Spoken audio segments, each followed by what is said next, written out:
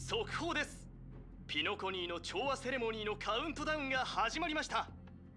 クロックボーイが刻む時計の針の音とともに12システム時間後、この祭典は盛大な幕開けを迎えます。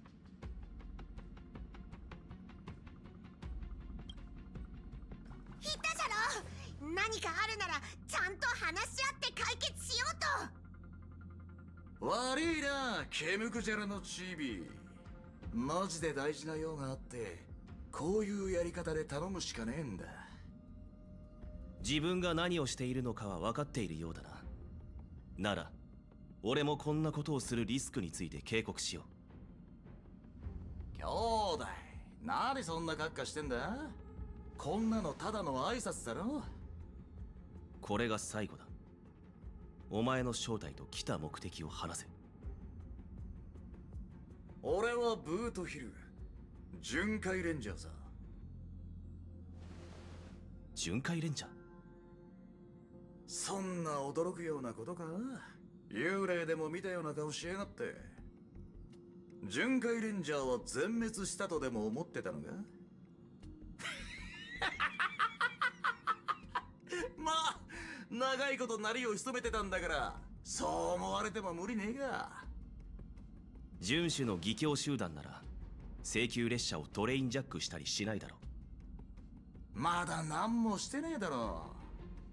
銃を持って人と話したら全部トレインジャックになんのか。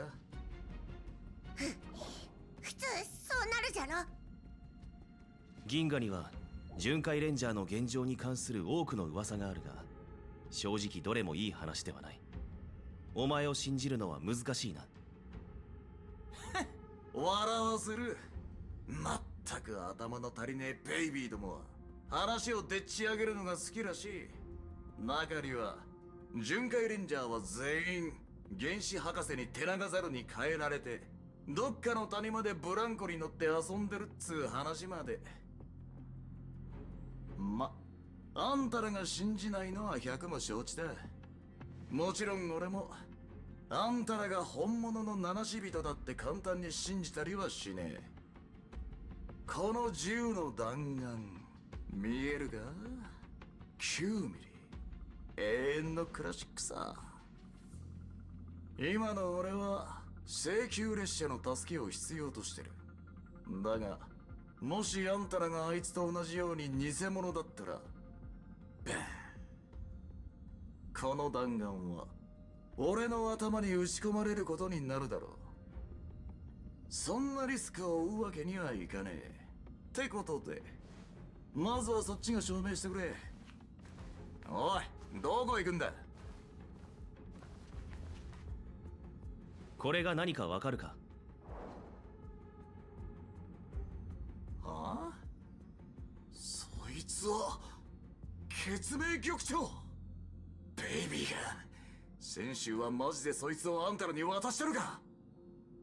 ベイビー？これは先週ラフのケーゲン将軍が列車に送った玉鳥。これが列車にあるということは先週同盟が請求列車の身元を認めているということだ。これでは足りないか。上等だガキ。どんだけ離れたところにいても軽く握るだけで何千何万もの運気軍を呼べる。ホーリースイート、マジですげえな。次はお前の番だ。巡回レンジャーは表舞台から長く離れすぎててそういうお墨付きみてえなもんはねえんだけど、こういう状況には慣れてる。解決方法は至ってシンプル。さあ何でも聞いてくれ。俺の答えであんたの信頼を得られるか見てみようぜ。追い出すのは本気で怪しいと思ってからだって遅くはねえだろ。なぜこちらがお前に合わせなければならない。俺が本当に巡回レンジャーなら合わせておいて損はねえぞ。巡回レンジャーとはどんな組織か言ってみろ。兄弟、そりゃ難しい質問だ。俺らは組織とは言い難いからな。強いて言うなら遵守の運命を歩んでて自分が信じる正義を持ってるんでもってあんま普遍的価値とやらに歓迎されてない奴らの集まりってとこか。そんな答えでは信頼を得るどころかお前の立場をさらに悪くするだけだ。あんたが聞きたいのは共通の信念とかそういうやつだろ。だが巡回レンジャーにんなもんは必要ねえ。俺らが集まるのは共通のラインがあるからだ。弱者をいじめてはならない。罪のない者をむやみに殺してはならない。こういうのは別に高尚な信念なんかじゃねえ。正真正銘ただの人として絶対に超えちゃいけねえラインだ。巡回レンジャーとして俺らはそのラインだけを守ってる。そんで誰かがそれを踏みにじろうとするたび遵守の報復がそいつのところにやってくるのさ。その時ラインのもう一つの意味がわかる。それに触れさえしなければ何をしてもいいってな。わかるか。二つ目の質問だ。なぜ請求列車にトラブルを持ち込もうとする？言っただろう。あんたらに迷惑かけるつもりはないって。ちょっとした用があってピノコニーに行かなきゃなんねえんだが、招待状がないとファミリーはホテルにも入れてくれねえ。だから七死人の肩書きを借りるしかねえんだ。あんたらがファミリーのゲストだってことは銀河中が知ってるからな。巡回レンジャーもそうじゃろ。お、マジでそこが肝っつうか。だから俺はここに来たんだよ。あんたらだから言うが、俺らは偽物を追ってるんだ。俺らと同じ見てくれをした偽物ちゃんをな。その女は今ピノコニーにいる。俺の情報源はメモキーパーだ。奴は他のミーム生物と同じように突然現れ突然消える。このラブリーがビビらせてくれるぜ。だが確かに重要な情報を提供してくれた。巡回レンジャーになりすましている人物とは誰だ？それは3つ目の質問か？答えられないのか？そうじゃねえ。ただ言っても信じてもらえねえだろうと思っただけだ。そいつはヨミと名乗ってる。俺らの協力者によると奴はおそらく虚無の指令だ。それはありえない。だから言っただろう。ま、無理もねえさ。俺もこの話を聞いた時はあんたと同じ反応だったから。イックスは誰にも視線を向けない。これは常識だ。祖が凡人に力を授ける理由などどこにもないからな。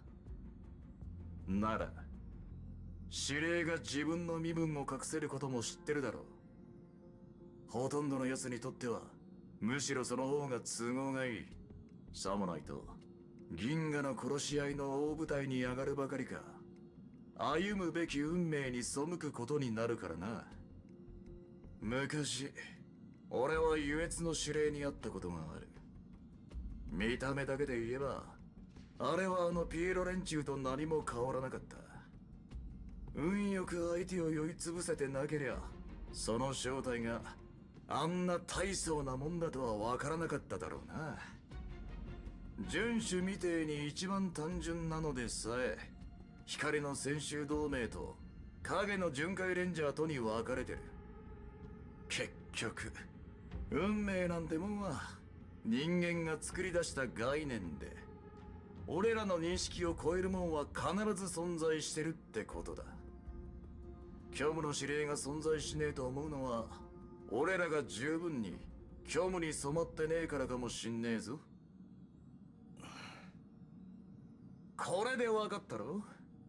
今あんたの仲間は危険な状態にある。かなり危険だと言ってもいい。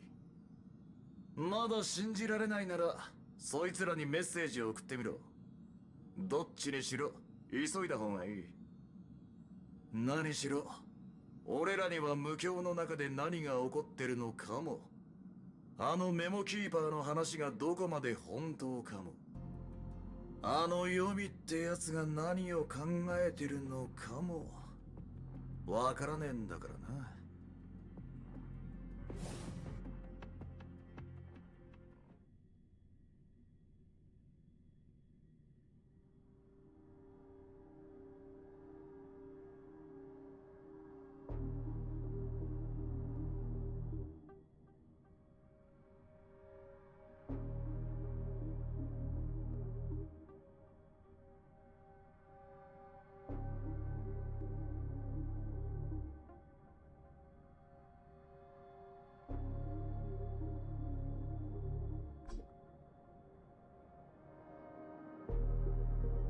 私は何もするつもりはない。それは君が決めることではない。知っているか？初めて夢の地を訪れた者は無意識のうちに足を止め、己がまだ硬い地面の上に立っていることを確認する。そして一様に空を見上げるんだ。現実であろうと夢であろうと、空を見上げるのは人間の本能。黄金の時が完成したその日から、それはずっとそこにあり、道楽に溺れる夜を見守ってきた。しかし今、この夜空は無情にも切り裂かれ、虚無の陰りに染まった。その過程はたった一度の斬撃で終わってしまった。一度、それは正確ではないな。正しくは二度。ただ、二度目の斬撃が早かっただけだ。重要なのはそこではない。この宴には多くの招かれざる客が集まっている。たとえ調和が万物を包容しているとしても、ピノコニーの平和のためには、その中の何人かにはお引き取り願うしかない。宴の星に君の居場所はないんだ、虚無の人形よ。影の中に生きる者は光に照らされた舞台に立つべきではない。影の中に生きるという点において、私たちに違いはないはずだ。少なくとも他人と話すときは本当の姿を見せるべきだろう。ピノコニーの夢の主。君をとどめておけない理由がまた一つ増えた。君が信じようと信じまいと、これが本当の私だ。むしろ全員が本当の私と言える。これがファミリーの言う一つにまとまった心か。私の肉体はとうに消え去った。今は大久家の107336人の子供が私の目となり耳となり口となっている。必要な時には私に代わり、この美しい夢の中でハーモニーを広め、また必要な時には私の代わりにこの楽園から悪を追放する。それは私にピノコニーを離れるよう頼んでいるんだな。身の程をわきまえているようで何よりだ。だが残念ながら頼んでいるわけではない。自分に生きると思っているか。私を脅しているのか。ああ、今のは質問じゃない。ただ事実を述べただけだ。私の正体を知った上で悪意を見せる者はあなたが初めてでもなければ最後でもない。同じような状況は過去に何度もあった。ほとんどの人は先ほどのような問いに対して勇ましくできないとでもと反論する。だが結果はいつもできないなんだ。自信があるのはいいが忘れないでもらいたい。ファミリーは謙虚だが決して軟弱ではない。調和の音は宇宙に響き渡っている。仮に君が従わずその長刀を少しでも鞘から抜けば一生エターナリオンの怒りから逃れられないだろう。そしてその前に137人。これは私が夢の主となってからこの手で追放した異邦人の数だ。彼らの中には私の総欲を折った者もいれば私の肉体を焼き尽くした者もいる。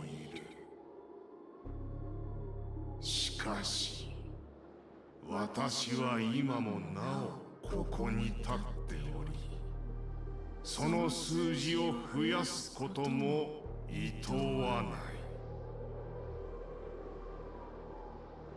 あなたは死に向かう。正確にはあなたたち全員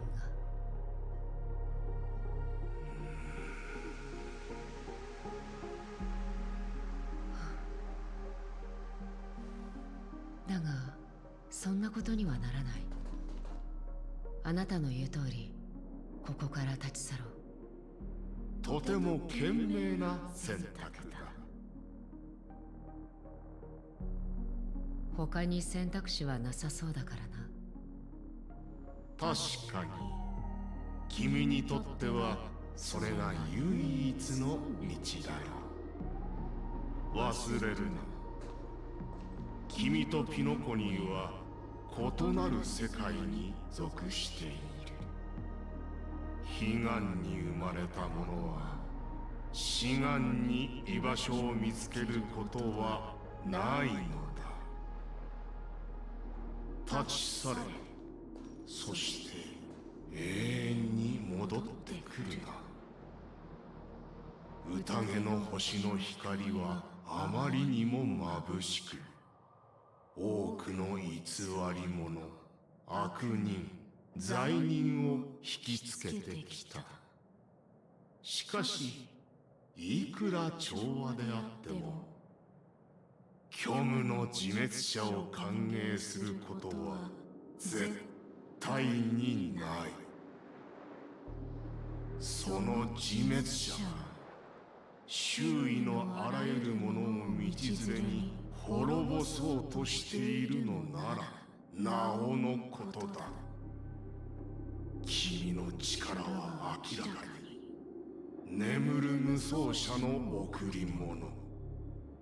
そこが見えずまるで深淵から流れ出る支流のように生きとし生ける者に死と罪をもたらす。まさにその名の通りだ。これは彼岸から来た者の忠告だと思ってくれ。ピノコニーは調和の道から外れている。それは私よりもあなたの方がよく分かっているはずだ。あなたたちの目的が何であれ、私には一つの結末しか見えない。それは果てしない虚無。その影の中で溺れ死んだ全ての世界と同じようにな。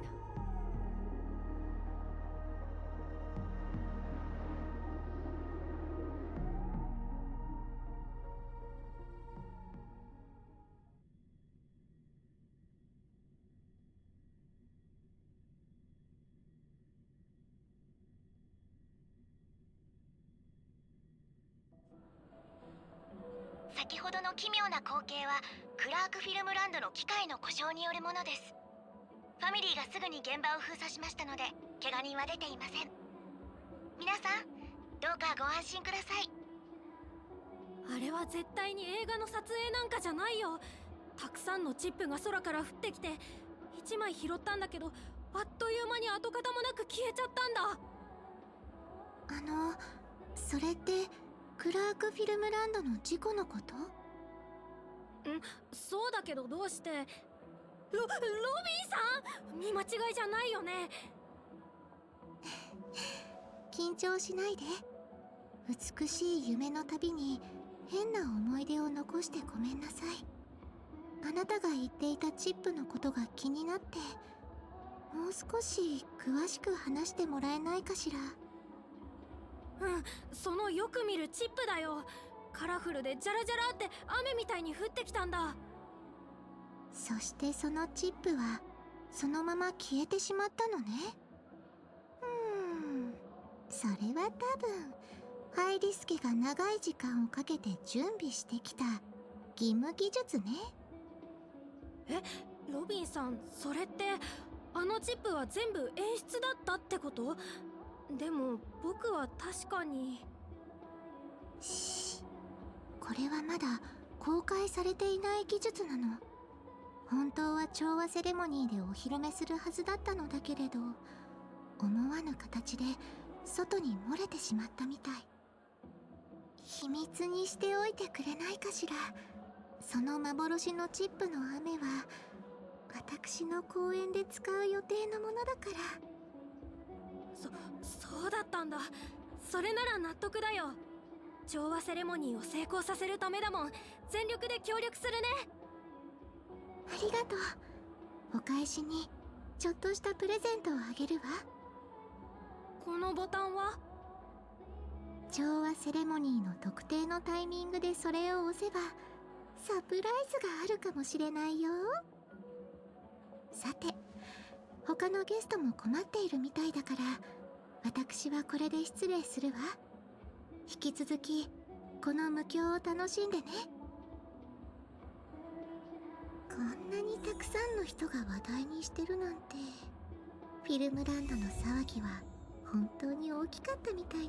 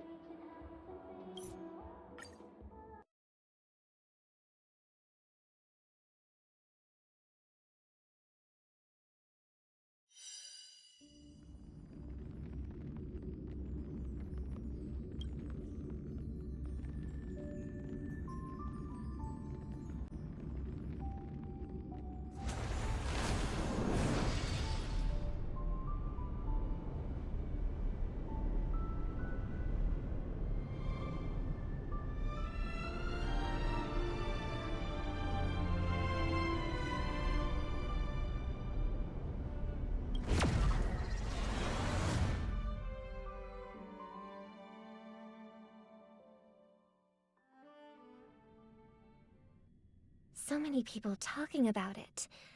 This commotion at the theme park definitely made waves.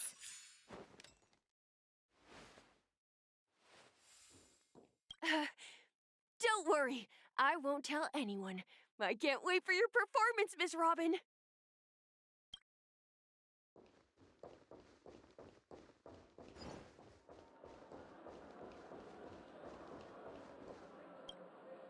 The family promised they would protect the guests within the dreamscape, but I witnessed a group of organic life forms making their way to the theme park. And soon after, a rip tore through the sky, and black rain started leaking out of the void. The family needs to provide a reasonable explanation, or I'll take my loved ones and return to reality. I thought the dreamscape was supposed to be a paradise. If it's not, then there's no point staying here. It appears the good sir has seen many great events. And it's true that an uninvited guest has unexpectedly entered the dreamscape. However, their target is not the ordinary guests, but the ambassadors of the IPC. The family will certainly ensure that the safety of the guests is of the highest importance. Miss Robin, I know the Bloodhound family has already sealed off the theme park and has control over the situation, but it won't resolve the problem. The family can try their best to protect their reputation, but as a guest, I don't wish to gamble with my life. But as you can see, sir, no innocent bystanders were affected in this incident. Perhaps the dreamscape is not as perfect as promised, but there's no place safer than dreams under the family's rule. I believe you know this better than I do. If this incident happened in real life, how many people would be able to walk away from it? I could stay here, but keep in mind, guests come to Penacony to enjoy the dreamscapes. They do not wish to be entangled in a conflict between the family and the IPC, so let's not have any more unnecessary incidents. Of course. With the Charmony Festival about to commence, we will spare no effort in our preparations. Rest assured.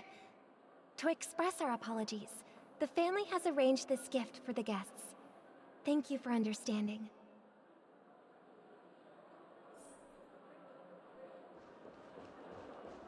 You've had quite a bit to drink. Are you sure you're okay? Hello. May I ask what happened here? Nothing to be worried about. There's been a small rehearsal mishap at Clock Studios theme park. Please stay calm. Hey, are you a fool? You don't even recognize Miss Robin? Who do you think you're talking to? Huh? I'm sorry. I've just been transferred to the Bloodhound family, and I'm still not too used to working on the streets. I didn't realize it was you. I'm so sorry. Hey, don't sweat it. You guys have a tough job. I know how it is. How's the situation looking? Oh, we've sealed off the theme park. Most guests are used to bizarre phenomena in the dreamscape, and so far, no threats have been detected. We can expect order to be restored soon. Rest assured, Miss Robin will intensify our patrols to ensure that no incidents occur. I trust you guys. But regarding what happened in the theme park, what do you hounds think about it? It's okay. Feel free to speak your mind.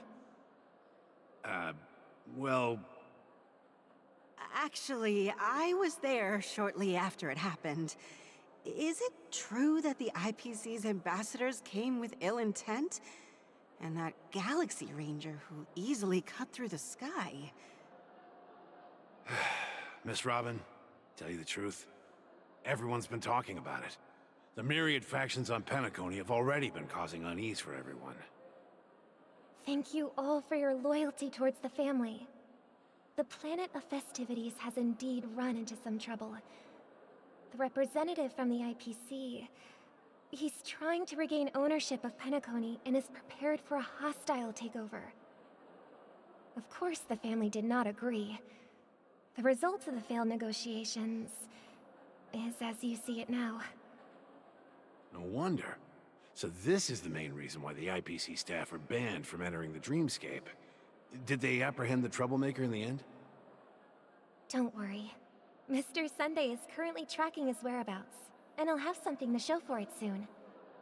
However, given the situation, the IPC surely won't let this go easily. Therefore, we are relying on you hounds to maintain the order and stability of the Dreamscape. Please be assured, Miss Robin, we take our orders seriously. We won't let those IPC cronies get away with this. Thank you for your hard work. If there are any other members who still feel uneasy, please tell them on my behalf that protecting the Dreamscape requires everyone's help. This is a small gift prepared by the Iris family for the guests. There's one for you too. Please, open it at the Charmony Festival for an unexpected surprise. I can't believe I received a gift from Miss Robin. It feels like I'm dreaming. Wait, I am in a dream. If trouble comes knocking on our door, we're not afraid to go to war. Rest assured, the Dreamscape's peace will be protected by the Bloodhound family.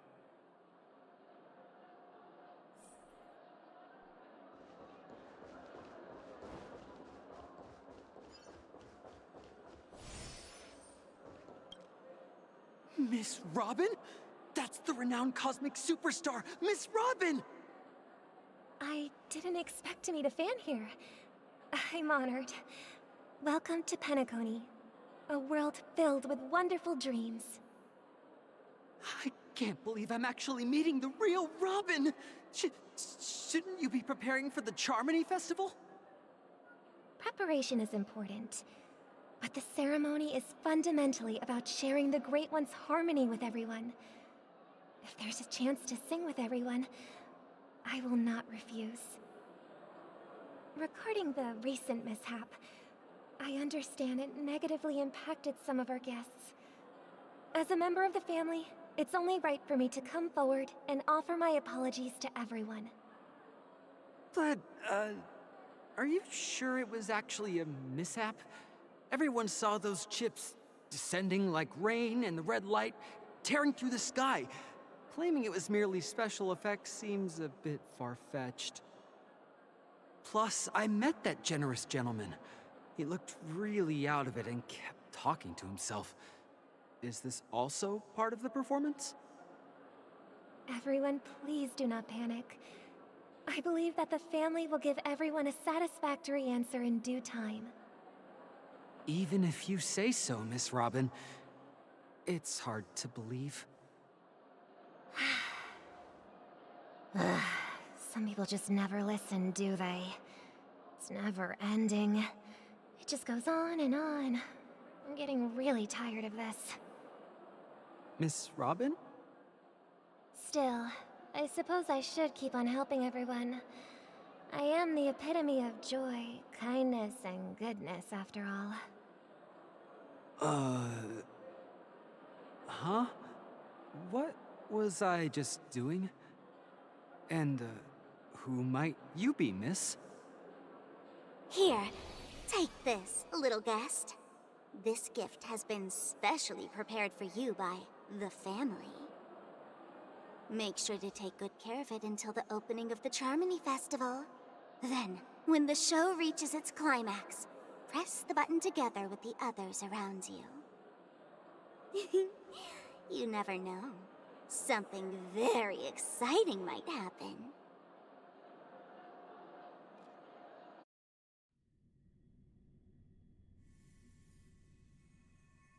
We're back to where it all began. You entered the golden hour from this place. And it is also from here where you will enter the true Penacony. It is a pleasure to journey alongside you once more.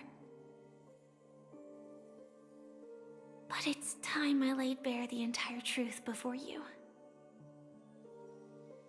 As you might have heard, I also go by another name. Stellaron Hunter Sam.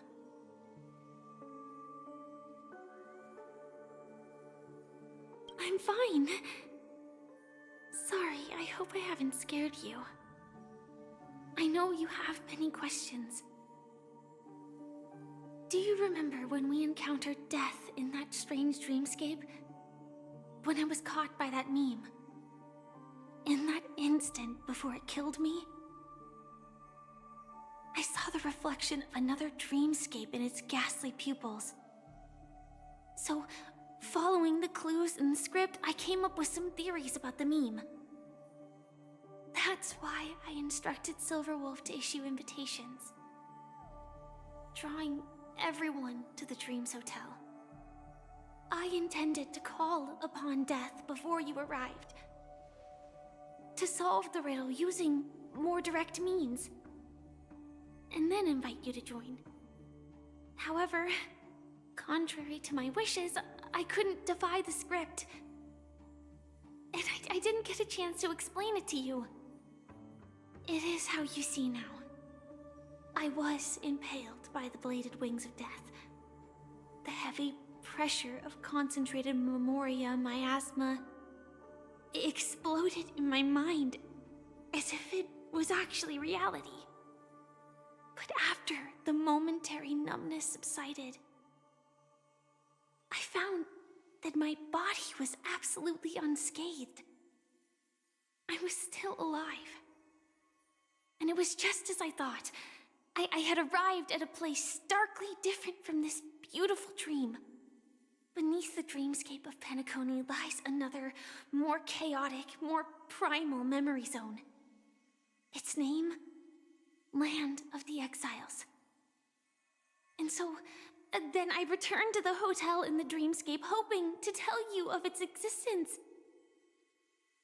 Yet I could not reveal my own identity. So, I could only divert your party's attention and lure you away from the battlefield. And after all my attempts proved futile, it wasn't until not long ago when a crimson blade of light shattered the high wall of the dream, causing you all to fall far into the abyssal depths of the dreamscape, that I was able to awaken you and your companions one by one. And that's it. That is all that's happened so far.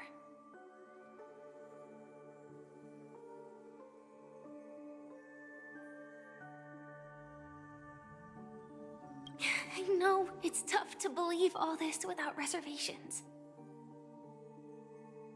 I just want to say, you are very close to the final answer. Just one more thing needs to be done. And then I can prove it to you. Now, let's leave this place. Please close your eyes. Take a deep breath and visualize the dreamscape's outline in your heart. And remember, you must not open your eyes at all times. 3, 2, 1. Don't be afraid. The one who has come to greet us has arrived.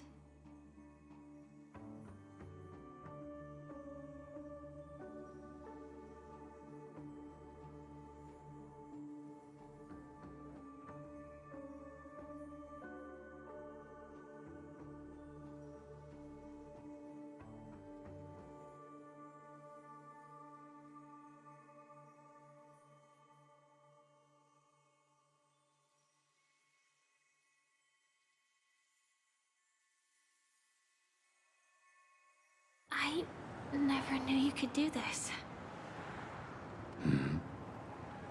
Do you have a driver's license? I do. That is surprising. Why? Because this is Japella, the city of sins? No, it's nothing. I'm just thinking that you haven't slept in 20 system hours. sure you're okay? I'm fine. I'll survive. Same goes for you. I'm not so sure about that. Slow down a bit. Infiltration is over. Feel free to activate Sam anytime you like. There's still some time before the next part of the script unfolds. Let me stay a little longer in this body.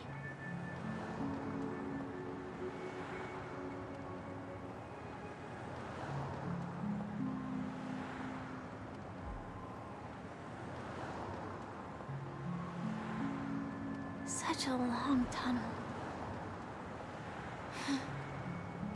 Didn't feel this long when I set off. In half a system hour, it will lead us to Kafka. And then comes the downfall of the Japella Brotherhood. Is that also part of the script? It's in your script too. Sorry. I didn't notice.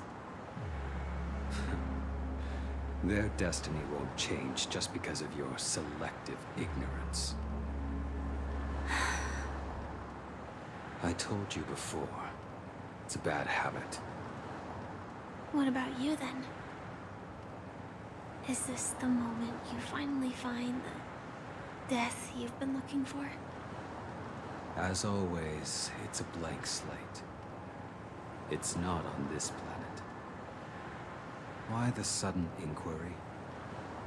Because I'm currently in a car with a sleep-deprived driver. I just want to get there in one piece. This car has full self-driving capabilities. I'll just put my hand on the steering wheel. Will that do? Hey, don't take everything so seriously. Elio would always say there's only one type of destiny. The inescapable type. He can see the future, and we, likewise, are aware of our predetermined end. But before that moment arrives, we can still choose what we do. We all have this right, don't we? After today, Japella's name will disappear from cosmic history, and the Everflame Mansion will take its place. In the not-too-distant future, you'll receive an invitation. That's your next stop. Land of the Dreams. Penacony. I hope you find whatever you seek there. Be it answers or salvation.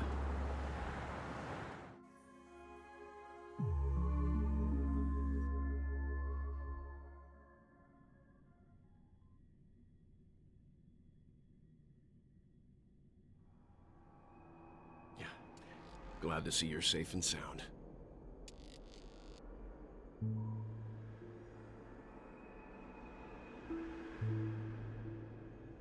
Close your eyes.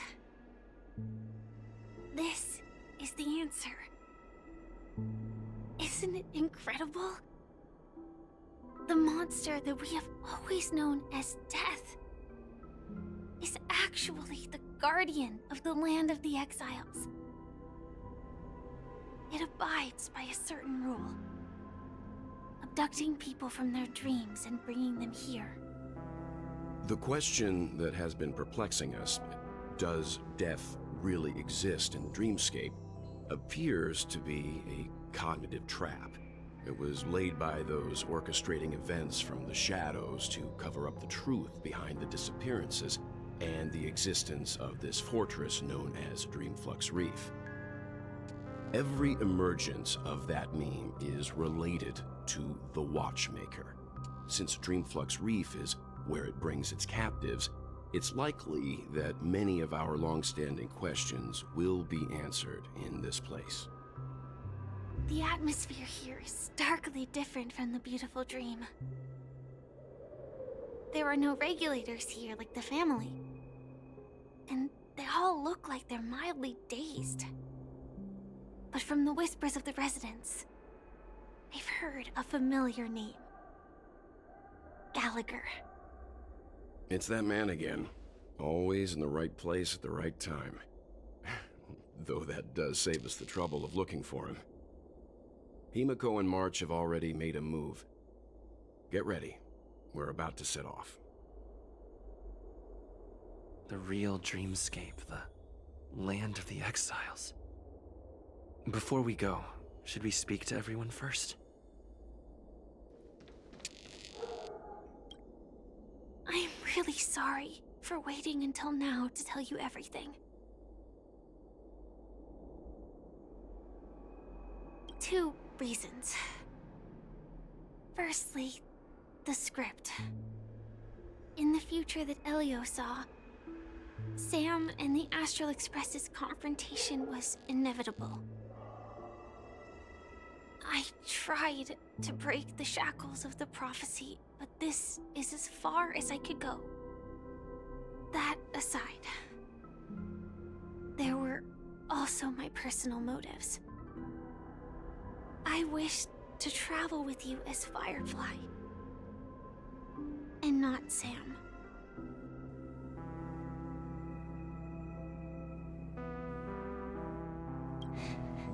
Thank you. Elio only gave me one instruction. Allow the Astral Express to pursue the Grand Legacy.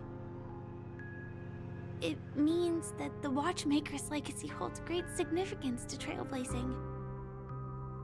And to you. Elio's scripts used to revolve and expand around certain specific Stellarons. But with your appearance, this condition has apparently ceased to be appropriate. Perhaps he also saw the impossible in the future. Do you still remember that medical cabin I told you about? Well, that's Sam. It belongs to the Iron Cavalry of Glamoth's Firmament Frontline. A Firefly Type 4 tactical heavy assault mech. It is the cradle of my vitality. And the meaning of my birth. And for the longest time it was how I should have looked to the rest of the world. The timescale of Dreamflux Reef differs from reality, so we mustn't lower our guard. You're sensitive to Memoria. A slight misstep, and you could get lost in this memory zone.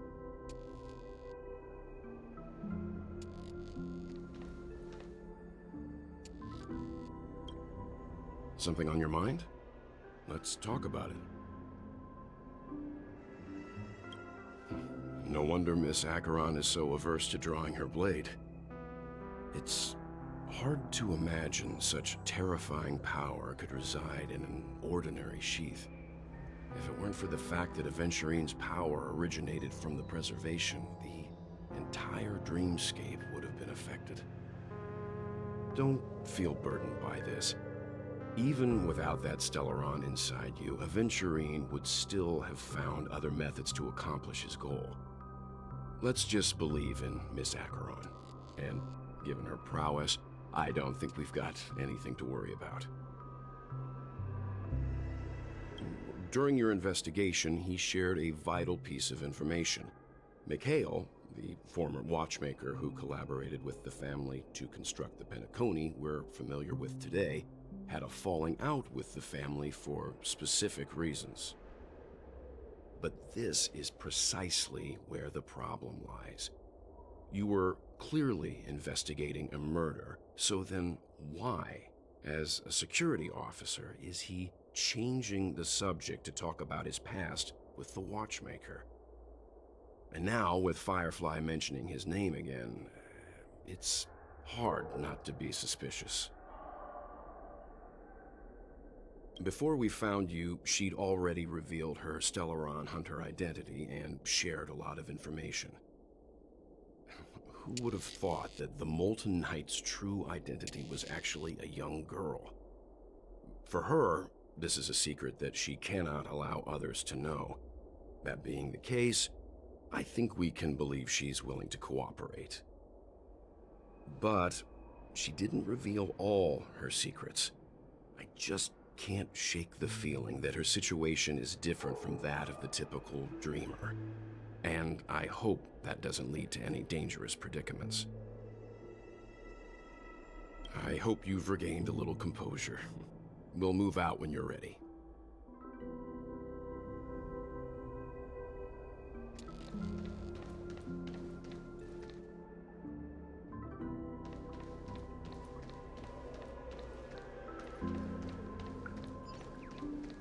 Keep going straight down this alley, and it'll lead to an elevator.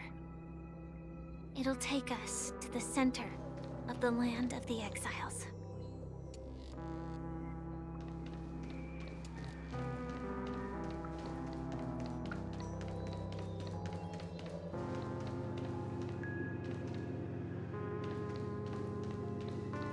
What a huge clocky. Looks like the watchmaker also left his mark on Dreamflux Reef.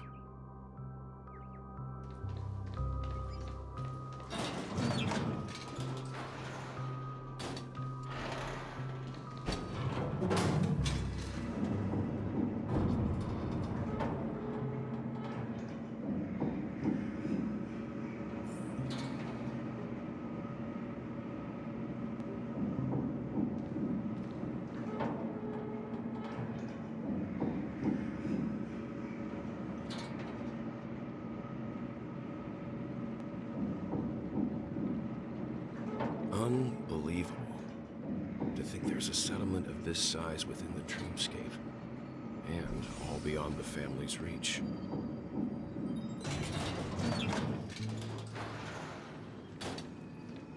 The atmosphere in this fortress is pretty different from that in the beautiful dream. When I first saw it, I was in awe too. The sky here, it's like a reflection of the 12 dreamscapes. What's even more bizarre is that this place is also separated into trade and residential areas. The layout may be simple, but the facilities are very comprehensive. It seems that there are quite a number of people living here. Though both dreamscapes have distinct styles, the architectural designs are quite similar. Works of the same hand, perhaps. Hard not to speculate on the connection. But there's no point in overthinking things. Let's meet up with Himiko and the others first. Take a right turn at the end of this road and you'll reach the trade district. There are more people there. And perhaps someone knows where she is. Not coming with us? The Astral Express likely needs room for some internal deliberation. In the meantime, I'll try and locate Gallagher. Sure. Let's reconnect later. Letting her go was the right decision. Further observations are needed before we decide whether to trust her. But first, there's someone I need to talk to. Let's go. I'm sure you've already noticed him. He's right over there. The Reverie Hotel's bellboy. How did he end up here? And right after Miss Acheron severed the beautiful dream. We'd better check, just to be sure. Perfect for me, and perfectly legal for me to stay. Huh? You're the guest from before. We meet again! And a new friend. Forgot to introduce myself. I'm the hotel's bellboy, Misha. Hello, Misha. I'm Welt. We met in a dream. Oh, and who might this be? Tick-tock! Old friend and new friend! Let's high-five!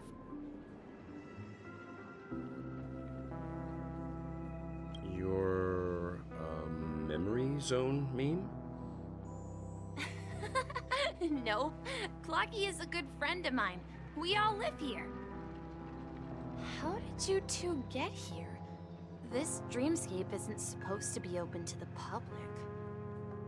I wonder if it has something to do with Sleepy. So, this is your home? Yep. After my work in the beautiful dream ends, I'll go back home. Commuting used to be more convenient, but ever since travel became cumbersome, Sleepy started ferrying people back and forth between the two dreamscapes. This Sleepy. Can you describe what it looks like? Sleepy is a memory zone meme. Looks fierce and has many eyes. But it's actually really well behaved. Gallagher's been taking care of it. Based on the description, that meme is indisputably death. A nightmare for the family, but for the people who live here, well, that couldn't be further from the truth. Death? Not in a dream, surely. Sleepy's just a little aggressive, and sometimes messes up by fetching the wrong guess. But it would never hurt anyone. I see. Has it brought back any guests recently? Say, in the last day or two? We're currently investigating a missing person case that occurred within the beautiful dream. I see. Then you'll have to speak with Gallagher. But he's currently busy hosting a visitor from the Oak family and specifically asked not to be disturbed. Mr. Yang, the person you're looking for, is it Miss Robin? Just as I thought. Considering what happened with Miss Firefly, this doesn't come as a surprise. If you're looking for Miss Robin, I can lead the way. She told me that she'd be willing to meet with outside guests. If it's not too much trouble. Also, we're looking for our missing companions. A woman with red hair accompanied by a girl with pink hair. Have you seen them? Oh, I haven't. But please, rest assured. Dreamflux Reef is a small place, and it's not as bustling as the beautiful dream. But its safety is unmatched. How about this? Since it's your first time here in Dreamflux Reef, I'll be your guide and help you find your companions. And then we can all go visit Miss Robin together. She's gone to Mrs. Grace's to visit the children. She won't be leaving anytime soon, so there should be enough time. All right then, we'll follow your plan. Well, we now know the answer to both murder cases that have caused such commotion in Penacony. As for the intentions of the mastermind behind it all, we're still none the wiser.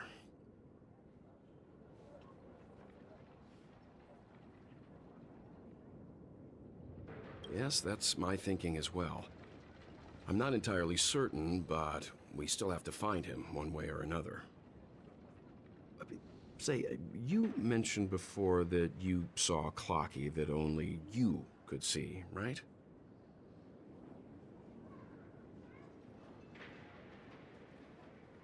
I can't shake off this strange feeling. Am I really still so young at heart? Forget it. It's not important. We'd better just follow Misha.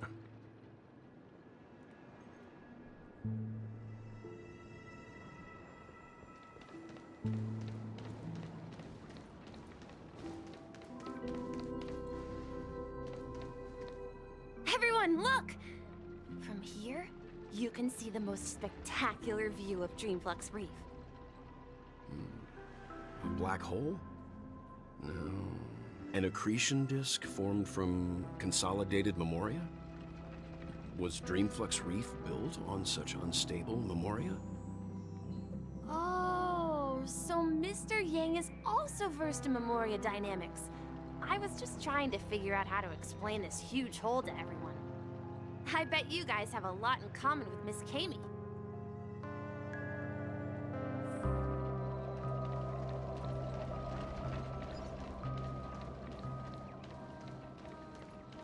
Look! There she is! My calculations are finally done. In another 10 system hours, the above dream will swallow the dream below. My hypothesis was correct. This place will cease to exist as the dream devours everything. Who are you all, and why haven't you left yet? This place is about to disappear.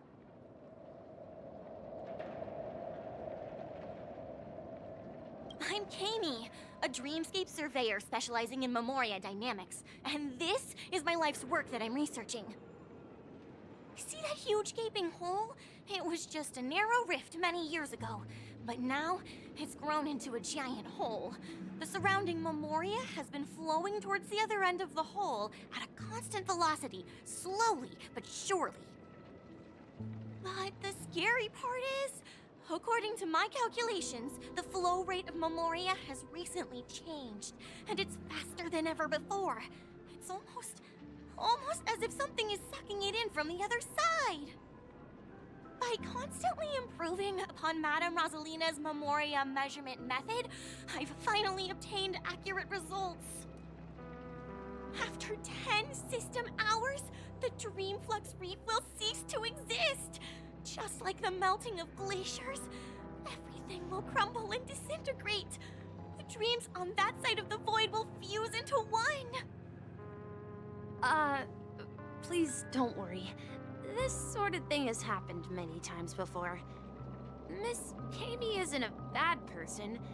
She's just a bit lost in her own world. She'll probably realize she's wrong soon enough. You don't say. There was something else that piqued my interest. Who is Madame Rosalina? Oh, do you know her too? Or are you also a fan of Memoria dynamics? We're very interested in Madame Rosalina's achievements. Could you tell us a little more about them? Why, of course! She's an excellent scholar of Memoria dynamics, and the first person to apply Memoria rate measurement methodology on interstellar travelers. Regrettably, due to the presence of the Garden of Recollection, ordinary people don't pay much attention to the nature of Memoria. She departed this world without much fame, leaving only a few thin journals behind. I came to Penacony to learn more about my idol, and went to great lengths to seek out Dreamflux Reef, all because this is her final resting place.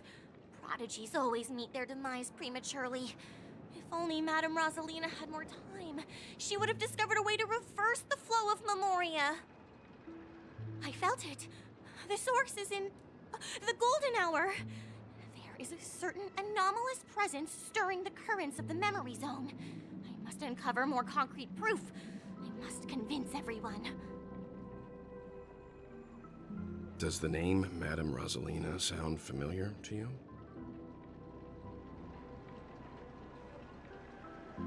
That's right. It seems like she did a great deal of research and calculations in Dreamflux Reef before abruptly passing away. Miss Kami regularly mentions her. I hear Madame Rosalina passed away during the prison war. She could see the Penacony of today. Its people building homes in the memory zone. I bet she'd be really happy. Perhaps. Our destination is the commercial district. That's where the largest crowds gather in Dreamflux Reef. We might be able to find the others there.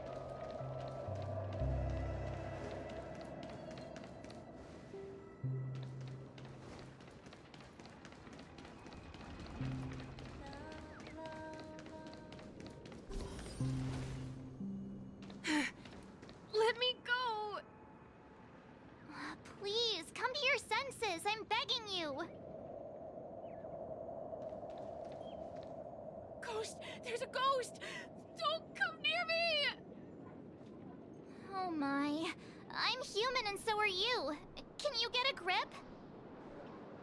Mr. Yang and Mr. Trailblazer, I've been waiting for you. Quickly, come help. I bumped into a member of the family on the way here. He was so scared and I just wanted to calm him down. But... Let me go! Let me go! I've only done good in my life. Why can't I rest in peace after death? well, this is how it turned out.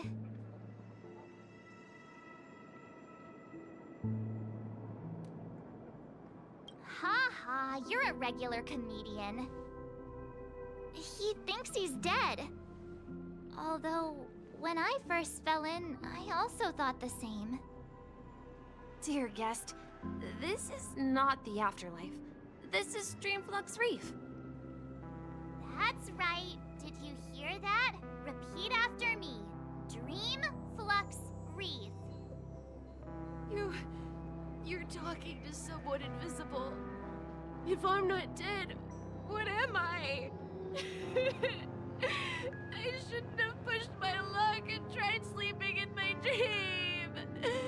Curiosity kills the Papashi. So stop asking. You'll alert the monsters. All the dead are right here. All of them. You're not talking about the memory zone meme, are you? Don't say that name! It's all your fault. They're coming!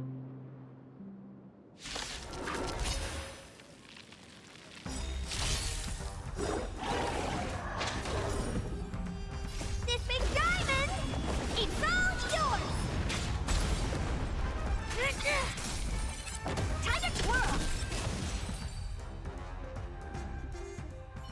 He passed out. His intense negative emotions attracted the nearby memory zone memes. I see. But why aren't the other people around here scared? Unlike in the Sweet Dream, people here don't see Memory Zone memes as dangerous monsters. And even if they pose a threat, people can easily escape by forcing a wake-up call. But we can't just leave this man here. Can we take him somewhere safe? We can ask Jessie for help. I've gotten to know many locals while waiting for you guys.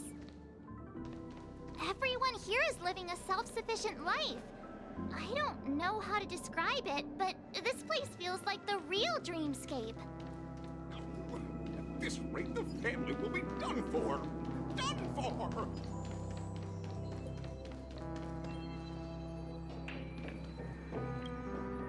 Evening, Jessie. Is it evening? Welcome, Miss March. Who might these be? These two are my friends. As for the man lying on the ground, he's a scaredy cat who fainted from fright. I see. Another poor guy who accidentally ended up here. I'll take care of him. There have been a lot of new faces lately. Things must be tough in the beautiful dream. The few remaining havens of freedom in Asdana will soon face trouble. Do such things often happen here? Not really, but they're becoming more frequent now. Guess it's one of the signs of the Sweet Dreams collapse. This man has had quite the shock. Could you help me find a Halovian lady, March? Her songs can heal mental wounds. A Halovian lady? That must be Robin.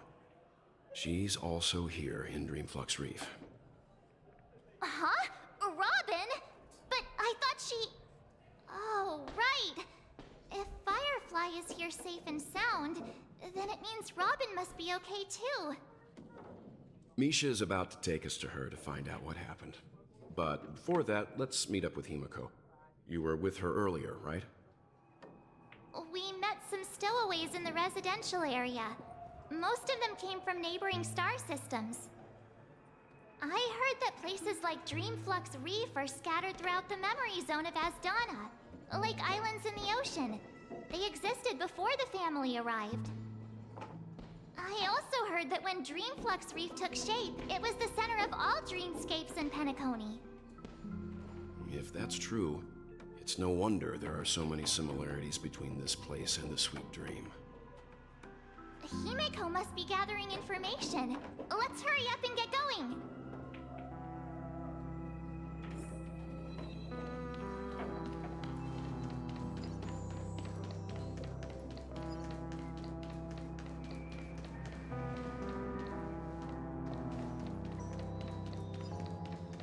This is where we split up. She can't be too far away.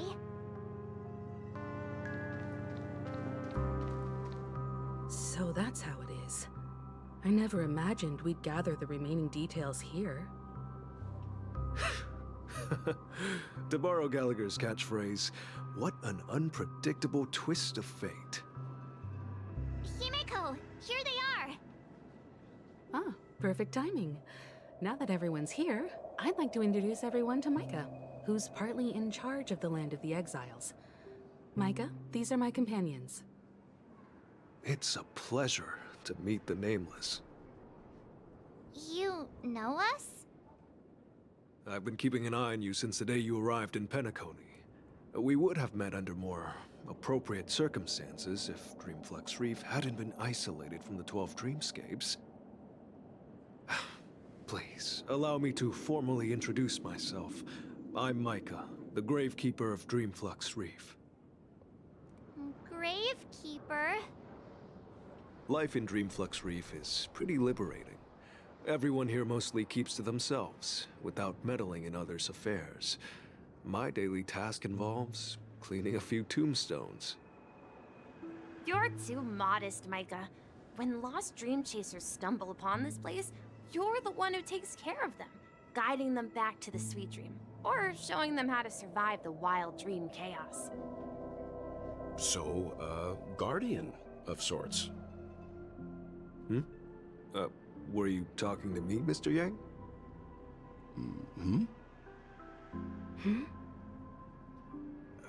On that note, Mr. Mika, which tombstones are you referring to? We didn't come across any graveyard when we arrived. They're actually just symbolic stones. But since you're curious, Mr. Yang, I'll take you there. I have a feeling you might find something of interest there. But before that, you have an important guest joining you. An important guest? Who could it be? This way, please. The roads here in Dreamflux Reef are a bit run down, so watch your step. I remember when this place was all...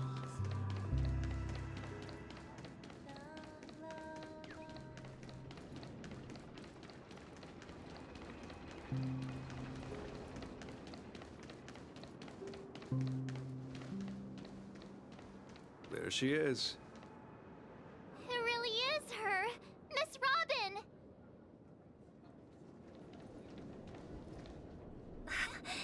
Everyone sings so wonderfully.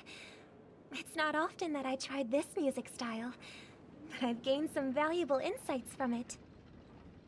Oh, I can't thank you enough, Robin. Well, these kids have made incredible progress in only a few days. It was nothing, Grace. I merely taught them how to sing. It was you who brought hope into their lives. Life must be quite difficult for them in reality, I imagine. That's right. Whenever it's time to say goodbye to these kids, they're reluctant to leave. But I've explored every corner of Dreamflux Reef, talked to everyone I met, and they all told me the same thing. This shattered dream is not worth clinging to. It seems you truly are a child of the Harmony. Emma and Andy are orphans I took under my wing. Carol there, with her blind eyes, used to work at a nutrition center in the outer ring of Penacony. And as for Gary, he's been living with autism since he was a child. They're not old enough to enter the Sweet Dream managed by the family.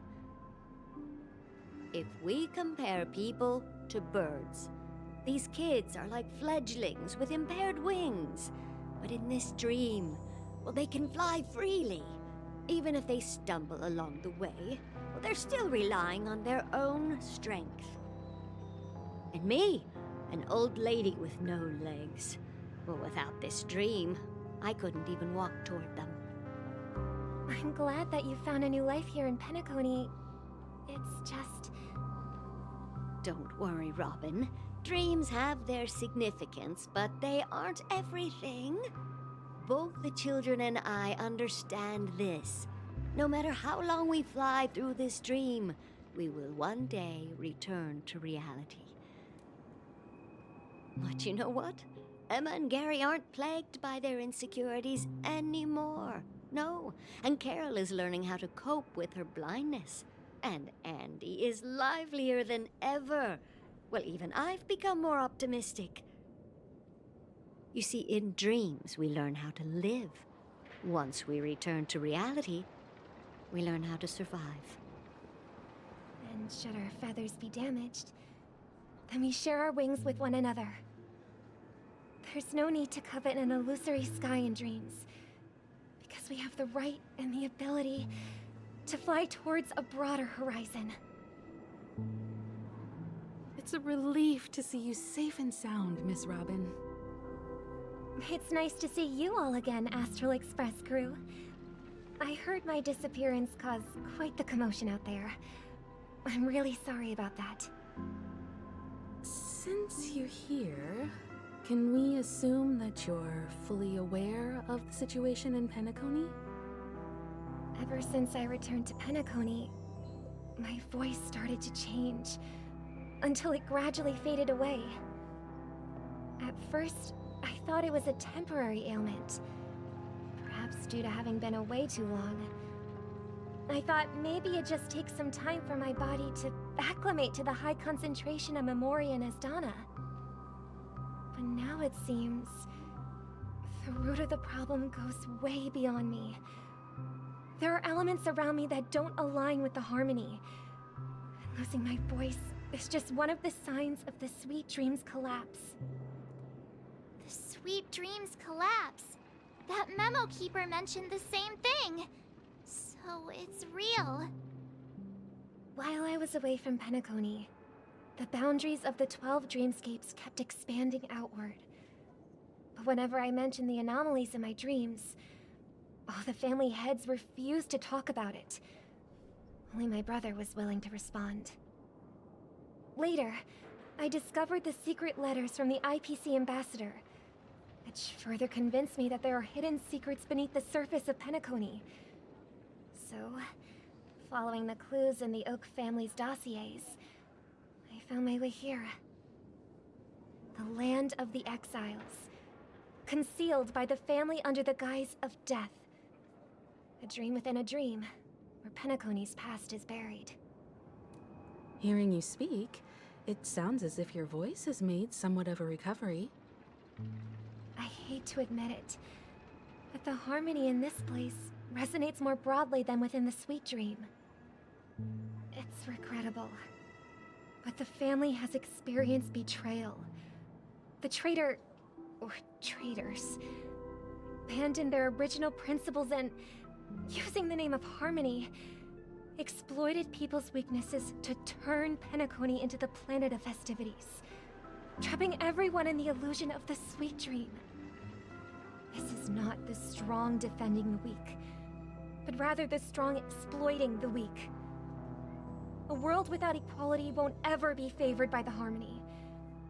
And naturally, those voices blessed by them have lost the ability to sing. Could there be another force influencing the family's shift in philosophy, Miss Robin? Considering what happened with Acheron, it's difficult to conceive of another entity within the realm of the harmony capable of influencing everyone.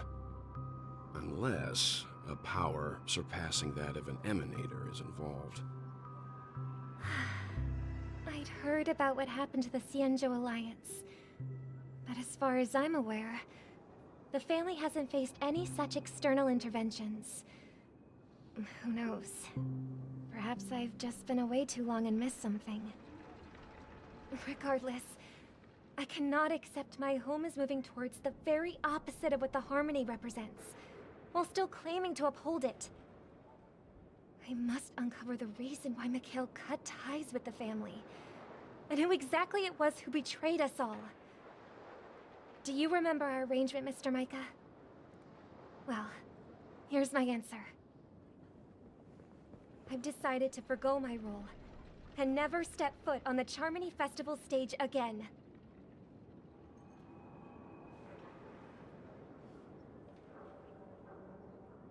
Look here, brother. A little bird. Looks like a fledgling Charmony dove. But Charmony doves don't live here. So how did this little bird get here? Maybe its parents abandoned it? It looks weak and frail. Why don't we find something soft and make a nest for it? This place is too dangerous for a fledgling. Let's take it with us. We can put it on the wooden shelf in front of your window. Okay. A bird like that must have a beautiful singing voice. But where will it live? I'll ask the family head to build a cage for it. A cage? But then it won't have the freedom to fly, right? Let's see. What is it that has captured the attention of the two best interpreters of the Great One? To the point that they've forgotten how to enjoy their dessert. Oh, poor little thing. Doesn't look like it's doing well. Do you want to rescue it? I do. But I don't want to lock it up in a cage. Why? Even if it's small and not fully feathered and can't sing, it didn't come into this world just to be locked up in a cage. Birds, they should be flying free in the sky. That's quite the romantic idea. And what about you, a young scholar? Do you agree with your sister? I think she's right. But if we leave it out in the wild, it won't survive for more than a few days at best. Ah, I see. It seems our little scholar is still a bit unsure. Well, let me tell you youngsters a story. As you probably know, Charmony doves can fly through the air. When they fly really high, the friction caused by the flapping of their feathers against the atmosphere creates amazing lights, so that they look like shooting stars. We've seen this spectacle so many times that we think it's just something they can naturally do. But that's not the truth. Their radiant display is the result of countless struggles against nature over generations. Their ancestors were too weak to survive on the ground, so to escape predators, they started seeking new opportunities in the air. After countless attempts by many generations, one of them finally figured out how to fly. It soared into the sky and never looked back at the ground again. So, you mean birds aren't born to fly, but they find a way to do it through their determination, right? Well, that's an idealistic way of putting it. So, what are your thoughts, Sunday? I think people believe birds are meant to fly because they've never seen those birds crashing to their death. That's an interesting perspective. So, have you decided what to do with the bird now? for now, I'll keep it in a cage until it can take care of itself because I want it to live, no matter what. Well said, kids. It seems each of you has found your own answer. Your insights are truly remarkable. And I hope they come true in their own way. We will take good care of it. Won't we, brother? Yeah, but Mr. Gopherwood, there's one thing I don't quite understand. And what might that be, my son? What if this little Charmony dove never learns to fly in the end? I mean, if there are fledglings in this world that can never fly throughout their lives, should we let them go back to the sky, only to see them crash to the ground and die? Talking in your sleep, Birdie? Time to wake up.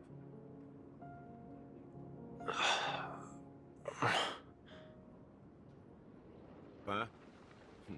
Need a hand? I'm still alive? Yeah. Happy about that. Where is Robin? Tell me. Now.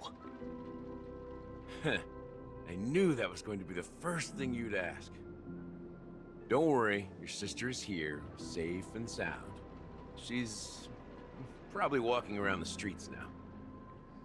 If I were you, I'd be more worried about myself.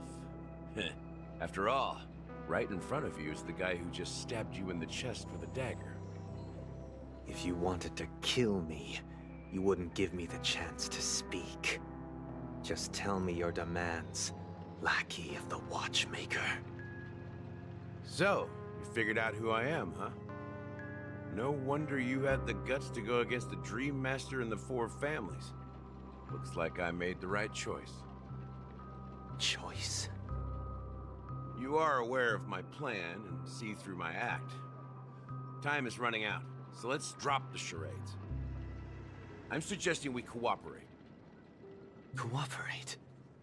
What makes you think I'd cooperate with you? The fact that the famous Robin has chosen my side. Plus, some clues about a traitor and a bright future for Penacony. Any of that catch your interest? I find it hard to believe a man who's full of deception. Fine. You don't have to trust me. What you should trust is the sense of justice inside of you. Show me Robin first. All right, as you wish. Here she is. Huh? What's your trick this time? Just kidding. I mean, this lady will lead us to Robin, right? And the crew, too. There are too many people who you owe an explanation. That'd be great. Please follow me, Honorable Oak Family Head. Now, all the actors are on the stage.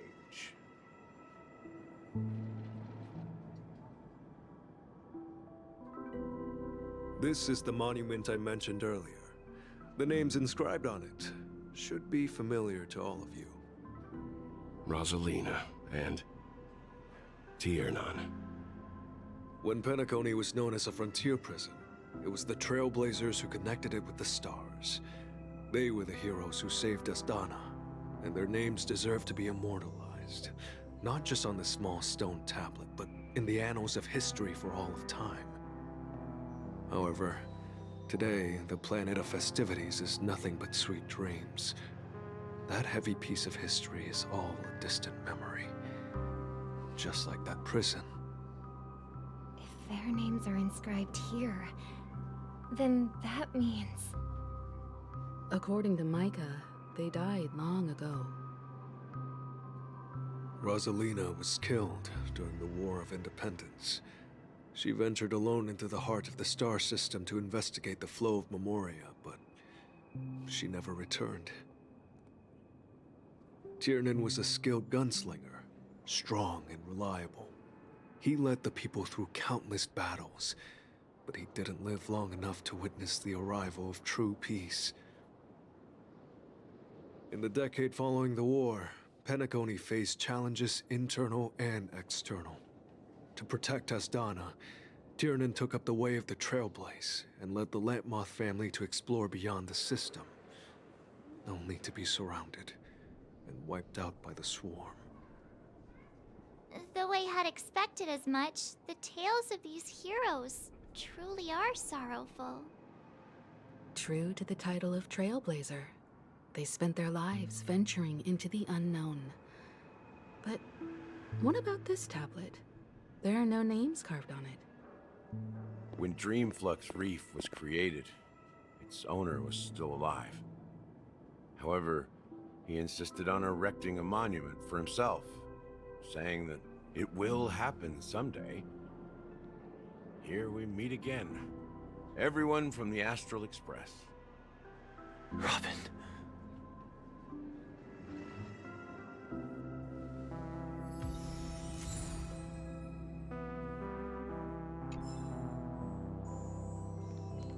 I brought Gallagher here. It's time to face the truth. Huh. The atmosphere sure is livened up with all these people in here.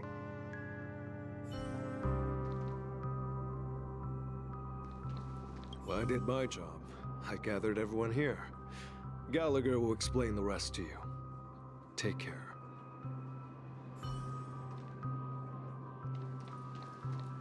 Brother. There's no need for words. You're safe, and that's all that matters.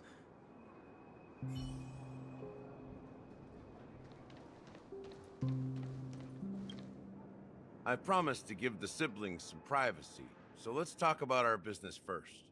What do you say? That sounds sensible enough. Since you went through the trouble of gathering the family head, the crew, and the Stellaron hunters, I'm guessing you have something important to say, Mr. Gallagher? Oh? Is it that obvious? The look on your face is practically screaming, I'm the one behind all this. You're right, Mr. Yang. It is indeed time to come clean on everything. The siblings already know what they need to, and they've made their choice. But you, Nameless, arrived a bit late. So it's only fair that I answer your questions. Before we begin, let me reintroduce myself. I'm the founder of Dreamflux Reef, the deputy of the Watchmaker, and the one who sent out that invitation. As Gallagher, the history fictionologist, I humbly extend my greetings to you all. History fictionologist? So what, everything you told us was made up? Well, don't worry. Almost everything I shared was true. Well, except for the part about the family accepting me back. I double-checked with Micah, and everything he said about the family, the Watchmaker, and Mikhail is true. Thank you for your understanding. Now let's get down to business. I'm sure you're all wondering why I went through the trouble of setting up this battle for the legacy, inviting different factions, and stirring up a ruckus all over Penacony. Well, it all boils down to something very familiar to all of you. The Stellaron. The Stellaron? But how is that possible? Penacony is a free-flowing interstellar hub. There are no signs of contamination whatsoever. You're totally correct. So, care to take a guess at what that means?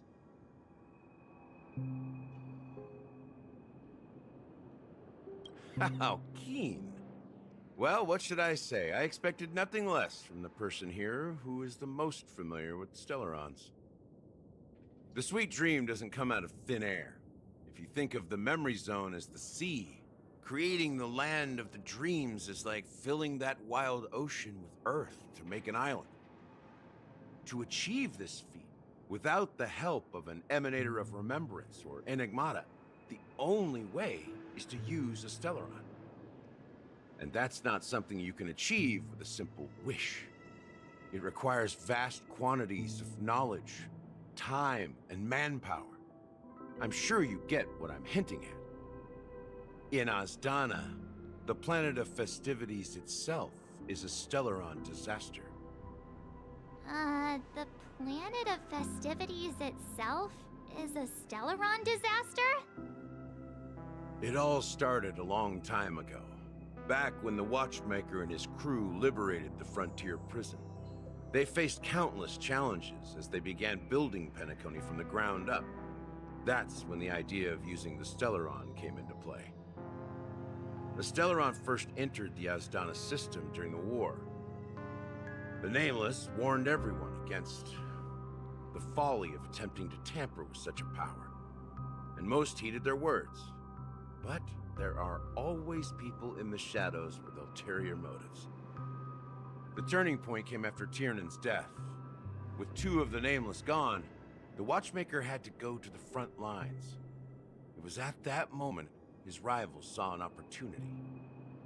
By the time a representative from the Montour Systems family arrived at the Watchmaker's call, the Stellaron had already been activated and was seeping into the primordial synesthesia dreamscape.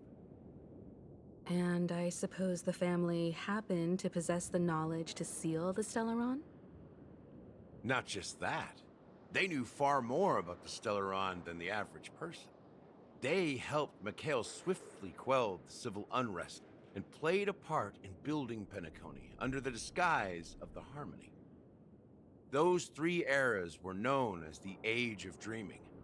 The Watchmaker, who had been left in the dark, sent out invitations across the universe, spreading the hype around the land of the dreams. Then, how did they turn against each other? Remember the island in the ocean metaphor? The truth is, the Stellaron was never truly sealed. It existed in a different form within the dreamscape. Think about this. What would it cost to create and maintain such a lavish dreamland? It's people's lives. The opulent dream is built upon the decay of spirits, with a toxic elixir called pleasure flowing through the dreamscape. It tempts people to indulge in the dreamscape, and gradually their minds succumb, becoming nourishment for the sweet dream. Confusion, laziness, and cowardice, weaknesses that plague humanity, were magnified and nourished by the family. Penacony became a new kind of prison, even more impenetrable than the previous one. Sadly, we realized this far too late. By then, the family had a firm grip on Penacony, swiftly quelling any opposition that arose. At my wit's end, I had to use the power of the Enigmata, and sought refuge in this chaotic realm. Over the years, I created a meme within this dream for our use. Dormancy. That's its real name. We exploited a loophole. You see, regular people can't fall asleep again while they are inside the dreamscape. So this is the true meaning of the impossible.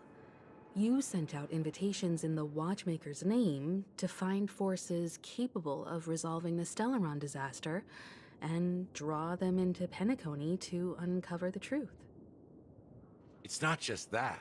Above all, I wanted to see what happens when the major factions engage in a struggle for the legacy. Since this is the Watchmaker's first announcement in decades, the traitor within the family is bound to reveal themselves. So, the legacy is just a facade. If you want to consider the Stellaron as the legacy, I'm totally fine with that.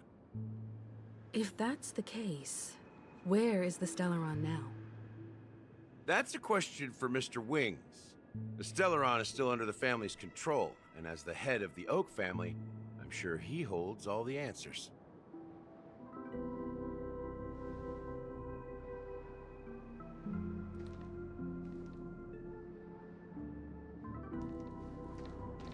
As I suspected, the core of this issue lies within the Stellaron. You all look quite serious. Is there anything I can do to help?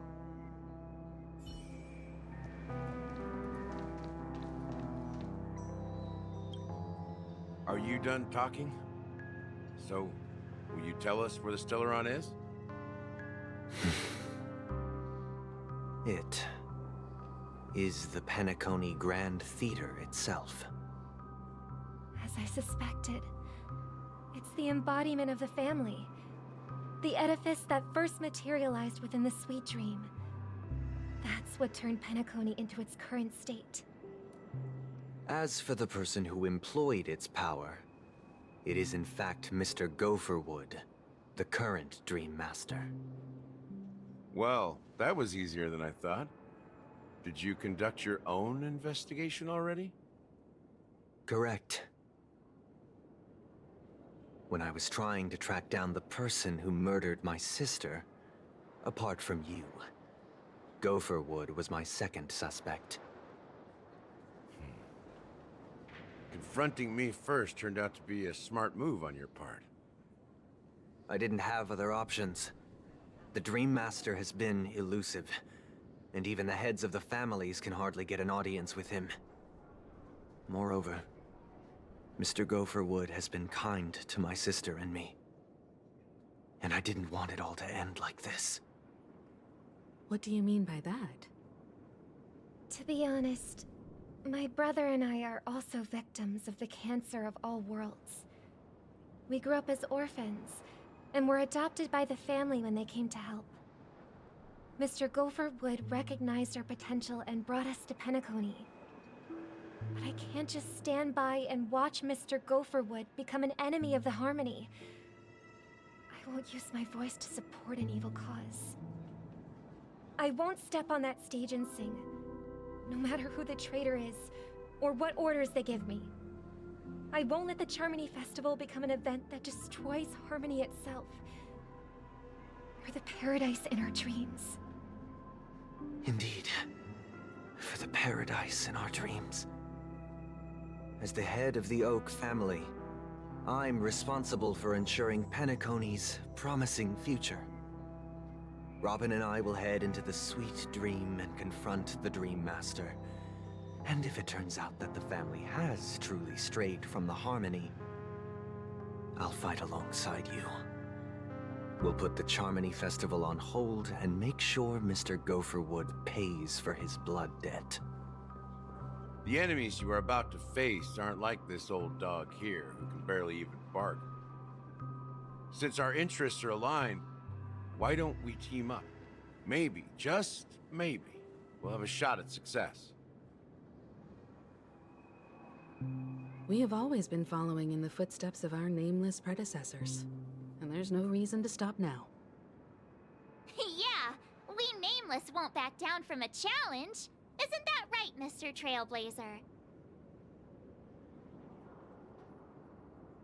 That line actually makes me a bit nervous. Rest assured, sitting on the sidelines isn't in our nature.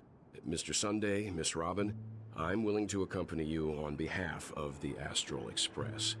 Having a third party present should help with negotiations, and could make all the difference if things get ugly. Thank you, Mr. Yang. Thank you all very much. The Charmony Festival is about to start, and time is against us. We must hasten. Everyone, let's gather over here. We still need to make some preparations.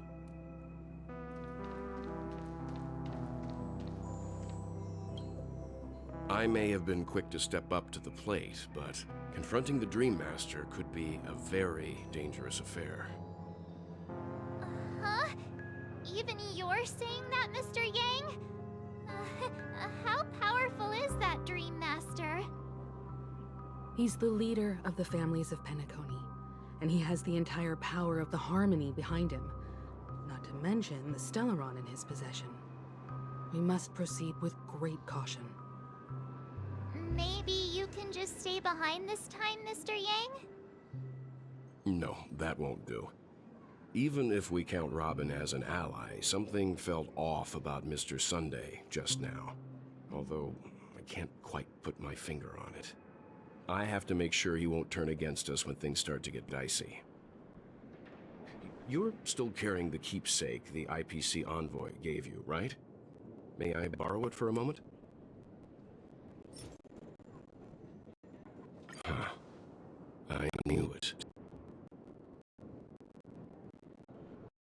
As I suspected, the chip Venturine gave you is actually a miniature transmitter. If I'm right, he intends to use it to track your location or contact you when needed. As it so happens, this may actually be of some use in the current situation. Venturine? Is he still alive? And what does he have to do with our mission to confront the Dream Master? Remember what I said earlier? Working with the IPC is a way to keep the family in check. If negotiations go south and the family show their true colors by going after the Stellaron, I'll use this transmitter to send a message to the IPC. It'll be just the opportunity the IPC ambassador was hoping for. The only question mark in all of this is Venturine's current status. But the IPC is always listening, especially senior strategic investment department heads like him. Getting the message across shouldn't be a problem. Good luck to you, Welt. Well, you take care too. If anything goes wrong, don't worry about me. Just make sure to seal the Stellaron. Spoken like a true hero. Even if the Dream Master is innocent, the family's corruption runs deep. I won't make the same mistake Mikhail did. Let's wish him the best of luck. Don't you have something else to tell us, Gallagher? Why would you say so? Before we departed, the conductor asked us to inquire about the 3 nameless in Penacony.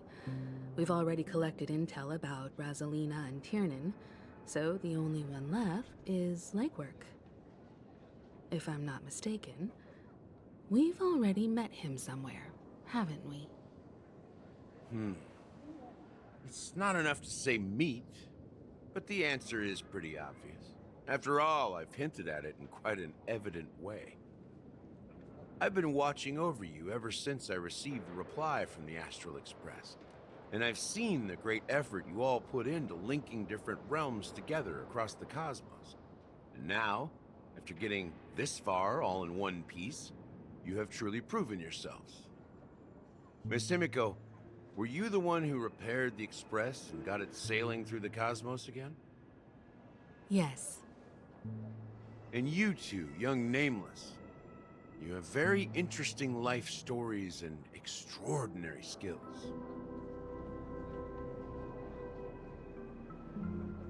I don't know much about my life story, but I do have extraordinary skills. You're full of energy. Please send my regards to the conductor, Pom Pom. Please let them know that their friend had fond memories from his time aboard the Express, which he reminisced on every time he had a good drink. As for the last Nameless, he embarked, disembarked, and embarked again, traveling in a great circle, ending up back where he started. On his deathbed, he told me to find the Astral Express and deliver an invitation to the future Nameless. He left behind a special gift, a true legacy. Something that belongs only to the successors of the Trailblaze. Come with me. Now is the time to reveal it.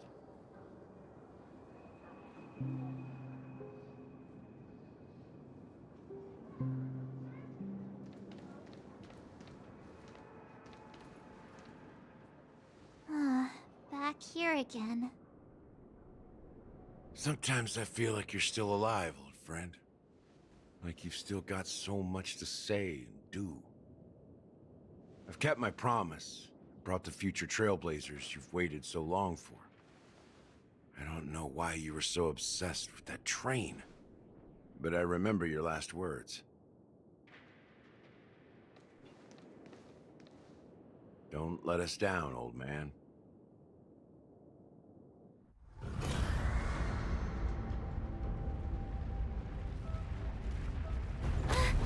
What's happening?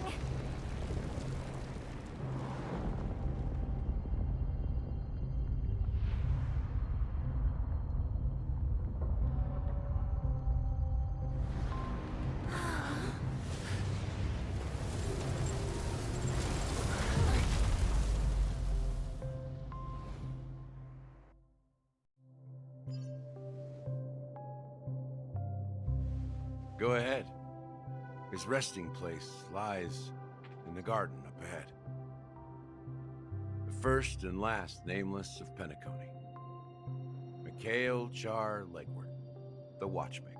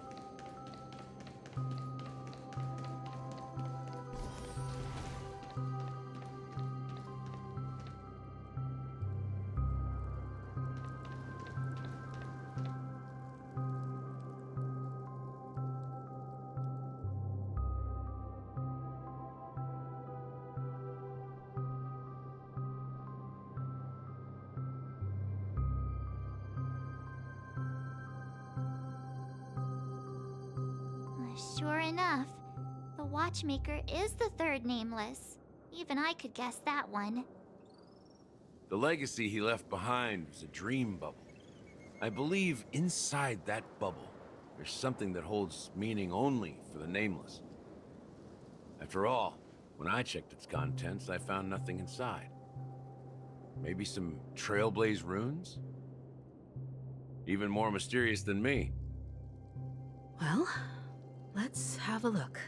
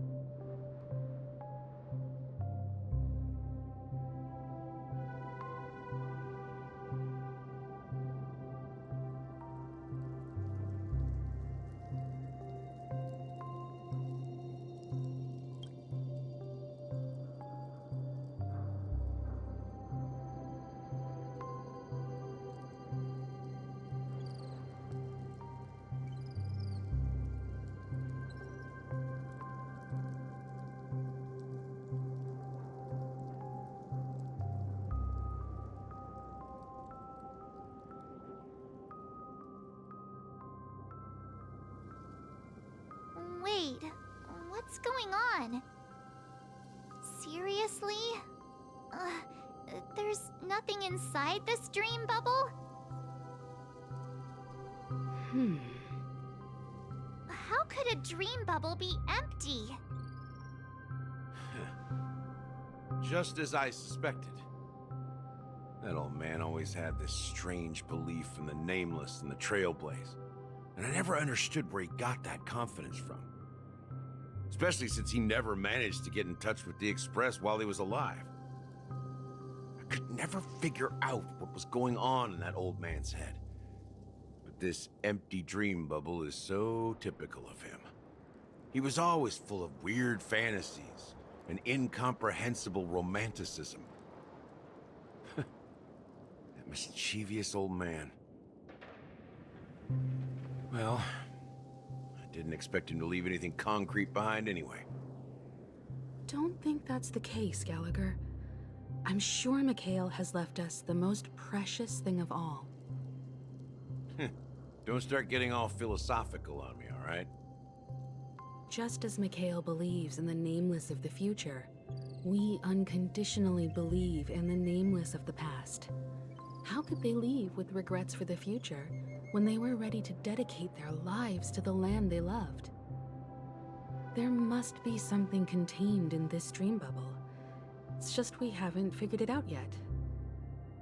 You also have faith in the Watchmaker, don't you, Gallagher? Well, I'm a follower of the Enigmata. My philosophy forbids me to have faith in anything. That's why I understand what faith means in the path of Trailblaze. And I also want to know what he left behind. I'll leave it to you guys then.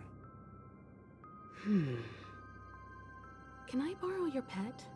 I need to make a trip back to Golden Hour and check something at the Dreamscape sales store. It's for Mikhail, and for the future of Penacony.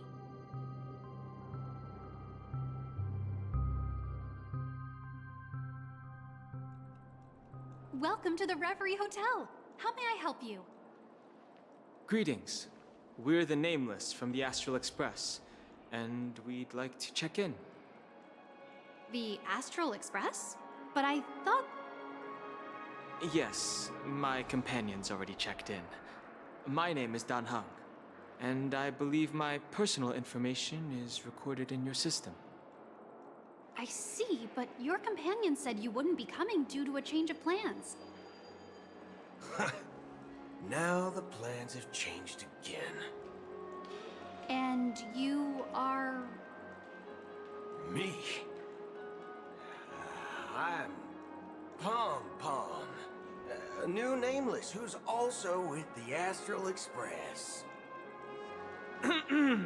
He's my fellow trailblazer. We responded to the family's invitation before he boarded the express, so he wasn't registered in your system. Is it possible to accommodate him as well? Oh, I see. Another one of the Nameless had a similar situation. Seems like a lot of people are joining the Trailblaze these days. Since there's a precedent, it shouldn't be a problem. Just give me a second to contact your companions. I'm sorry, dear guests, but it seems I'm unable to reach the other members of the Astral Express. What do you mean by unable to reach them? My apologies. This is the first time I've encountered a situation like this. However, the system indicates that those guests are still in the dreamscape. How about this? Give me their room number, and we'll go check on them ourselves. I'm afraid that's not possible. I need to verify both of your identities before I can share any guest information. How about you just wake up someone? Let's say, Welt? I'm sorry, but there are strict rules regarding forced awakening. It cannot be done without the proper clearance. So nothing works, huh? What's your solution then? Are you saying we sleep here? At the reception? Please be patient. We need to contact your companions in order to confirm your identities. And now it seems you need to confirm our identities before you can contact our companions. It seems so. Oh, fudge. Look, nothing personal, but if you can't handle this, go find someone else who can, okay? Please calm down, dear guests. I do recall that Mr. Sunday, the Oak family head, personally handled this issue earlier. Oh, please wait a moment while I contact him. I don't think she's trying to give us a hard time. She really just doesn't know what to do. I have a bad feeling about this. You tried to contact them on the Express earlier, but they didn't respond. Something doesn't seem right. I need to leave for a moment. You can stay here with the receptionist. Sure thing. Just don't keep me waiting forever. Gone Home seems pretty worried about his companions. I should give him some space. Stressing out about it won't help anything.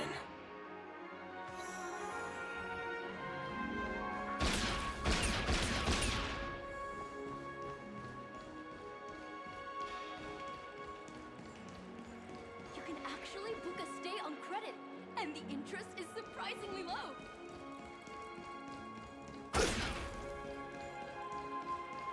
Face freaking. Greetings. I'm Cody of the Bloodhound family, head of security for the hotel. How may I assist you? Hello. So, there's something I wanted to ask about. I've been hearing some unsettling rumors about certain incidents that might affect the Charmony Festival. Do you think there's anything to be worried about? I've traveled all the way from the Hayaii Federation, and I don't want my trip to be ruined. What do you mean? Wait. You haven't heard? I'm not sure where you heard those rumors, but they're completely baseless. I can assure you, as a representative of the Bloodhound family, that everything is going smoothly for the Charmony Festival. At present, all of the families are focused on making sure the festival starts on time. Even the Dream Master himself has arrived. So don't worry, your trip won't be in vain. That's a relief to hear. She doesn't appear to be acting. So, it seems that even the hotel staff are out of the loop.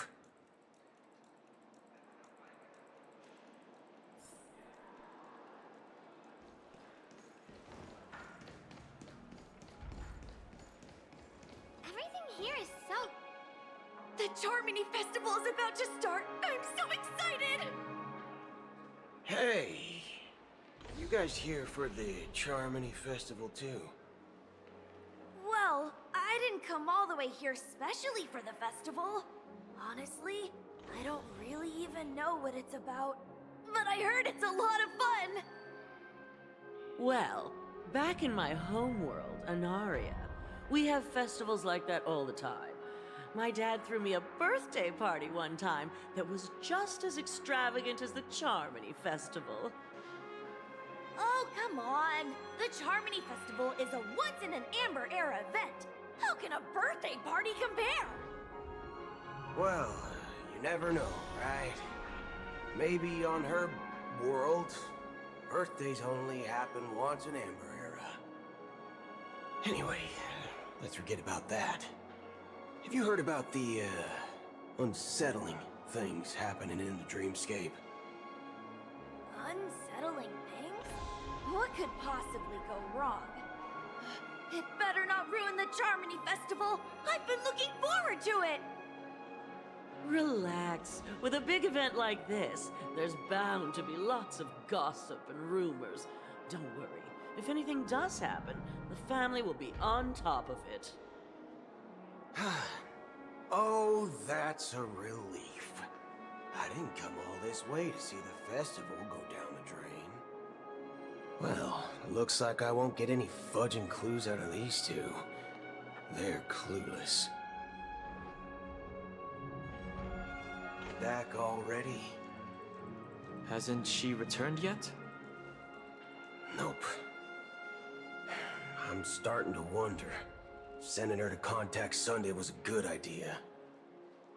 Neither the staff nor the guests seem to know anything about what's happening in the dreamscape, and wherever we go, all we see is people enjoying themselves. Definitely not a good sign. I agree. Another unusual thing is that the Oak family is supposed to be in charge of organizing the council and managing everything inside and outside the dreamscape. However, I walked around the hotel but didn't meet a single member of the Oak family on such an important day. Well, I'll be forked.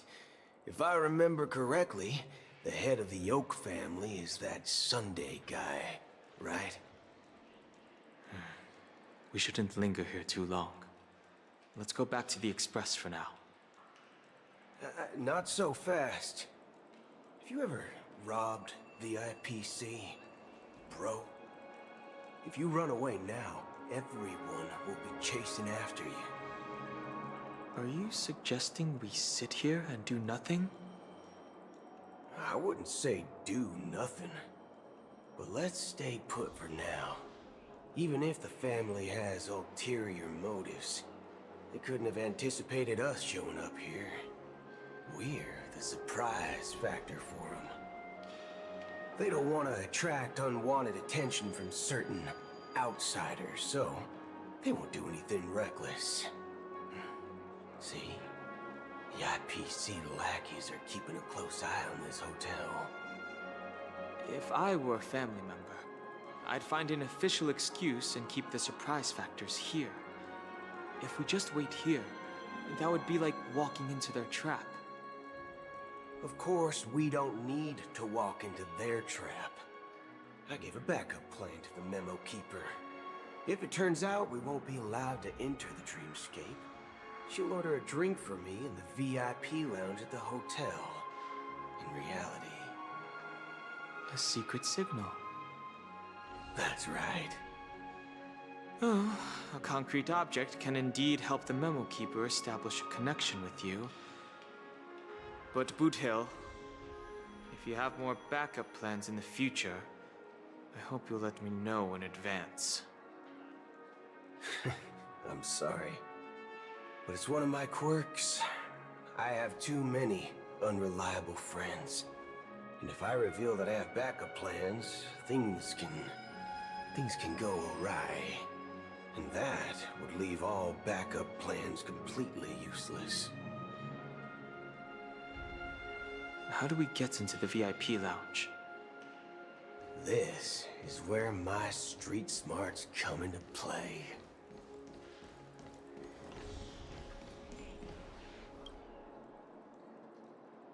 You're the lobby manager, right? Yes, I am. How may I assist you? We're the Nameless from the Astral Express. We wanted to check in, but there's something wrong with your system. The lady at the front desk said she would contact the manager, but now she's nowhere to be found. Now, we've been waiting here forever, without any food or water. What the fork, man? Is this how the family treats its guests? Is this your idea of street smarts? Starting an altercation? It's called standing up for your rights. I apologize for the inconvenience. Please wait while we try to contact Mr. Sunday. I'll arrange 2 premium seats in the VIP lounge so you can rest there while you wait. See? Just like that. Just don't call yourself Nameless next time. Wow, this bar's something else. Certainly worthy of the planet of festivities.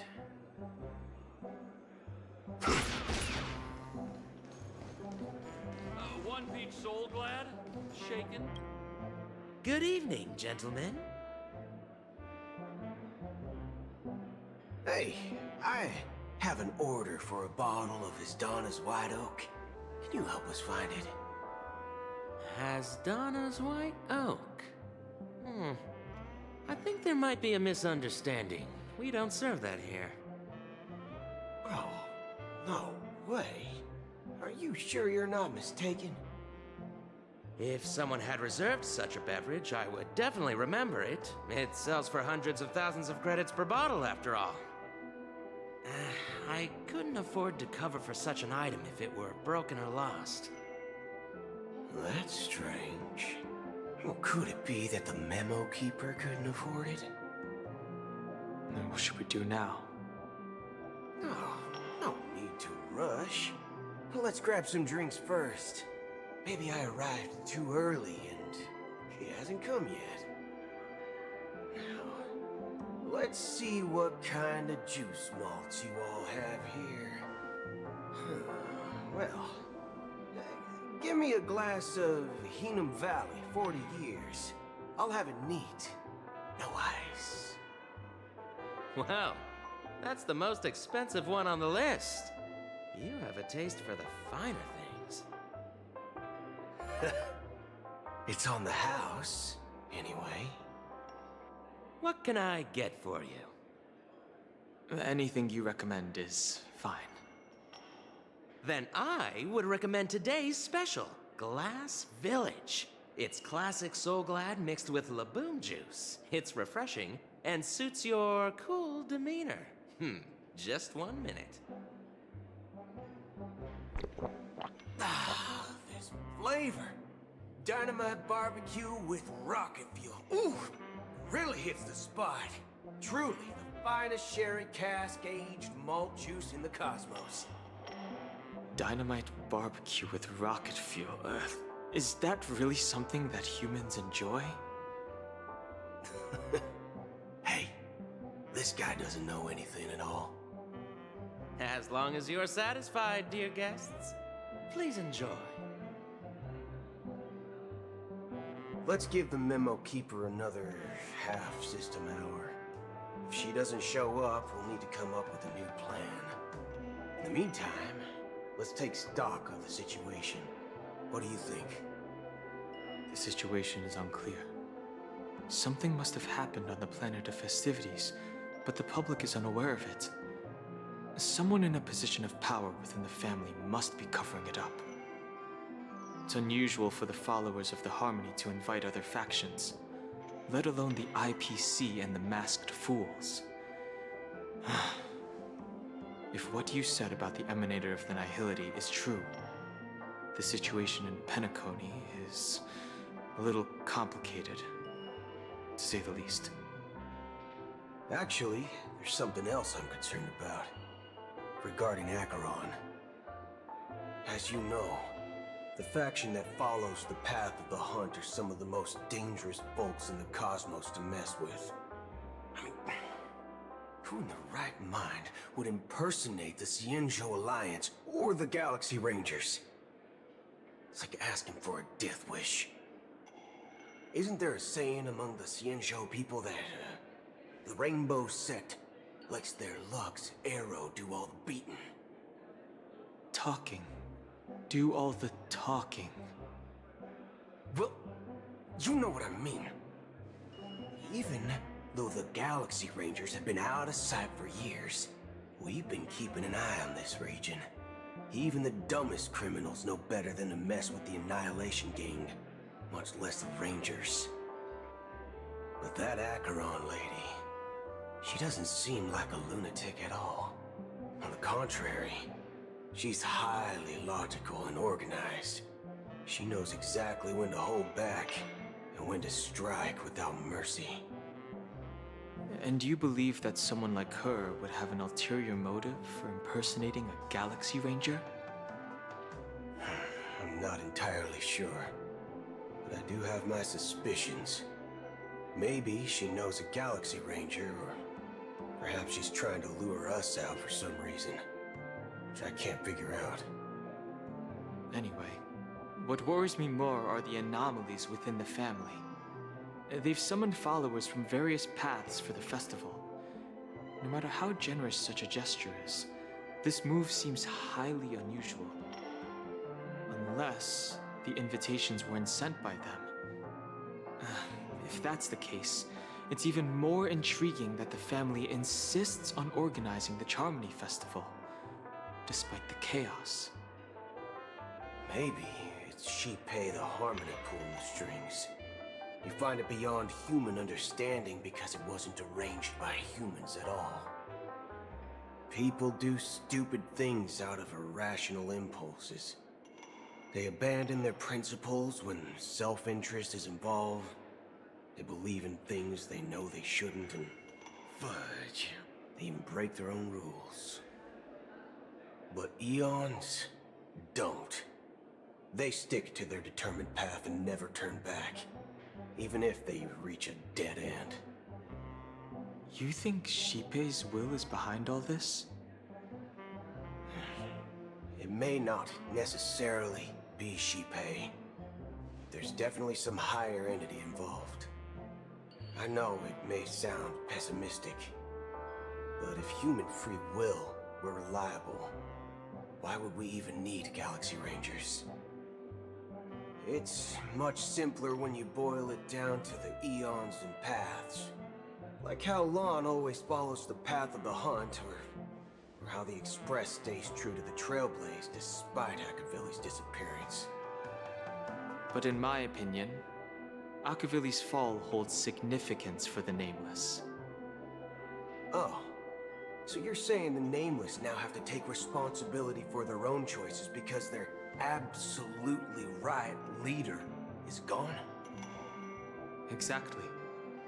I believe the purpose of the journey isn't just about following a path that's always considered absolutely right. It's more about doing your best to choose the right path for yourself among countless possibilities, even with limited insight and judgment. I don't know what you've been through, but I agree that people must take responsibility for their choices, because no one else can do it for them. That's why the Galaxy Rangers need to uncover the imposter and figure out her true intentions. Just in case. I have a backup plan if the Memo Keeper doesn't show up. This is my final backup plan. I promise. You sure have a lot of cards up your sleeve. Well, going back to my old career would make things a lot easier. By the way, when you were walking around the hotel, did you happen to see any important-looking guests? What's your plan? It's simple. We just grab some hostages and use them as bargaining chips with the family. Or maybe we can even take their identities. No need for that. We'll return to the Express now. Wait. Are you getting scared? Draw your weapon. Let's make a big scene. Are you leaving, esteemed guests? Would you like to cancel that Asdana's White Oak you just ordered? Huh? Asdana's White Oak? But didn't you just say... Ha ha.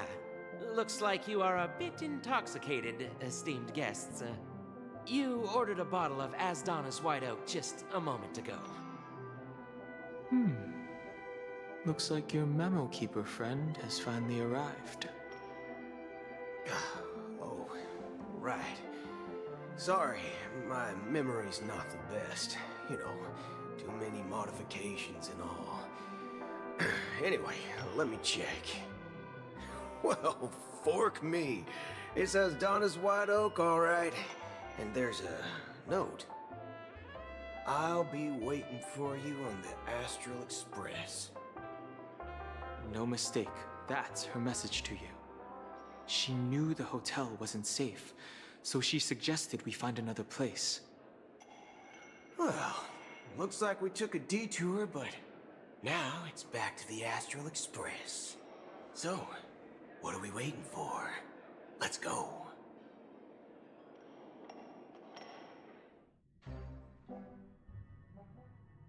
You're back?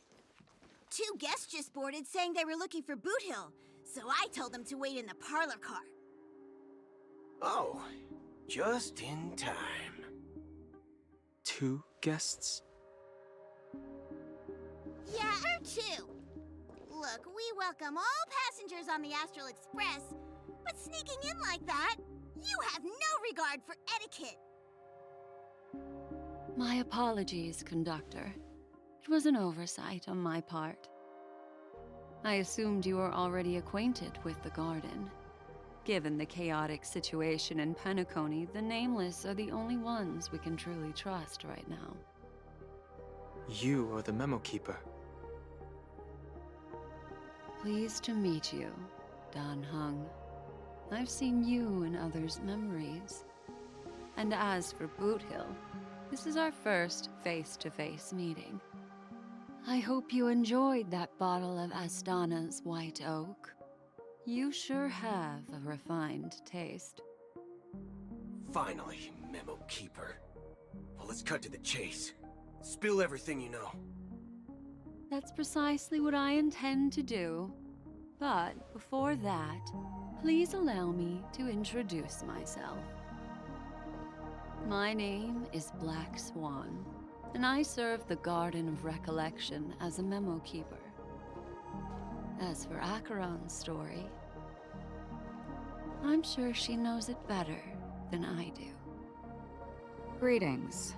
I'm Acheron. What? You Garden of Recollection shirtbag! You betrayed me! I apologize, but she did that at my request. Due to certain reasons, I have been exiled by the family. Thankfully, this memo keeper came to my aid and helped me escape their surveillance unnoticed. To be honest, it was more like stalking than helping. And the process was far from unnoticed. But we did escape. I asked her to guide me to a place beyond the family's reach and to contact a few trustworthy individuals, namely all of you. Trustworthy? Son of a nice lady, you think I'm dumb or something? How about this? I'll put a few bullet holes in your head and see what secrets spill out. Then, we can talk about trust. It doesn't have to be like that. I'm willing to answer all your questions, but not right now. If my cover hadn't been blown, we might have had more time, but at the moment, we don't have any other options. No other options? What do you mean? This is the only way I can ensure everyone's safety. I kindly request an immediate warp jump out of the Astana star system.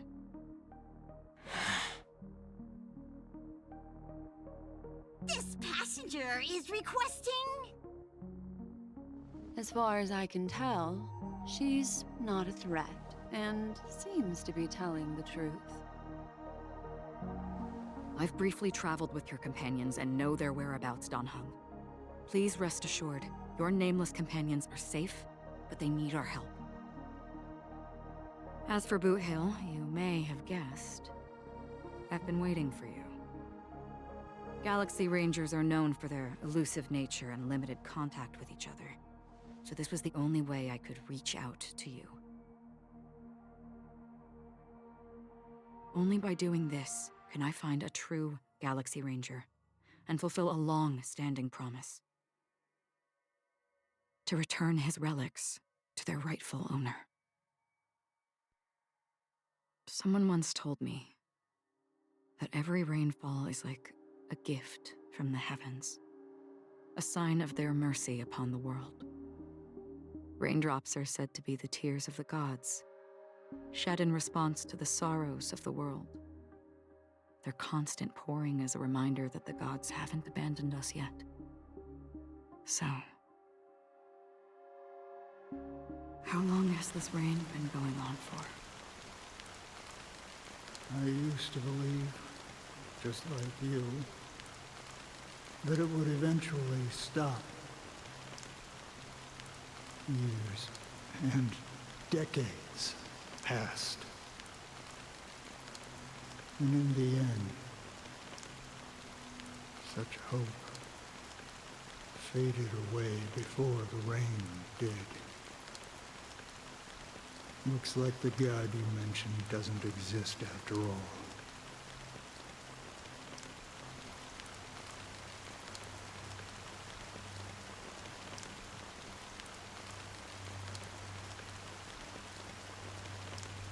Well, let me share a story with you. Mortals who walk the paths are like sailors on a vast ocean, leaving behind a trail that creates countless ripples of possibilities. These ripples last longer than the fleeting lifetimes of humans. And for some, their presence leaves such a strong mark that it's reflected in the waves. Like those shadows on the ocean. Sin-thirsters, the obsessions of the Pathstriders, they emerge from the depths of IX, seeing themselves as masters of their own destiny, unknowingly repeating the actions of their past lives. They emerge from the nihility and head toward it, leading purposeless lives. However, these hollow phantoms, they were once my dear companions. A group of Galaxy Rangers. Are you watching over them? Watching over them? No. I'm guiding them toward transcendence. It was a brutal war. A crusade that shook the universe. The universe witnessed the fall of Zulo, the Lord Ravager, but it came at a price. A price so hefty that only those who were there still remember. The unwavering determination of the Hunt followers persists even in death. So someone must guide these lost souls to their life beyond. They were heroes in their time. And they shouldn't be reduced to mere puppets of nihility. As for me, I've suffered too many losses on that battlefield to advance any further. And that makes me the most fitting person to carry out this task. But you know, these sin-thirsters, they're not who they used to be. Does this seem pointless to you?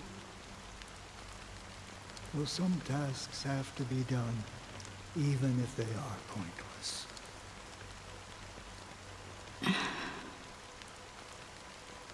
I can help you. For what? For the meaning of the nihility. That's what I've been seeking. I see. After all, this realm is off limits to ordinary souls, right? Thank you, stranger. I wish that you find what you seek. Before we part ways, I have one more question. It is true that their actions and even their entire lives may seem pointless from our perspective. But if, and it's just an if this is what the departed ones expected, should we try to change it? A good question. And a profound one. I don't know the answer. What I do know is that one day, I too will pass away. And when I bid farewell to this world, someone will stand at my grave and place a bouquet of flowers on it.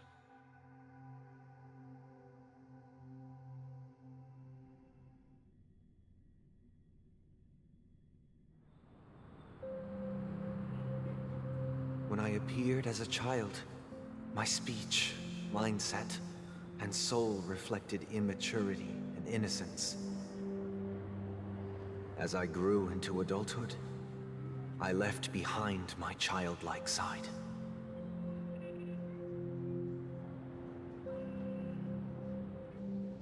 I humbly request your blessings, esteemed advocate of Shipe. Come to me, my kinship. I have sought their presence with us. As you wish. I have faithfully served the Alfalfa family for nearly a decade, promoting the path of the harmony to the best of my ability. However, I made a mistake yesterday. While I was preparing dinner for the family head, I accidentally dropped a prepared dish on the floor. Out of laziness, I lied and claimed that everything was ready. Although the head has dismissed me as punishment, it has been tough to sleep with the guilt still gnawing at me, as I worried that the seeds of evilness may have taken root in my soul. So, I confess to you now, to seek atonement for my sins. Do you sincerely repent and vow to change your ways? Yes. Have you examined your soul and confessed all your sins? Oh, yes. Are you willing to accept the process of atonement? Yes. Very well. Show your dedication and goodwill to the family, and you shall be reinstated among them. Now, please, leave in peace. Oh, praise Shipe. And thank you, esteemed advocate. Next, please step forward. I wholeheartedly confess to you. Please, pardon my sins. Rest assured, I have implored their presence to be with us. As long as you are sincere, absolution will be granted. Oh, great. You know, I arrived in Penacony as a stowaway.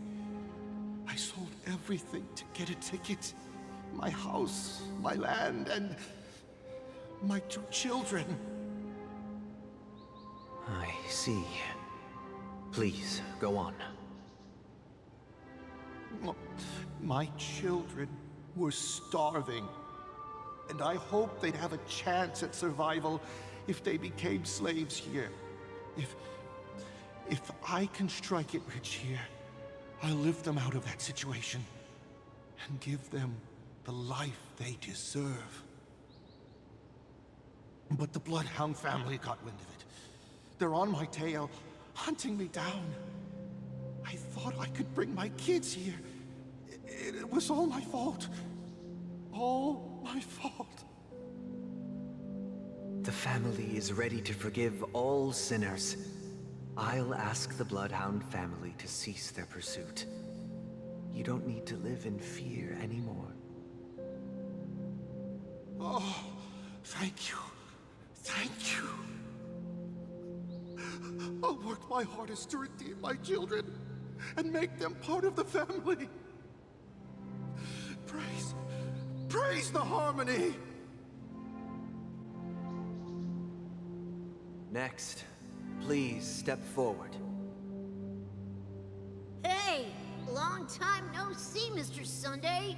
The most esteemed individual in Penacony, and the next leader of the Oak family, right? I have sought their presence with us. Let us proceed.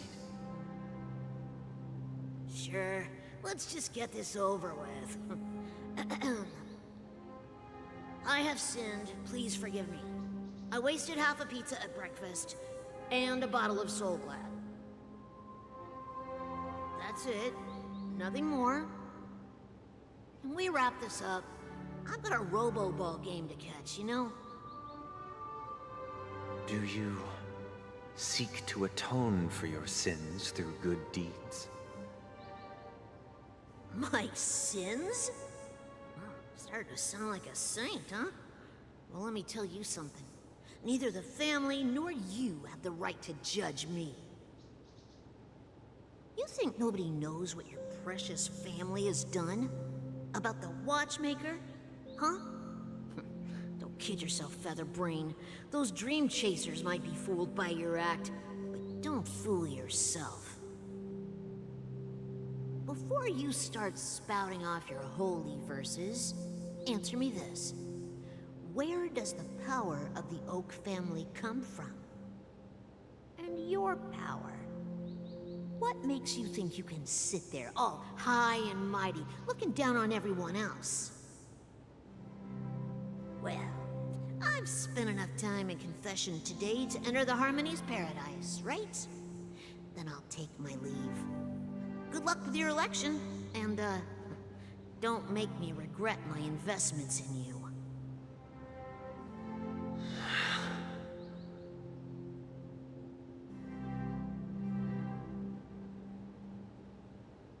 Oh, revered triple-faced soul, hear my doubts. Who can judge the strong when their power hides their crimes?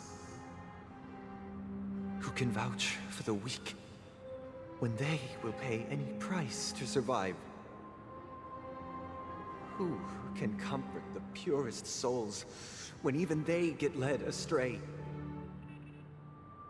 If the strong defending the weak is truly the foundation of paradise, then who is responsible for the suffering and anguish in this wretched world?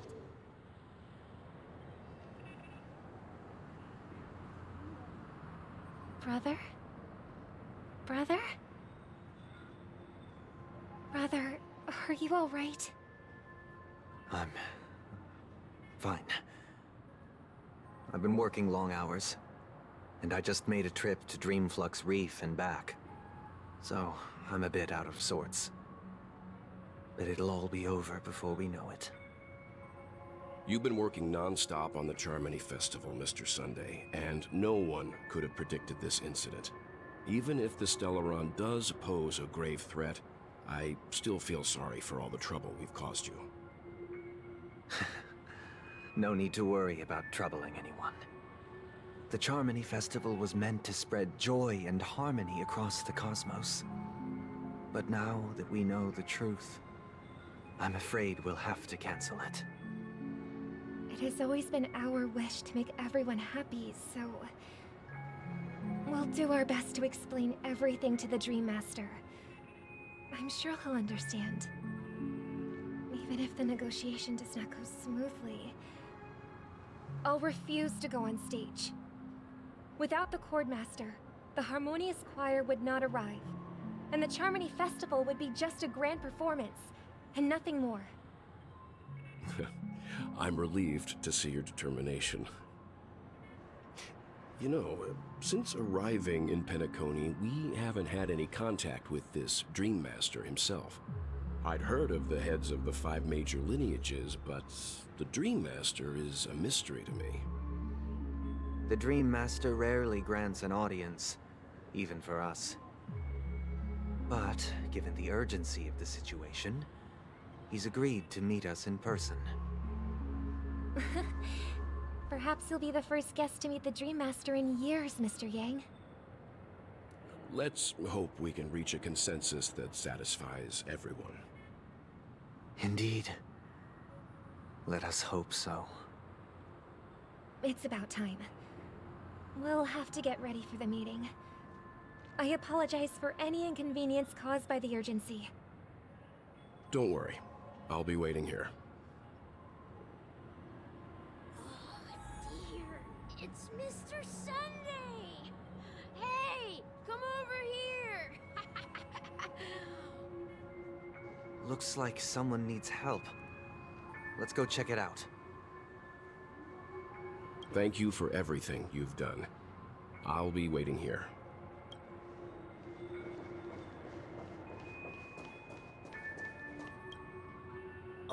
Mr. Sunday. Hey there! Okay, see the moon in the sky? It's about the size of the cap on my Soul Glad bottle. If I just reached out my hand, I could grab the moon, couldn't I? The moon? You mean the Grand Theater? Yeah. Look at me. I've been away from home for too long. I must be missing that moon. But it's no big deal. The Grand Theater here looks much better than the moon back home. It's just magnificent. They told me not to sell everything I had just to come to Penacony.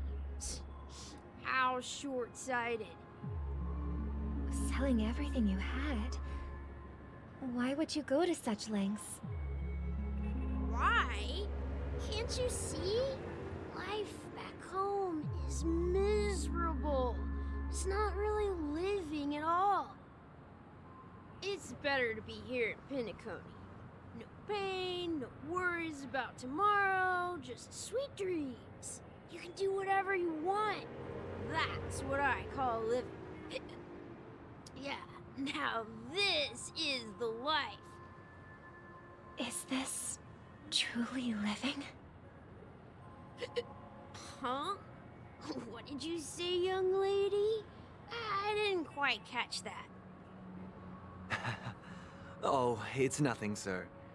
You see, the traffic on Glock's Avenue can be dangerous. How about I ask a Bloodhound family member to escort you to Ideen Park over there, so you can continue enjoying your sweet dream? Oh, yeah, that's a great idea. Wow, no wonder you were the leader of this sweet dream. You're totally a lifesaver. See you around, Mr. Sunday, and it was nice chatting with you.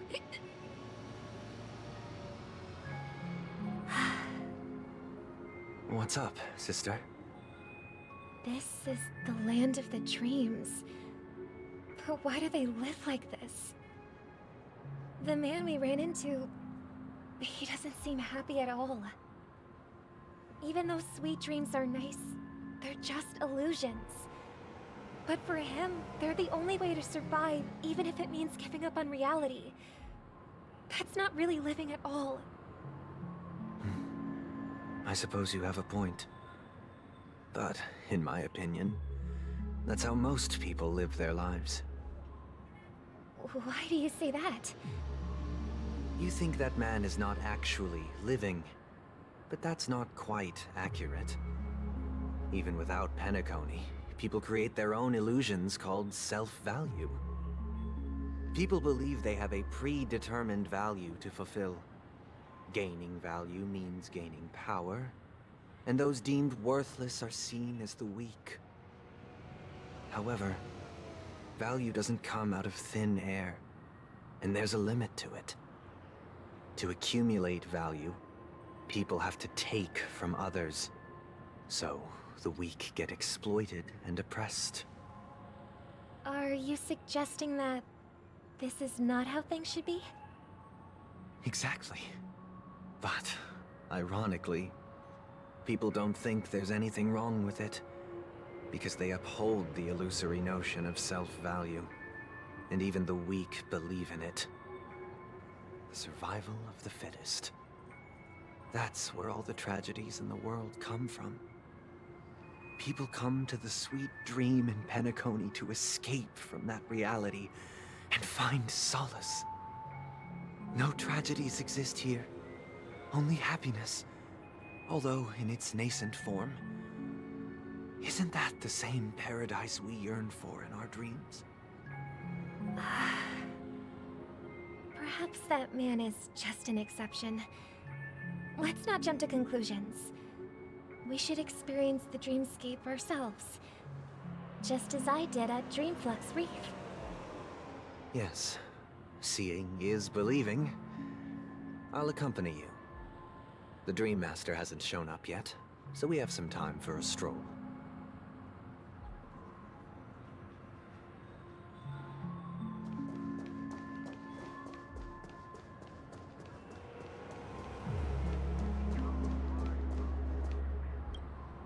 Glad to meet you again, Robin.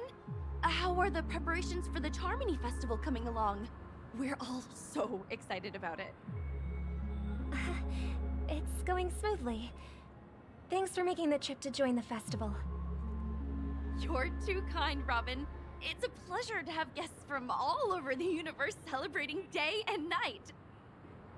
I can't stand being lonely or bored, so this jubilant dreamscape is perfect for me. But if this went on forever, would it get boring too? Nah, not at all. Who would get tired of having so much fun? Every day, you get to wear fancy clothes, explore all sorts of dream bubbles, indulge in delicious food without gaining weight, and you never get old or sick. As long as you can afford a room, this place is the ultimate paradise. But you know that only a few things can be brought back from the dreamscape to reality, right? That's exactly why I don't plan on bringing anything back. Just enjoying the dream itself is good enough for me. I mean, I'm not one of those long-living species. I only have around 60 or 70 years in this lifetime, and there's so much to worry about. Being happy here is pure bliss. Only in this sweet dream can I truly feel like I'm in control of my life and fate. Who would want to go back to reality after experiencing this bliss? I see. I genuinely wish you all the happiness in the world. And I wish you a fantastic performance, Robin! I'm off to the Blue Hour for the ball. See you later.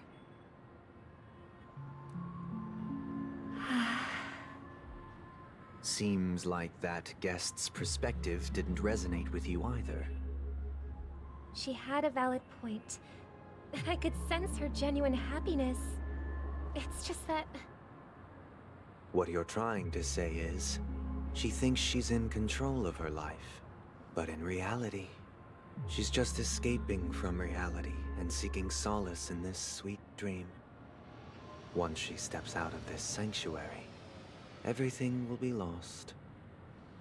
Well, she did make mention of being able to afford a room. Didn't she? However, the paradise in our dreams, it doesn't have to end. No. And the paradise we yearn for shouldn't be just a fleeting dream either.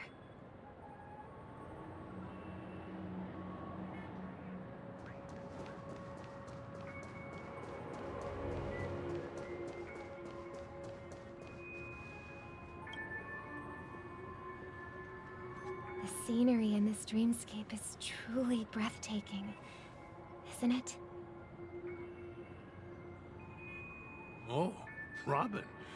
Can't believe I'm meeting you in person here. What an honor.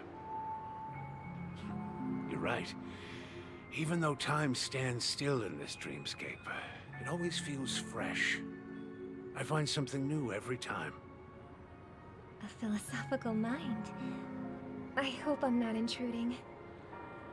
Oh, not at all. No. With little time left, I yearn for meaningful conversations, especially with someone as esteemed as you. Do you mind if we chat? It's my pleasure. No need to be formal. Just speak your mind. You said, with little time left. Please, forgive me for being blunt. But is that why you came to Penacony? Yeah. I was part of a war, and while escaping from the Sarkosian mothership, I got exposed to some radioactive materials. And then, all my comrades died, and my hometown was wiped out by neutron bombardments. I couldn't bear to live. Everything I knew gone. That's when I heard about a possible solution here, so I came. How heart-wrenching. I hope the family has been able to help you. They have, and I'm truly grateful for that. They provided me with a comfortable room, the most advanced life support devices in the cosmos, and a stellar team of caregivers. My physical body is now in the dream pool, sustained by life support. The me you see here is whole, rational, and no different from any other person. But I can't say the same for the me in the hotel room. My true appearance? Huh. I hope you never have to witness it, Robin. So, you'll be living forever in this dreamscape, right? Just being able to live at all is good enough for me. Whether it's in this dreamscape or not, well, I don't really have much say in the matter. My world has been torn apart, and my life could end any second. So, even if this whole place is an illusion, it's still my paradise, and I'll treasure every moment I spend here. How I envy those everlasting things. That old man's story. It's so tragic. Fortunately, this sweet dream gives him joyful memories to hold on to for the rest of his life. That's precisely why this sweet dream in Penacony exists. However, even this sweet dream has its limitations. While it provides solace to the disillusioned, it can't completely eliminate pain in reality. There will be a way out. Penacony is already on the right track.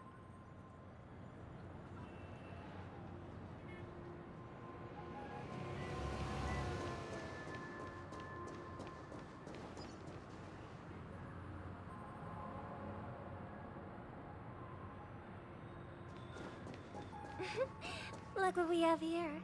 A lovely young lady. Wait, is that me? Brother, what a surprise to see you again. Show yourself. Your trick won't work on us. I've heard that a skilled masked fool received an invitation too. That must be you, right? Did you enjoy yourself? Barely. The people here are way too gullible. A little bait is all it takes for them to bite. And they run away at the slightest hint of danger. In other words, they're naive and cowardly. Now that you've had your fill, it'd be wise to leave before it's too late. The music of the harmony doesn't tolerate discord.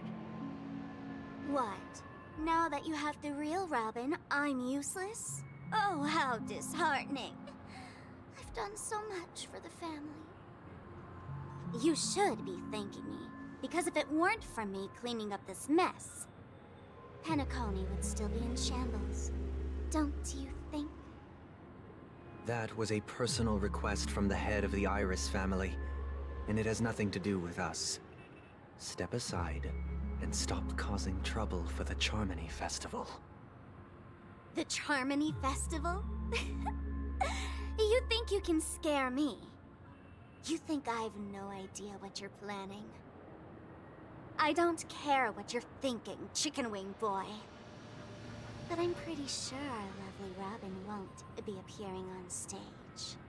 After all, you're well aware of what a sorry state this dreamscape is in under the banner of harmony. Penacony, the land of the dreams. Is this truly the paradise you desire? Stop it. What's the rush, Chicken Wing Boy? Did I get to you? Our paradise is none of your concern, masked fool. Leave now, or the family won't tolerate you anymore. All right. I'll go. But Robin, I suggest you seriously consider this. Do you really believe those living in dreams can escape pain and find true happiness?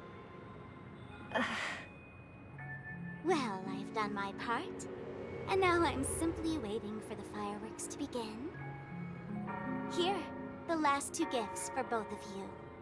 And don't lose them. If by some unfortunate chance the Charmony Festival starts against all odds, remember to use them during the show. And it'll be thrilling. Bang! I heard a raven cawing in the distance. It seems the Dream Master will arrive soon.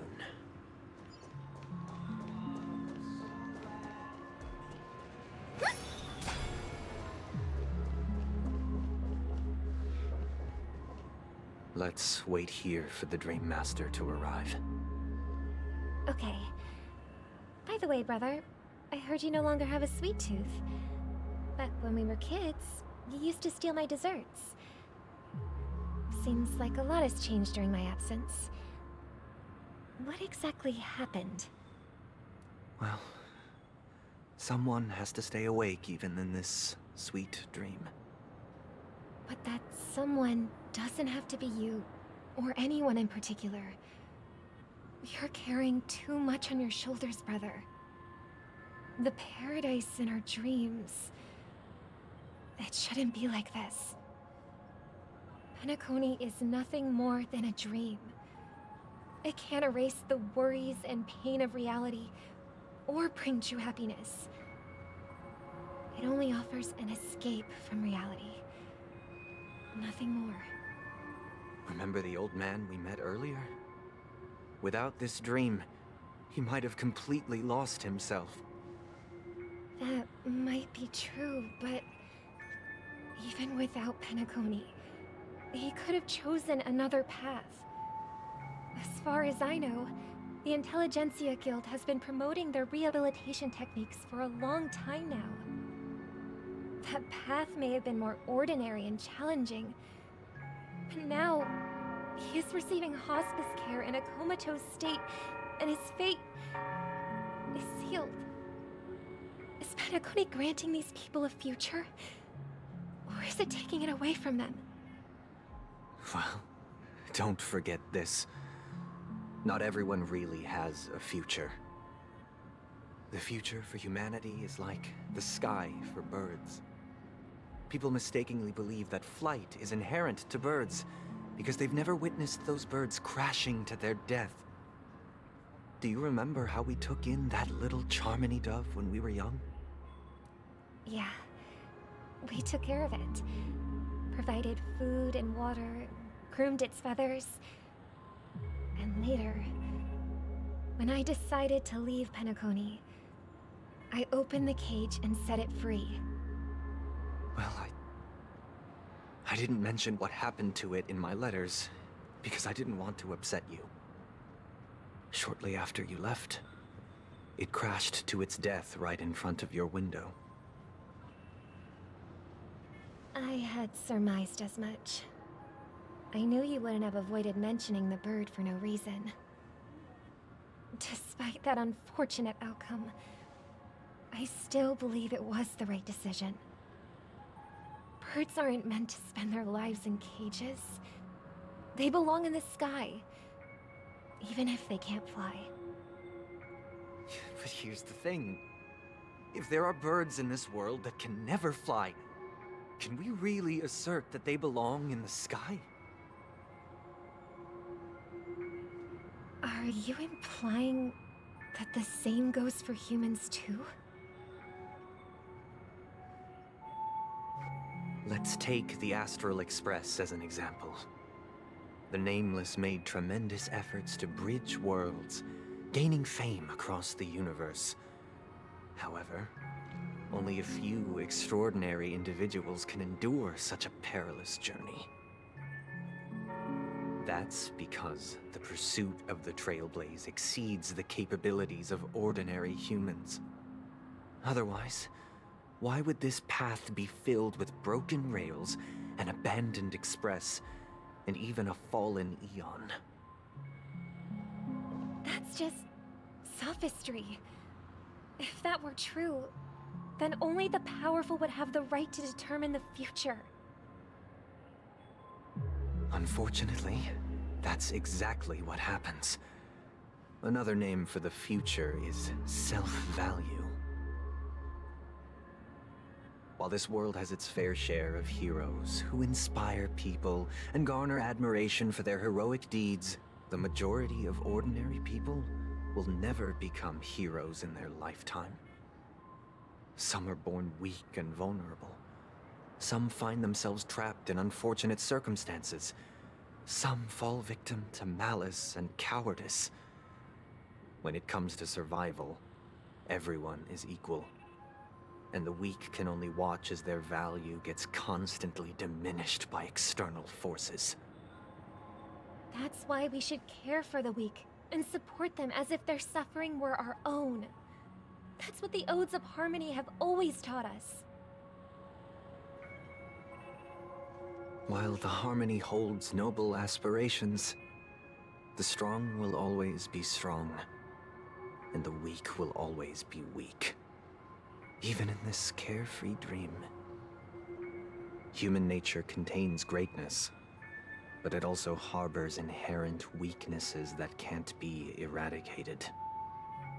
In the end, if people can't even secure their own survival, they won't care about the illusory future of equality. As long as the law of survival of the fittest prevails, there will always be fledglings crashing to their death. But if people don't live for the future, do they merely exist for survival? If even you, my brother, don't believe that the Harmony will save the weak, then which Eon can make our dreams come true?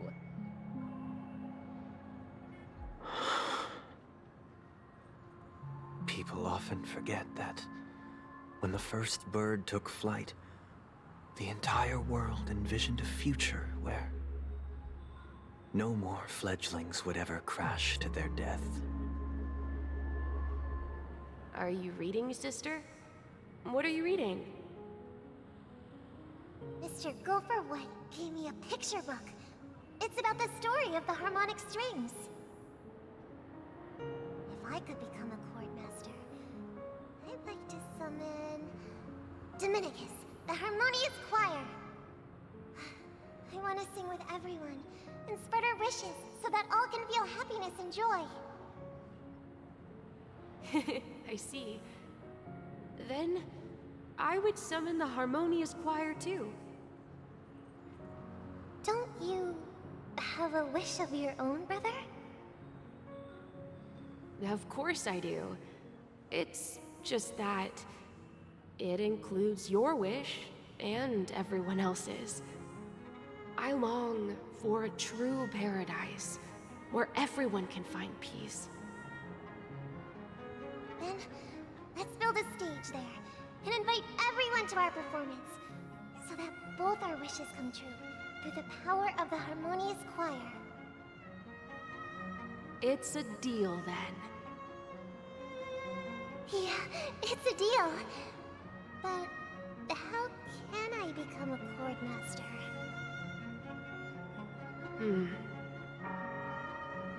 Maybe you'll have to become a star first.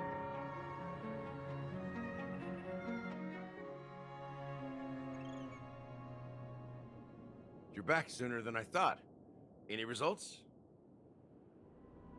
Yes. And now, it's up to us to forge ahead. Since he's already carried out his last wish, my final mission is complete. But pardon me if I sound curt. It's good to have determination. The path Mikhail left for you is not an easy one to tread. Why else would he have chosen to sleep in solitude? staking everything on some nameless in the future. But you have the numbers. And in numbers comes strength. So that might just delay your inevitable a little more. Got any more encouraging words? As I see it, relying on Welt's negotiations alone is far from enough. Regardless of whether the other party will be compliant, negotiating simply allows us to meet them as equals and won't grant us an upper hand. Penacony is our rival's home turf, and we already have very few chips left to play with. Rather than idly sit around while the families got us blocked off, an offensive approach might be a wiser course of action. We're more familiar with the Stellaron's properties than most, and since it's the key to stabilizing the sweet dream, it's vital to the family's interests. By attacking their core interests, they're bound to retaliate hastily. And as the saying goes, haste makes waste. That's right. As long as we pose a threat to the Stellaron, either with words or otherwise, we have a chance at gaining the upper hand. But the problem is, on the eve of the Charmony Festival opening, how exactly are we going to get close to the theater? Family security will be airtight, and if we brute force it, even if we succeed, it's too risky. So, no one's gonna say anything? Then I'll raise my hand. I know the answer to this question.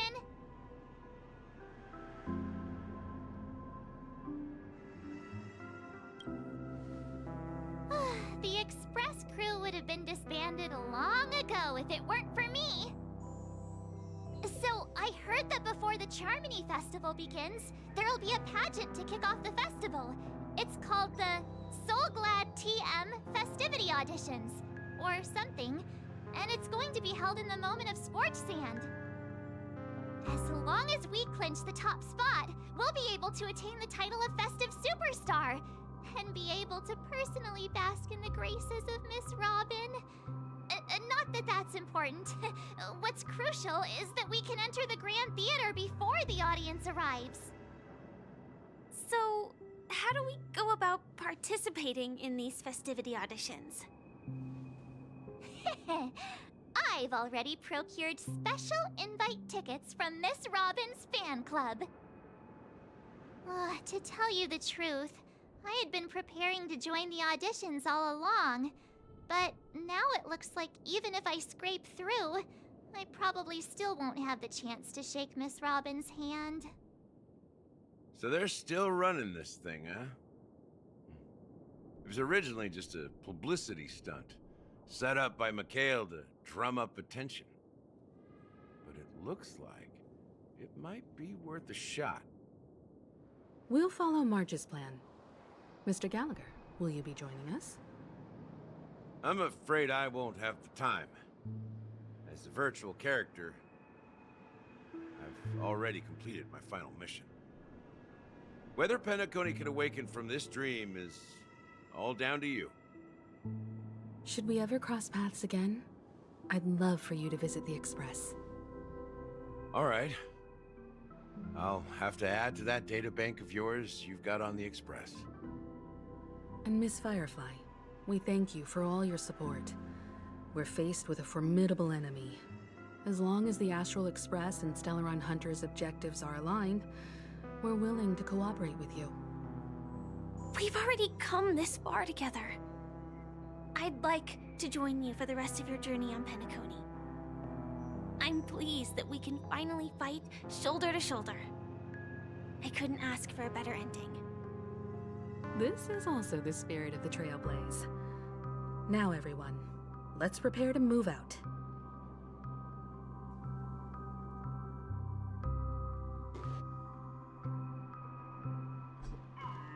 Ladies and gentlemen, welcome to Scorch Sand Hall. This is where challengers thrive and dream chasers shine, all under the watchful eye of the entire universe. If you have ambition, dreams, and the drive, dear friend, the next superstar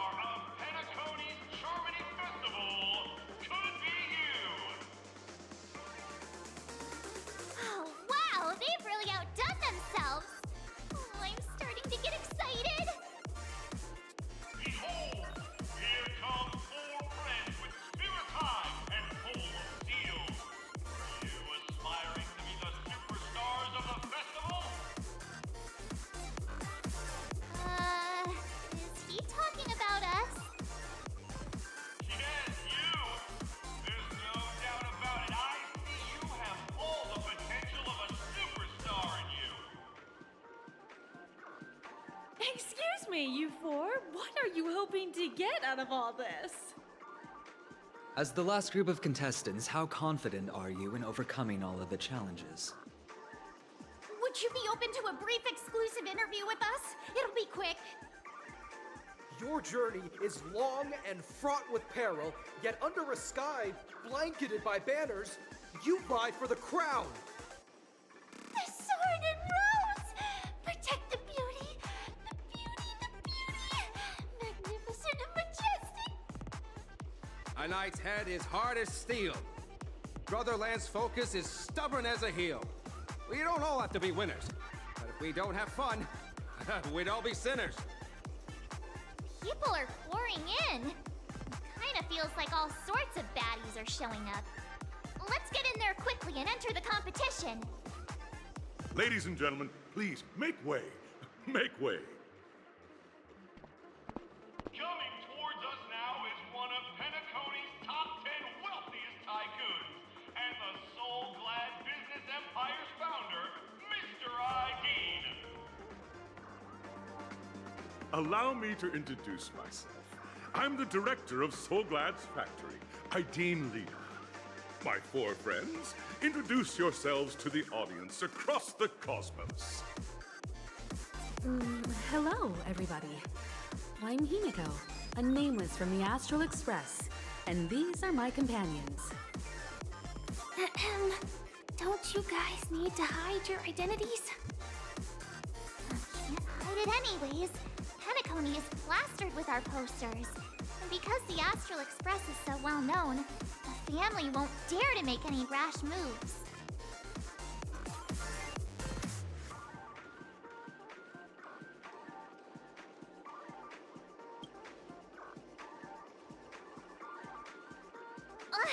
Don't expose my net handle to everyone!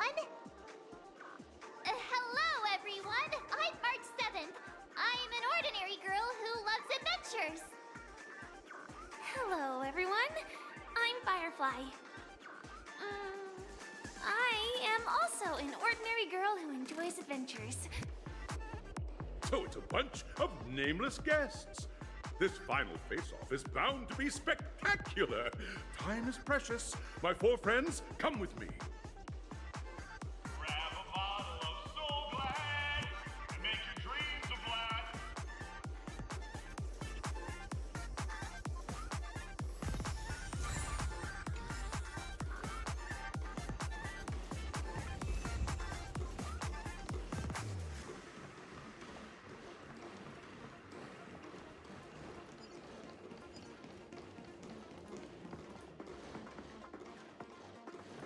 This place is buzzing. That's right. This venue is a miniature representation of that time known as the era filled with boundless possibilities.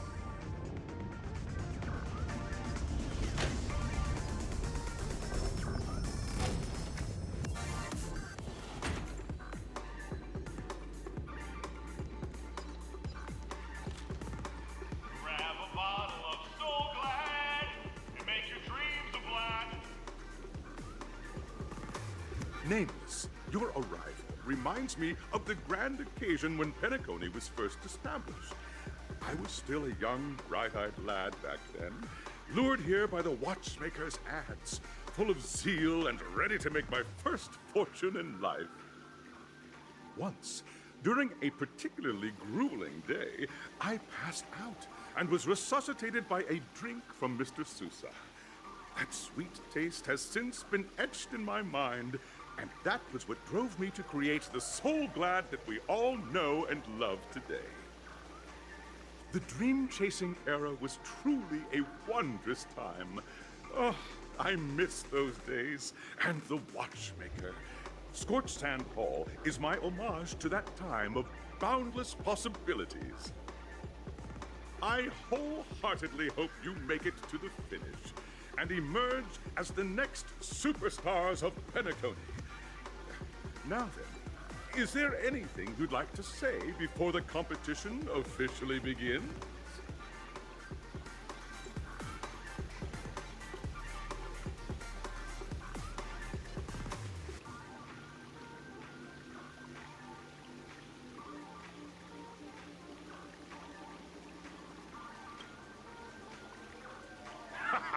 That's the trailblazing spirit. How about you, Miss March? Hello, everyone! Next up, get ready for the Mega March 7th Adventure, where I'm going to break the speedrun world record! Trailblazing into the uncharted and challenging the limits. That's Miss March 7th for you. How about Miss Firefly? I hope that by the end of this journey, everyone will have achieved the outcome they hope for. Ah, a wonderful wish! Miss Himiko, what are you expecting from your team? Safety first, everyone. Simple words, but full of warmth. Waiting for you are 3 stages, each connected to that era. The first 2 stages offer 2 distinct paths to choose from, with unique challenges on each route. And in the last stage, you will face off against a champion who has defended the title to this very day. A beloved contender whose noble virtues are unrivaled. Those are the rules. Simple. Everyone clear? Now, I hereby announce that the 33rd Scorched Sand Festival of the 20th season, sponsored by Soul Glad Enterprises, has started.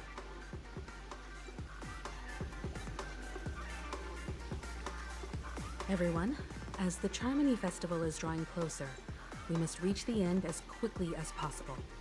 Factoring in efficiency and safety, splitting up into 2 groups is the best choice. March and I haven't known Miss Firefly for too long and aren't overly familiar with her. It'd probably be better if the 2 of you paired up. Fine by me. Let's do it. All right. I don't have a problem with that.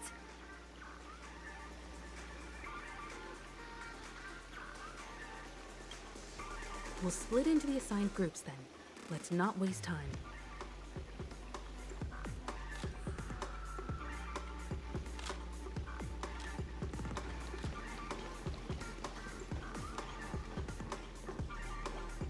Welcome to the first stage of Soul Glad Enterprises' 33rd Scorched Sand Festival of the 20th season, Dream Play Fantasia. In this stage, you can choose between 2 challenges, the School of Acting or School of Action. In the School of Acting challenge, you have to complete 3 performances from 3 scripts and move the panel judges. In the School of Action challenge, you have to defeat 3 groups of enemies convincingly and reach the end. Now, make your choice.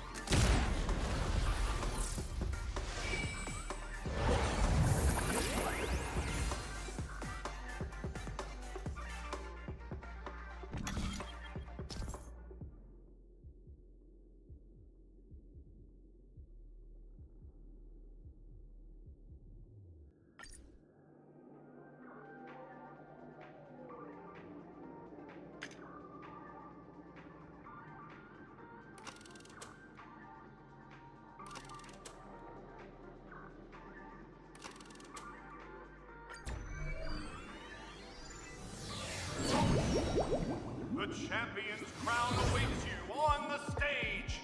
Welcome to the Arena of Action Stars. Please make your way to the stage and vanquish those malevolent scoundrels with your dazzling fighting techniques. The title of Penacony's next big action star awaits you.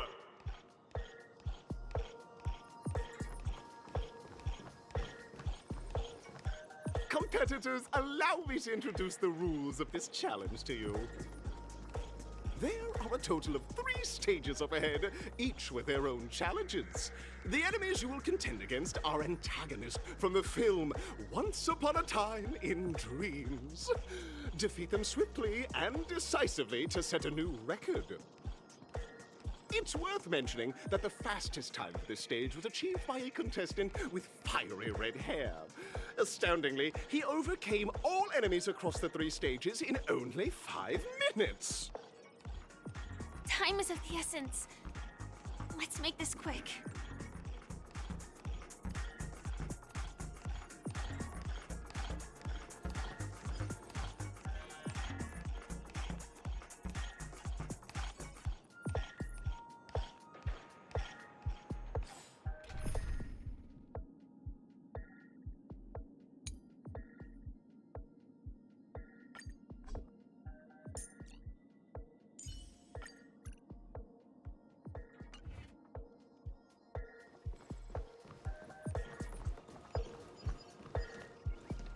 Contestants, you are about to confront the monsters of the primordial dreamscape. During this period, Penacony was nothing but a barren wasteland. The dreamscape was fraught with strife and disorder, with memory zone memes running rampant. As dream chasers who've come to Penacony, defeating them is your first step towards success. All the Soul Glad is ours! Don't even think about plundering the Soul Glad from us!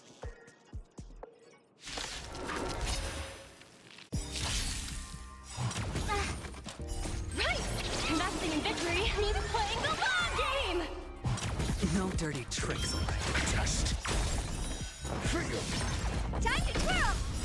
Knowledge, the measure of truth and falsehood. Bust. Or maybe I'll take it all. All in. 0 points. Time to twirl! Confiscated!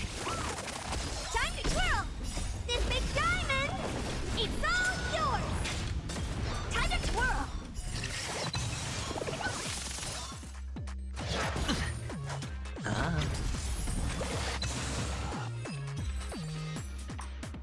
Soul Glad! My Soul Glad! Pretty simple. I just hope these tests don't take too long.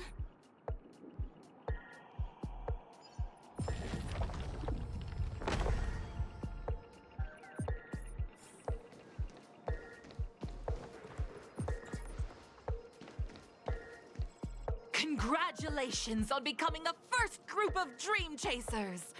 Answering the call from the Watchmaker, you are disappointed to learn that Penacony isn't paved with gold.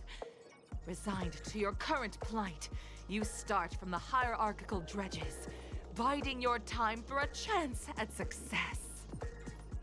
Just as you're about to give up, a downpour sparks a business idea. You enter the umbrella business! But just as things are looking up, you encounter a competitor. Defeat them and emerge victorious from this trade war. Why is our opponent Soul Glad? Because this is Soul Glad Enterprises' 33rd festivity auditions of the 20th season! Isn't this just product placement? To safeguard the integrity of Soul Glad, I will soar high into the sky and become its shiniest star. Whoosh!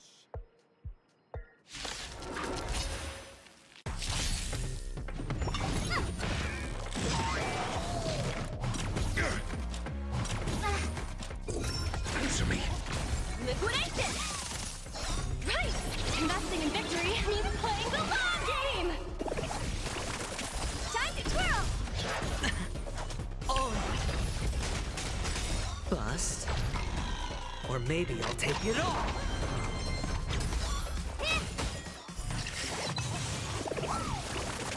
Time to twirl! Watch your head. Knowledge, the measure of truth and falsehood.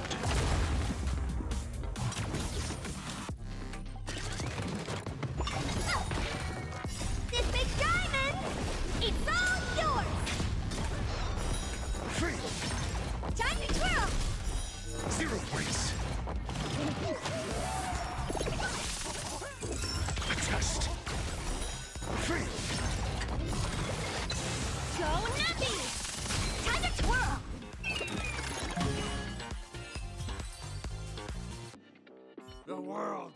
blesses me with pain, and I provide with Soul Glad in return. Whoosh!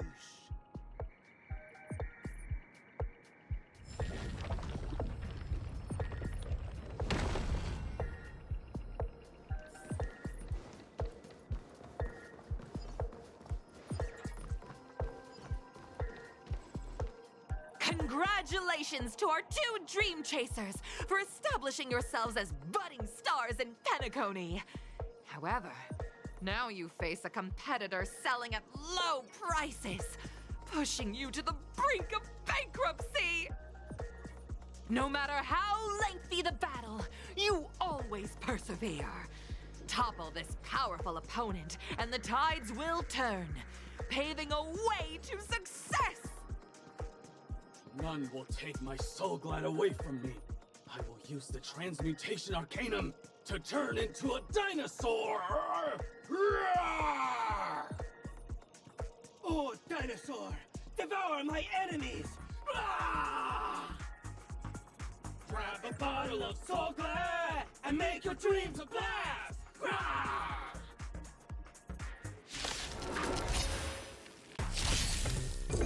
Answer me.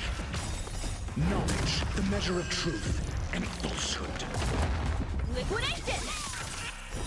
0 points. Right! Investing in victory means playing the long game! 3.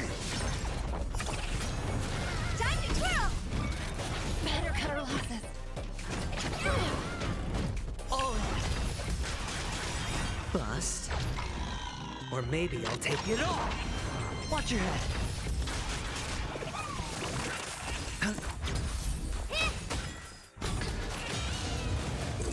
A test. 0 points. Go nutty! Time to twirl!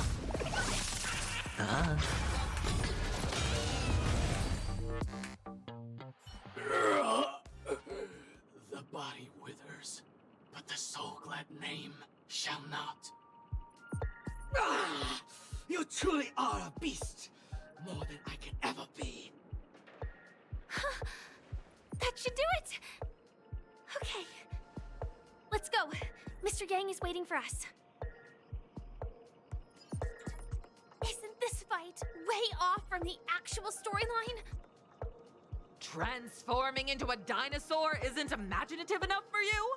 This is the sort of magic only seen on Penacony. Anyway, let's get back on track. Where were we? Oh, that's right. After an extended battle, you finally emerged victorious! But the companion who journeyed to Penacony with you chose to leave, having lost all hope. In the years that followed, you encountered each other once more on the prosperous streets of Penacony, but dared not call out to one another. Perhaps akin to the lingering regret of every dream chaser.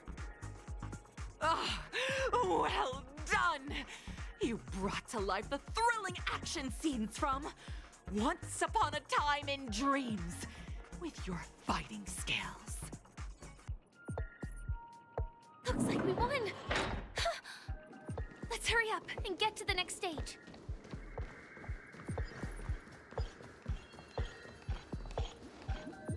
Congrats to both of you for clearing the stage, but more importantly, are you having fun? Fun is more important than success. Look at the time! You finished much faster than that red-haired contestant did. That red-haired contestant. Who is that exactly? You'll find out eventually, but only if you clear the next test first. Welcome to the second stage of the 33rd Scorched Sand Festival in the 20th season, sponsored by Soul Glad Enterprises. Gunfire time! You have the option to choose gunfire and undergo Brother Hanu's trial, or time, where you'll face Clucky's trial. And now, make your choice!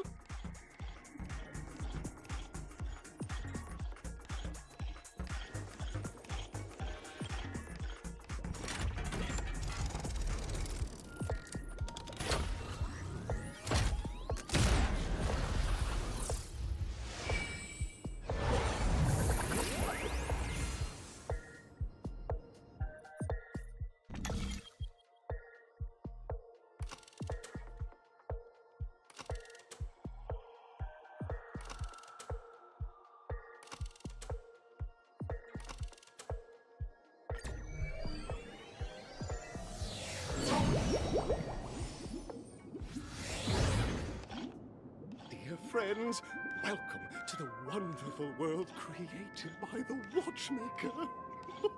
Awaiting you up ahead is the titular character from the beloved Clocky animation, Clocky! It's said that the Watchmaker dreamed up the idea of Clocky when he was just a boy. Back then, he was merely an apprentice in a clock shop, and one night, he dreamt that all the broken clocks started sprouting arms and legs. Like a skilled pilot, he steered them towards the right path. As a classic figure who grew up with many, Clocky truly shaped a generation, solidifying the Watchmaker's pivotal role in popular culture. Contestants, may you have a wonderful time with Clocky. The trial of time. I hope it won't waste too much of our time.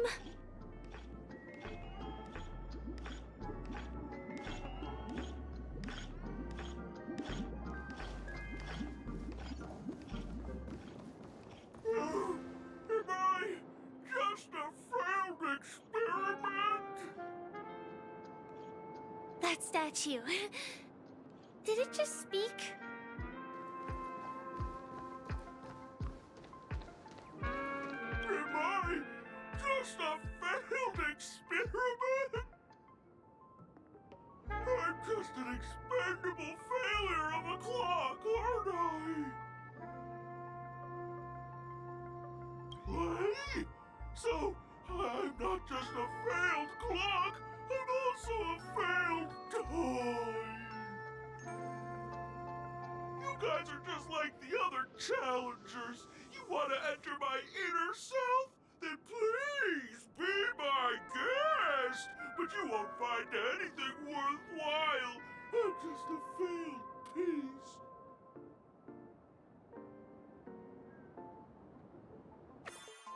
See?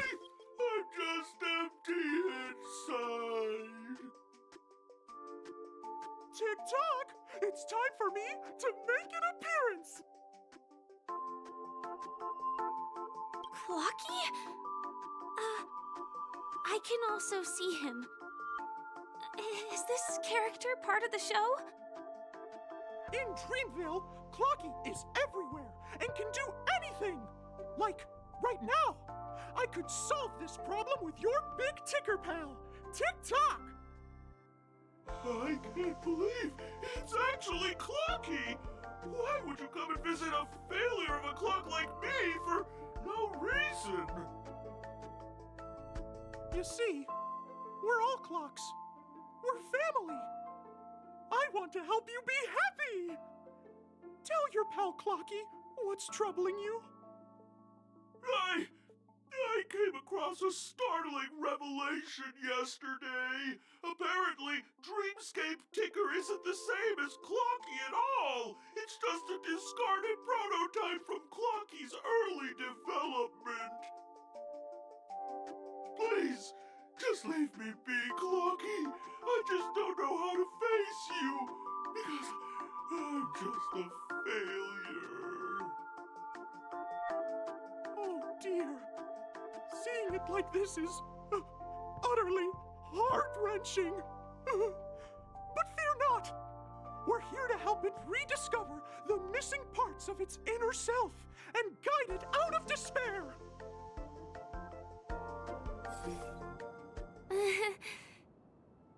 I guess even troop members can experience existential crises. Don't worry, miss. I've already pinpointed its missing parts.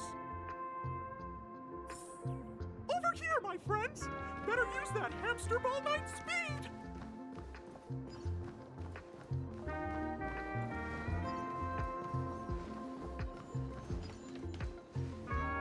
This must be one of the missing parts that Big Ticker needs. That's great! We're here! There's a missing part on the opposite side. But how do we get over there? There's also a dream sign left here by a Dreamweaver. We're running out of time. We'll have to use it if necessary.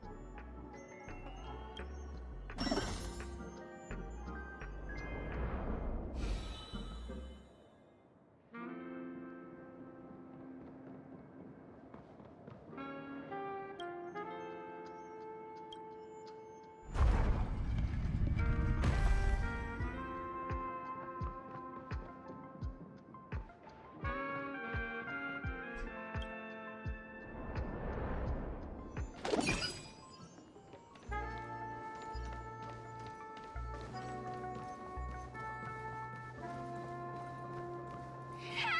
Help! Tweet! I'm about to end up this reverse dinner! Tweet! Tick-tock! Do I hear someone calling out for help? Tweet! Help, help, help! Tweet! This fella's body is boiling hot! Tweet! Is anyone there? Tweet! I can't take it anymore! Tweet! Oh dear! It's an origami bird! What's it doing in Beyond Overcooked's tail? Is that Clocky? Tweet! Please save me! Tweet! I'm being roasted alive! Tweet! A roasted bird? Oh! This is horrible! Let's save it! Quickly!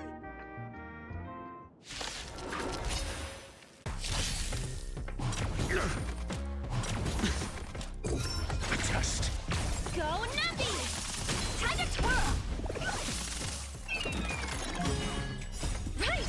Investing in victory means playing the long game! This big diamond, it's all yours! All right. Bust. Or maybe I'll take it all.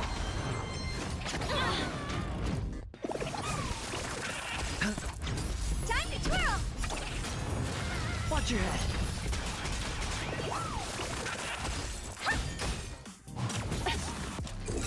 Answer me. Time to twirl! Knowledge, the measure of truth and falsehood. 0 points.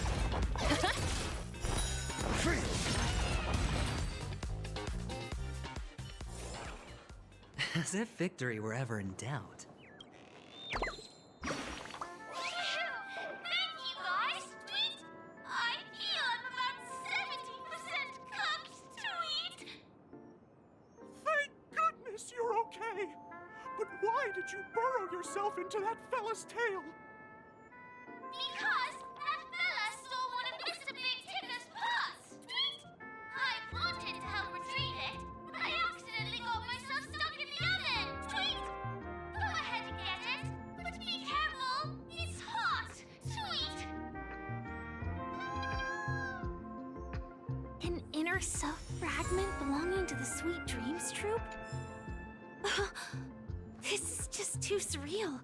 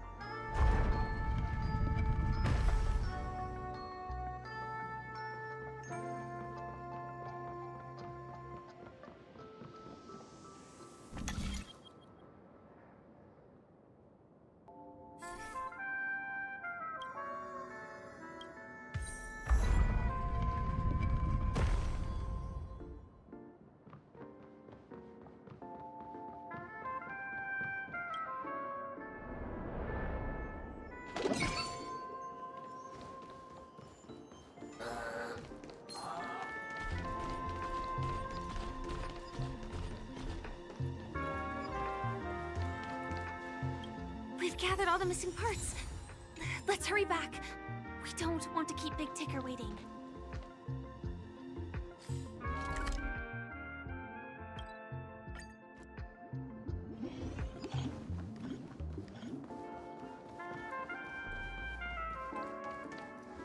We're back! As long as you have these, you'll be able to find closure. Tick-tock! Wow! This sudden surge of joy! It's working! Tick-tock!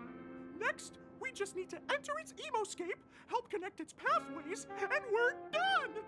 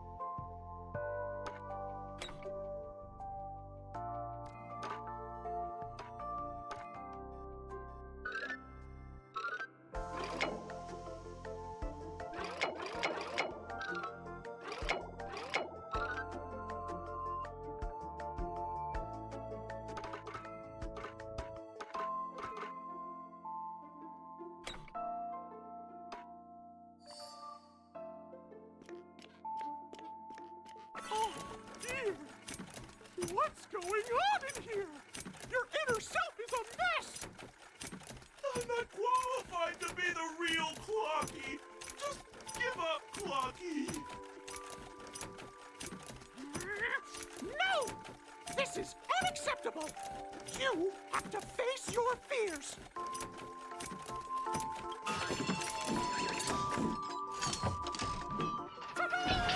Success!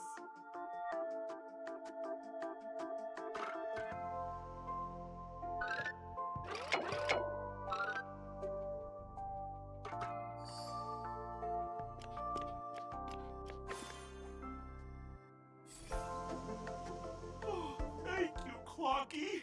If not for you, I'd never be able to connect with people like this! You helped me find myself again! No problem at all. As the guardian of Dreamville, it's what I'm here for. Tick-tock! Oh, my friends, you still have other important things to do, right? Go forth, my friends! When the moment comes, all the Dream Takers and I will cheer for you!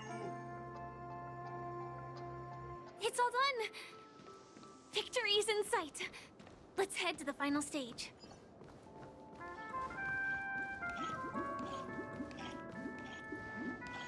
Congratulations to both of you! Oh, you've overcome all obstacles and proven yourselves! But, unfortunately, there is only one who can be Penacony's festive superstar. In the final stage, you will face the defending champion.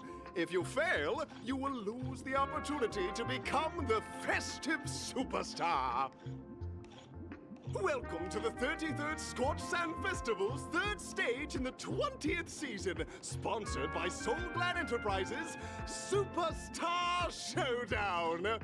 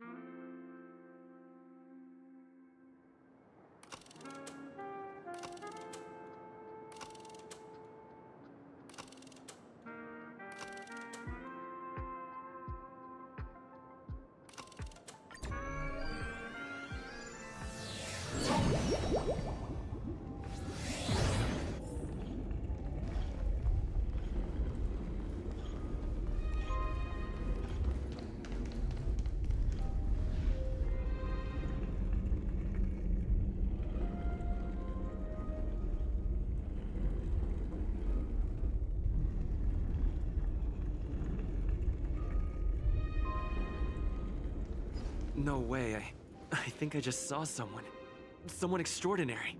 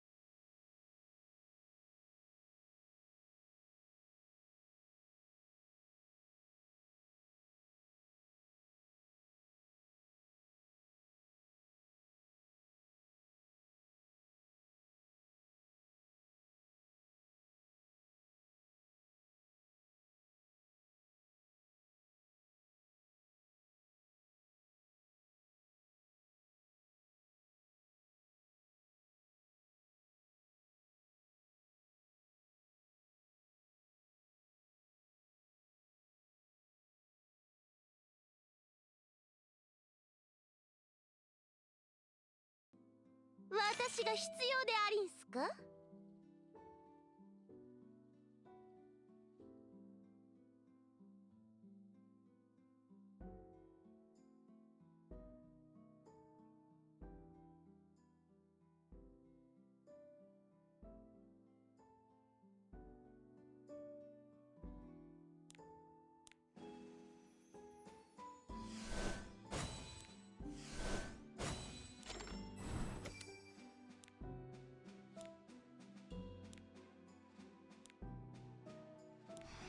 ？Why don't you test your luck? I'll see you later.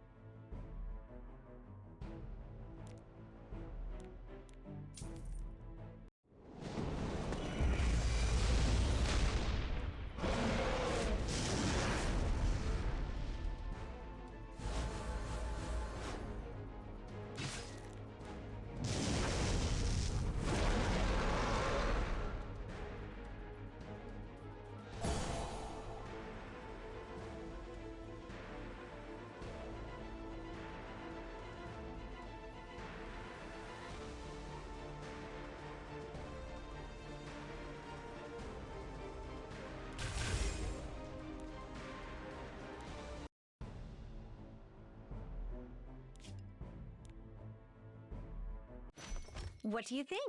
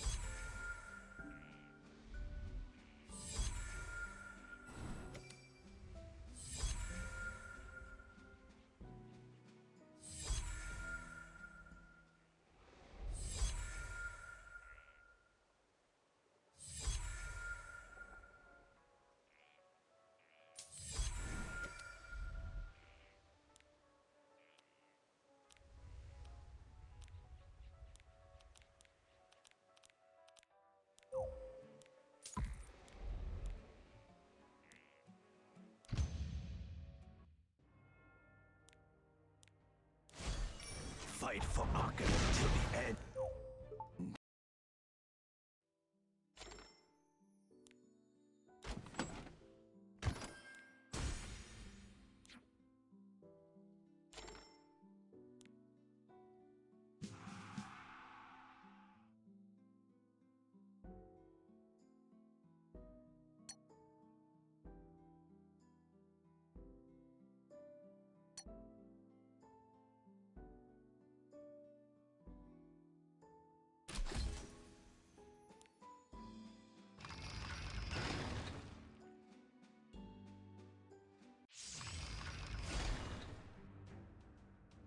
Come, I'll take your Not life.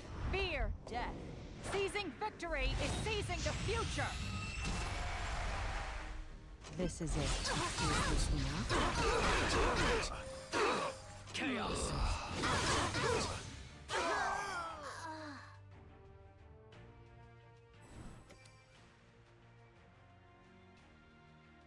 I will show you greater death.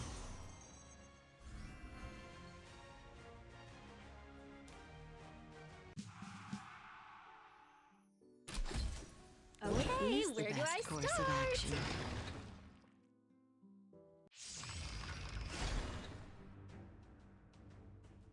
Feel my sword. Focus. Dark Blade!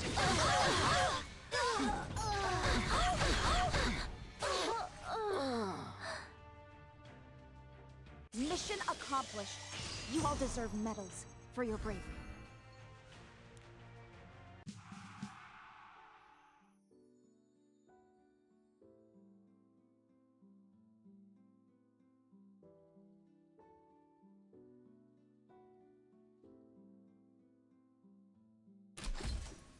Obey As you command. if you wish to live.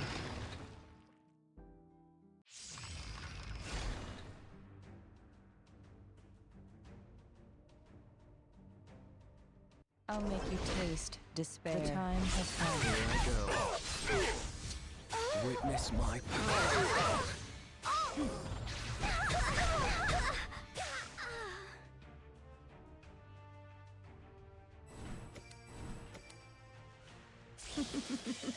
Felicia will continue to thrive.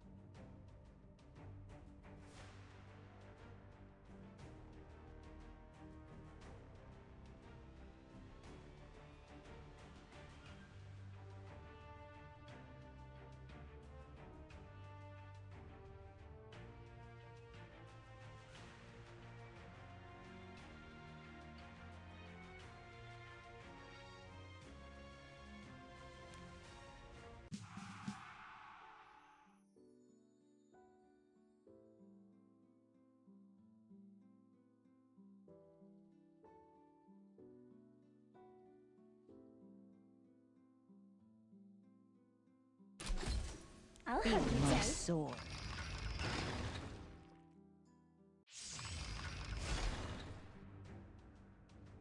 Come, I'll take your life. Focus. Chaos!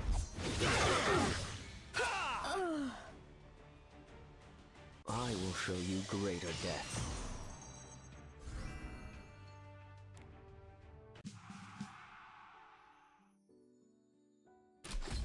Must I keep fighting?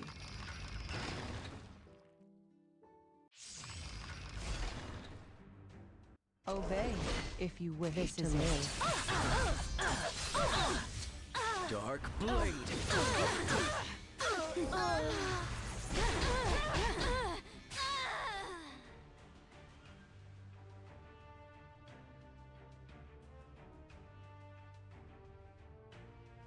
I will show you greater death.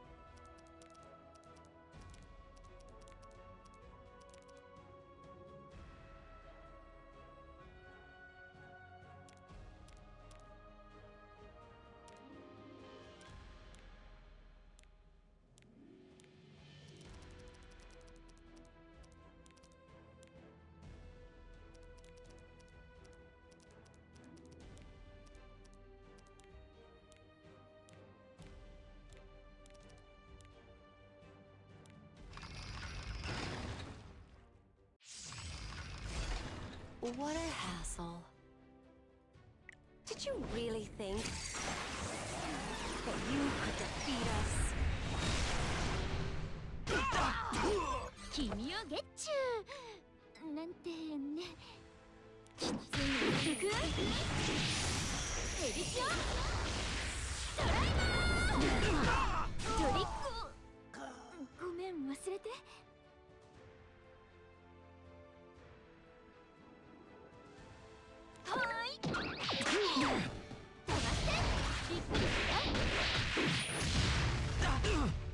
Who are you people? This ill-fated relationship between us ends here.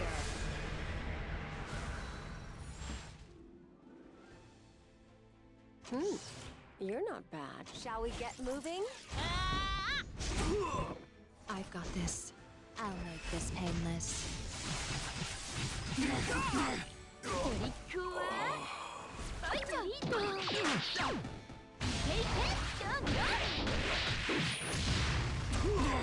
Gather together. Answer my call.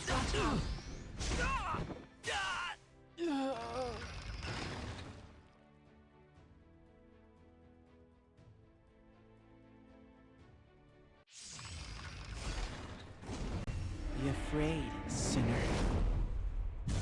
Fear my judgment. Teach me.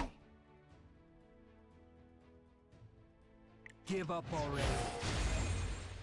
You'll lose no matter what. I'm by your side. I swear.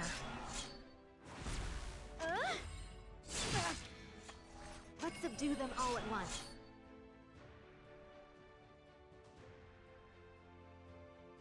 I'd like to return now. I'm putting an end to this. I'll be your opponent. Chaos! We earned this victory. I'm proud.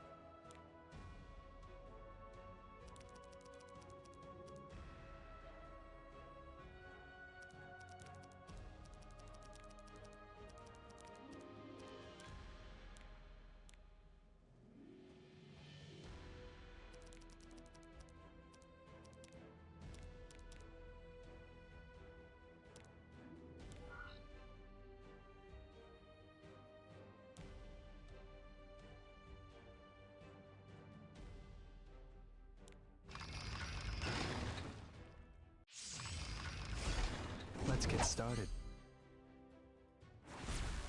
Remain focused, or you're destined to lose. I'll face you.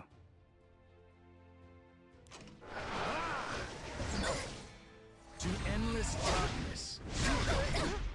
I won't go easy on you. Funny Harumi.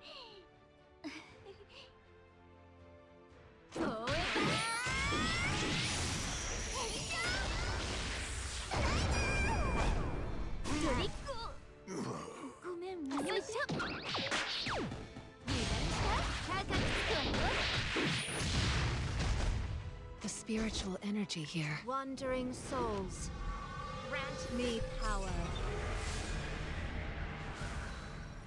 Take my power from the cracks of despair. The buds of hope sprout forth. Now, it's my turn. Help me. It's too late to back out now. This is what you get for ruining my vacation. Be careful.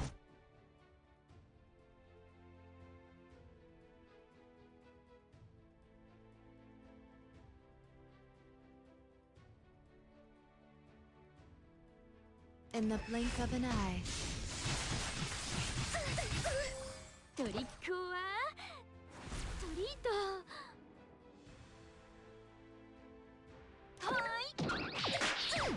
Let's start with something light.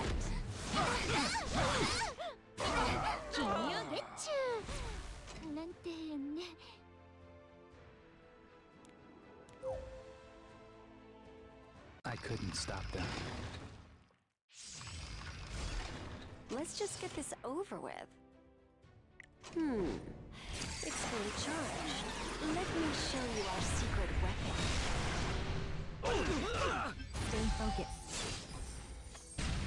May I help you? I didn't think they'd follow us all the way Way here. too hot, humid, and noisy here. I never did like the sea.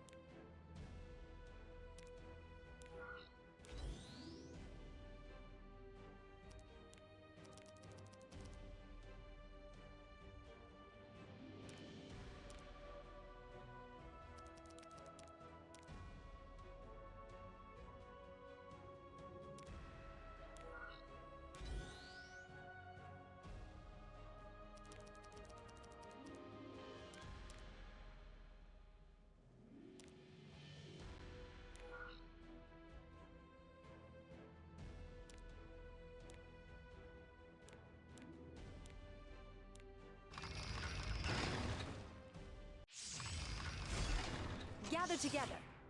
Let me make this clear. You're in over your head. It's time to bloom. Let's subdue them all at once. Huh? I swear. I won't miss. Rain down, sword of flowers.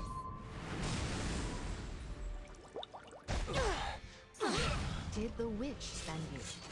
Me, the witch? No, the witch is you.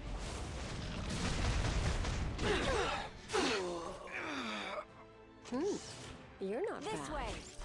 By the order of the sword. May I help you? Stay alert, no matter the foe. I swear. What a hassle. I trust you. You're not ready. Did I hold you up too long?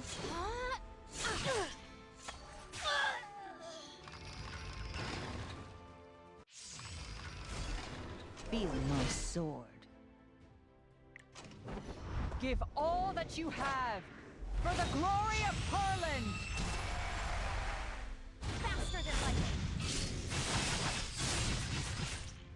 I'll make you taste despair.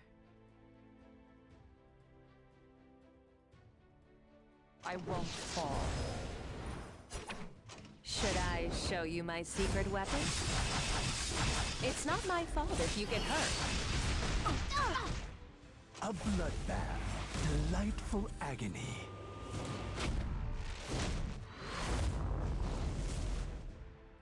I made it in the nick of time. Don't ever ignore the power of someone with something to protect. Come, I'll take your life. Focus. Sounds good. You lack discipline. Deal with it. Northern wind, grant us strength. Your torment excites me. Bang.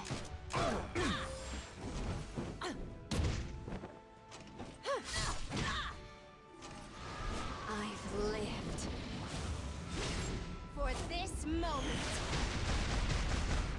I'll make you taste despair. The time has come. Rookie.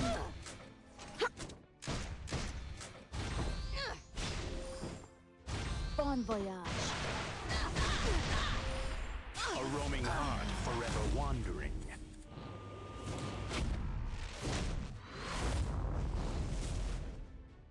A true knight picks their battles wisely. Obey if you wish to live. I'll make you kneel before me.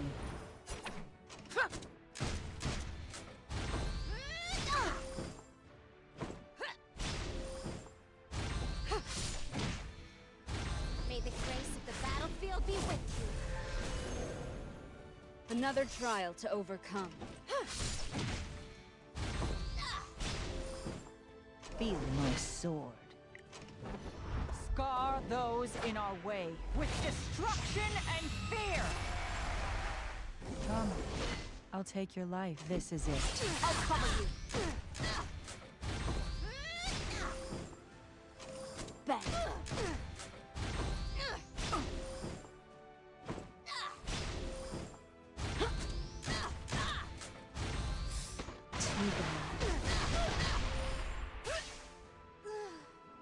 It's only natural that I'd win.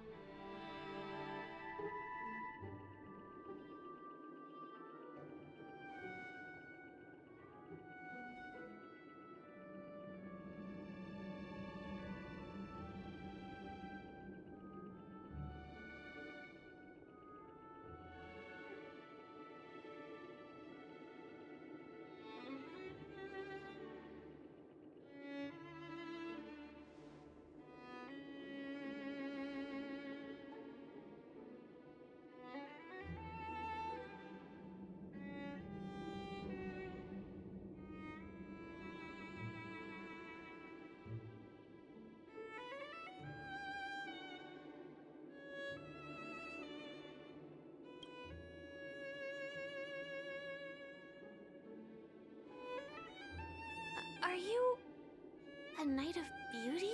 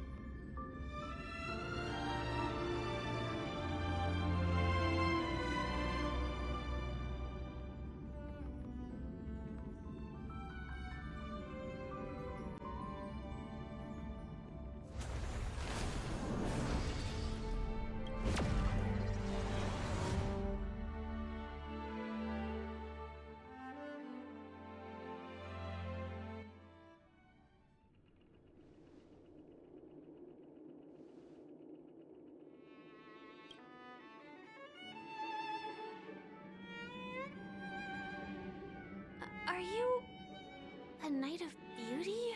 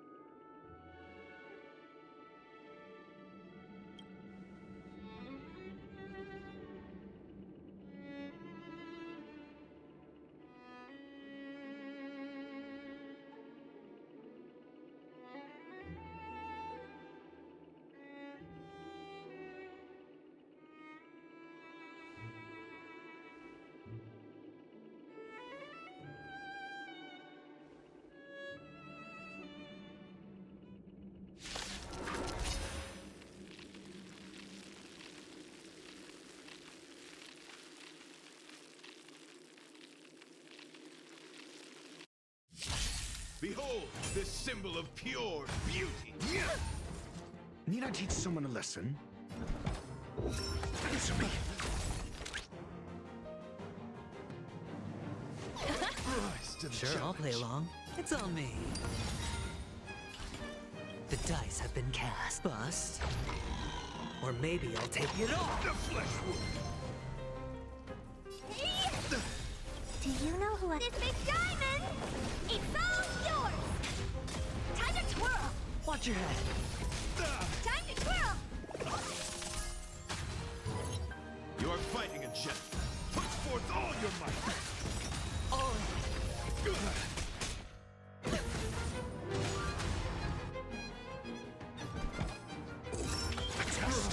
Judge. 0 points. The market is unpredictable. Right! Investing in victory means playing the long game!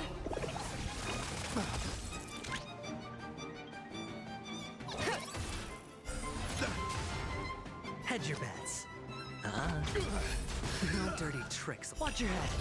The flesh will confess. The dice have been bust. Or maybe I'll take it off. Oh.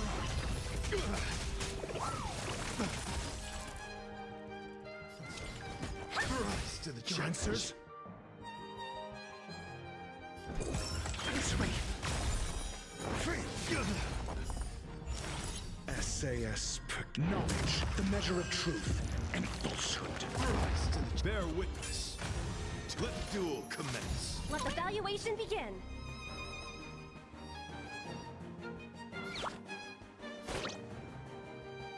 Liquidation! 0 points. The flesh wound. The flesh wound.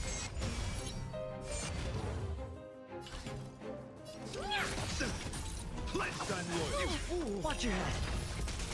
Put forth all your might. No dirty trick. Oh.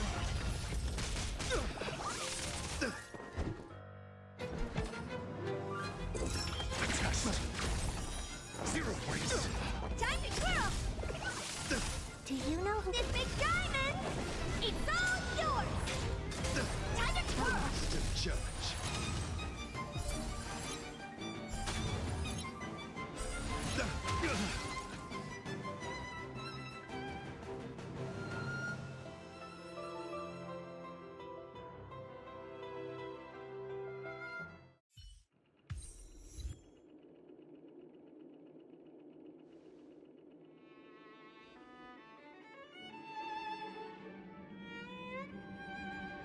We don't have much time.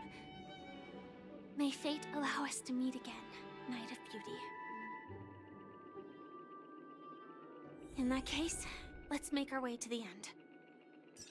Penacony's really thronging with talent. I hope we make it in time.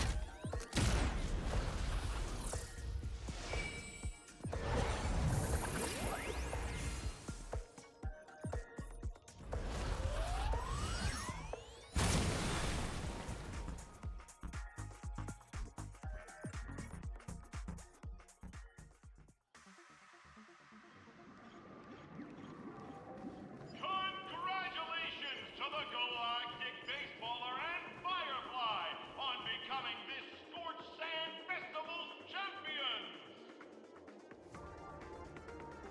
We look forward to their amazing entrance in the Charmony Festival! Let's give a round of applause to our aspiring young guests!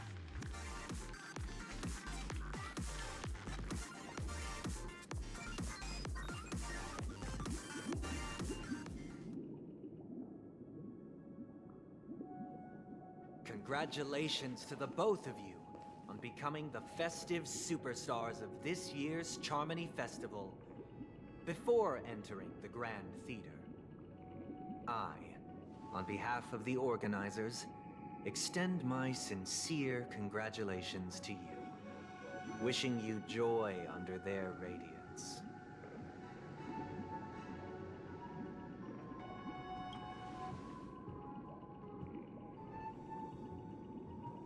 As previously promised, my sister, Mr. Yang, and I have met with the Dream Master.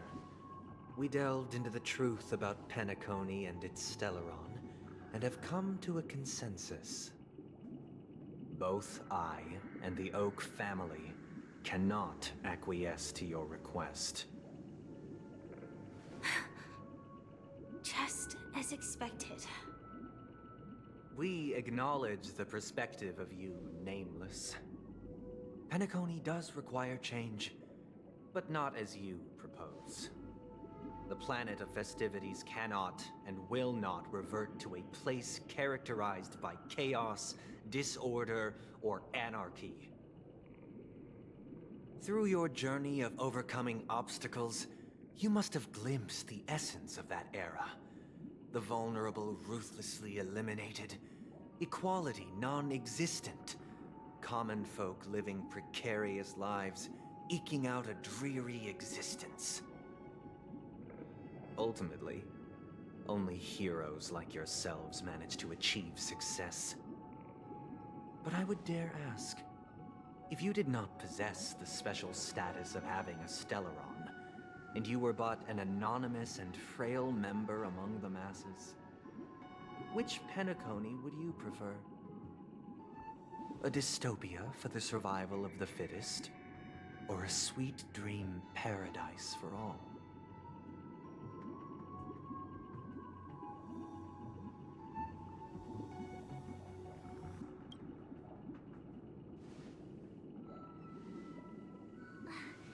That's not the point! Don't let him mislead you! Mr. Sunday, even if the members of the Oak family can't fully agree on what to do about the Stellaron, now's not exactly the time to be holding an extensive discourse about Penacony's past and future, is it? The Stellaron issue concerns the life and death of everyone on Penacony. If anyone has a better suggestion, the crew is more than willing to listen. Also, it'd be best to tell us the ins and outs of that meeting. This way, we'll at least know what Welt and Ms. Robin are dealing with, and the reason why they failed to make our appointment. Ah, Navigator. That is precisely my intention. With all present, let's begin by discussing the details of that meeting. Let's talk about our tribulations and choices, our ideals and beliefs, and our final course of action. The only path to take.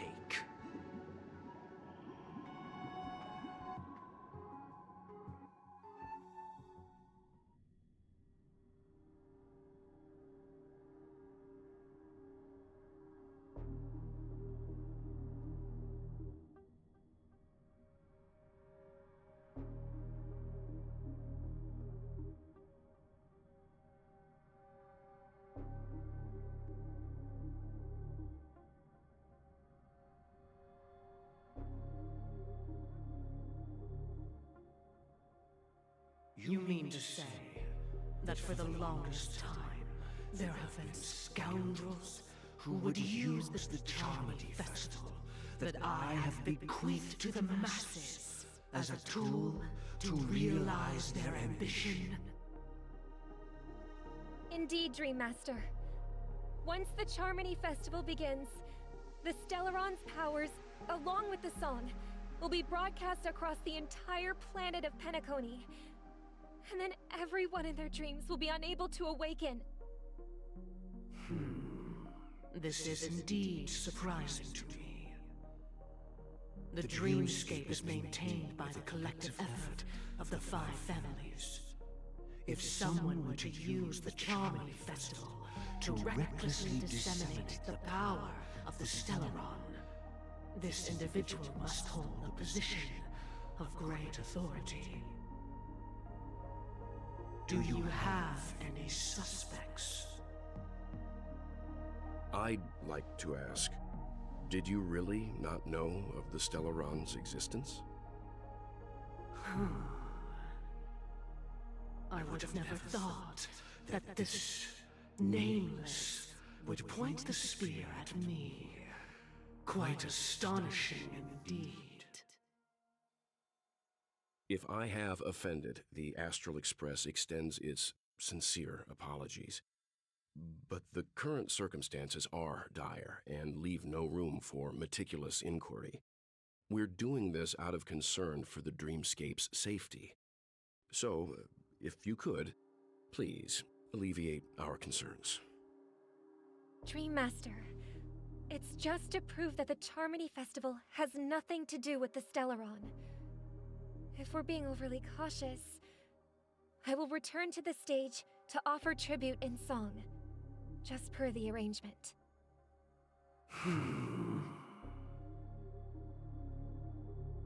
Sunday, Robin, I've watched you two grow up and know your dispositions like the back of my hand. Both of you, right now, can surely be lauded as their most devout advocates. I already know your resolve. The magnitude of this matter is enormous and cannot be taken lightly.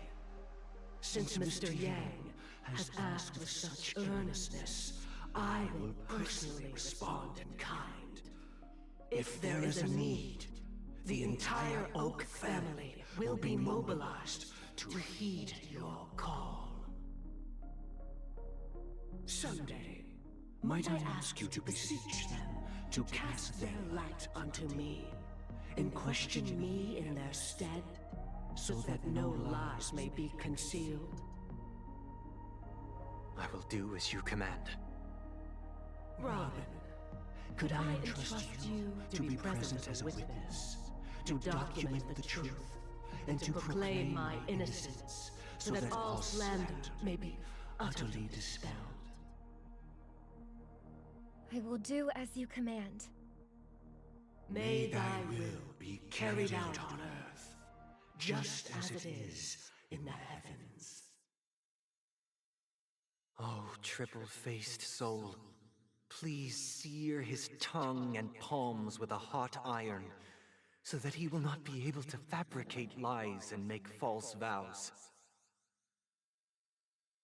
Let us begin. There is nothing else to prepare. Understood. Question. Have you devoted your life to your god, never worshipping other gods? Naturally. Do you love your god as you do yourself, always heeding their admonishments? Naturally. Have you strayed from the path expected by your god, betraying their name? Never. Have you ever been inordinate with your asks of your god, coveting more than the foundation of the creation itself? Never. Then, a final question. Do you swear to fulfill all vows, past, present, and future?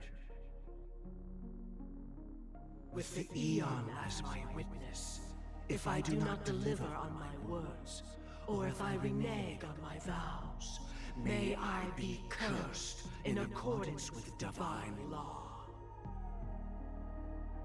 They have seen your faith, and have endorsed your faith. With this, it can be evidenced... Just a moment. What is it, Mr. Yang? I have another question I hope to have answered.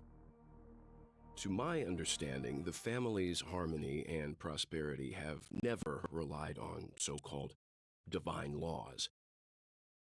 The god you both mentioned, are they truly Shipe? Mr. Yang should know that those belonging to the family toil together as if they were kin, embracing solidarity and unity under their light. All duplicity is laid bare before the harmony. Such a delicate and complex symphony. Which other god could perfectly harmonize this, if not for the great one, Shipe? Perfectly harmonize. Therein lies the problem. It isn't an outsider lurking in the shadows who changed the harmony, but a dissonance that has surreptitiously emerged from within this very symphony itself. In the distant past, there existed an Eon. With one flick of the wrist, they crafted the laws of the cosmos. Their followers formed the Beyond the Sky Choir, spreading solemn and reverent hymns throughout the universe. Later, they fell. The route traversed by this Eon clashed with the harmony, ultimately being absorbed and fused into it. The chorus that once reverberated across worlds fell silent, and when it echoed anew, it was transformed into the hymn of harmony. Though an Eon may perish, paths with no masters still linger. In the all-forgiving harmony, echoes of bygone dissonance may subtly arise. Mr. Yang,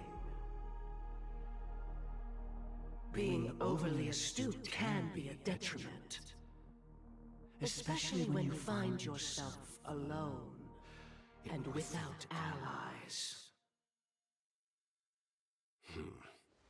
So this is how it is. For the sake of our grand cause, Sunday, please afford these two an opportunity to rest. What?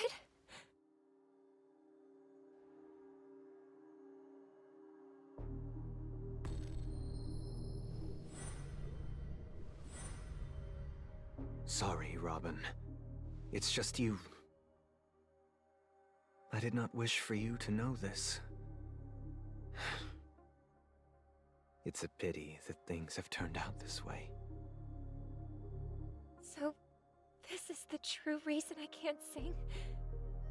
The shadow that envelops Penacony is actually... We were never children of the Harmony. Our ideal paradise could not have been crafted by Shipe. True bliss can only be guaranteed by the one who transcends the many. Within the foundation of law, humanity establishes civilization, and through harmony, we obtain order.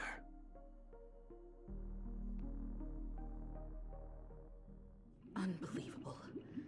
To think that there would be remnants of the Order on Penacony.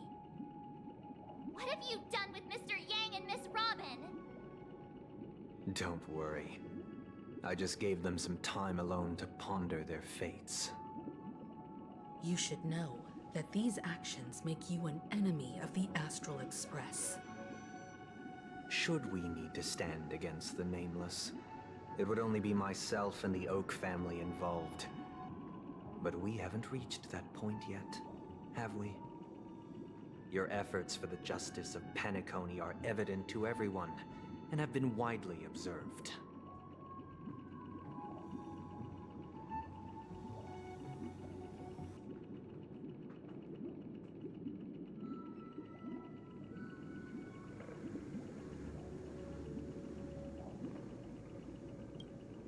Smart kid. You're just as sharp as the other one. If it is the Order that drove you to imprison Welt and Robin, and you're using them to coerce our compliance, then there'll be no point in entertaining any type of discussion. You're mistaken, Miss Himiko.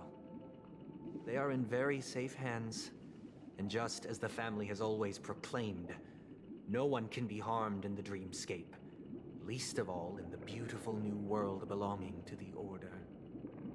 Penacony and the entire universe have witnessed far too much innocent bloodshed. The strong wield their blades against the weak, and the victors push the vanquished to the brink of life. Natural selection.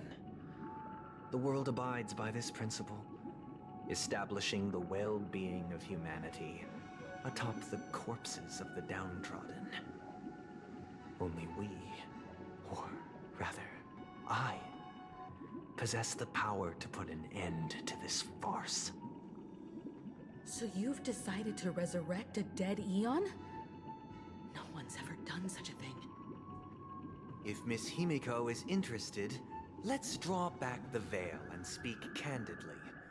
I've always firmly believed that people can understand one another through peaceful means.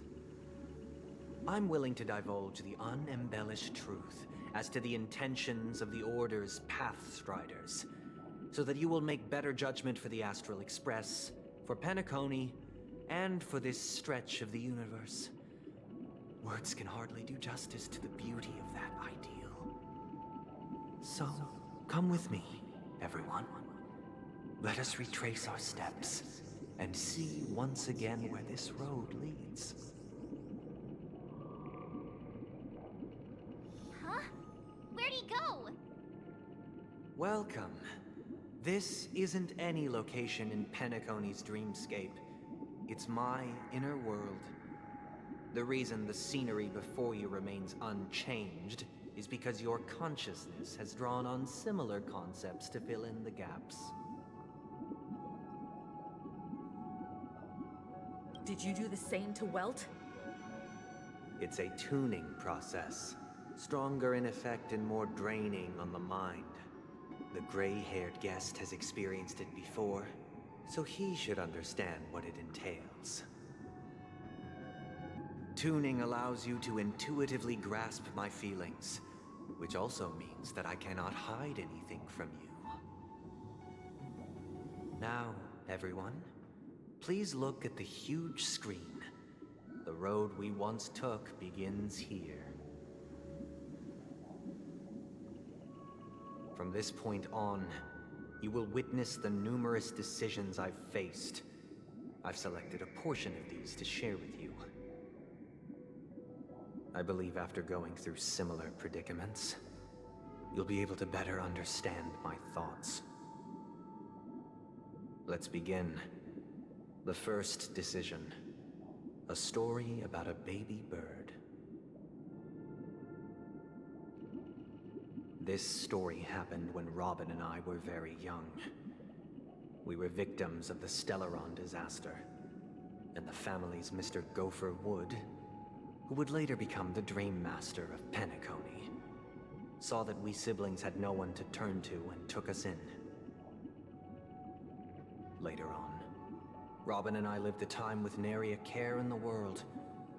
One day, after dinner, while my younger sister and I were lounging about in Mr. Gopher Wood's yard, we spotted a fledgling Charmony dove all on its own. That baby bird was tiny. It didn't even have all of its feathers, and it couldn't sing. When we found it, it was already on its last breath, having fallen into a shrub, probably abandoned by its parents. We decided to build a nest for it right there and then. However, thinking back, that winter was unusually cold, with fierce winds at night in the yard, not to mention the many poisonous bugs and wild beasts in the vicinity. It was clear that if we left the fledgling in the yard, it stood no chance of surviving until spring. So, I suggested we take it inside, place it on the shelf by the window, and asked the adults to fashion a cage for it. We decided that when it regained its strength enough to spread its wings, we would release it back into the wild. The tragic part, something that we'd never considered, was that this bird's fate had already been determined long before this moment. Its destiny was determined by our momentary whim. Now, I pass the power of choice to you all. Faced with this situation, what choice would you make? Stick to the original plan, and build a nest with soft net where the Charmony dove fell. Or build a cage for it, and feed it, giving it the utmost care from within the warmth of a home. I eagerly await your answer.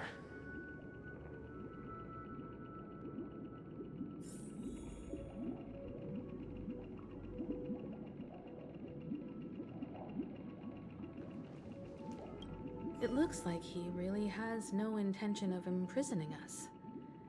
If it's just a quiz, I suppose it's fine to humor him. Back to the question. I would personally choose to build the little Charmony dove a cage. No special reason. I do think that a fledgling should have the right to fly into the sky. But if it can't even live to that point, then there's nothing to talk about to begin with.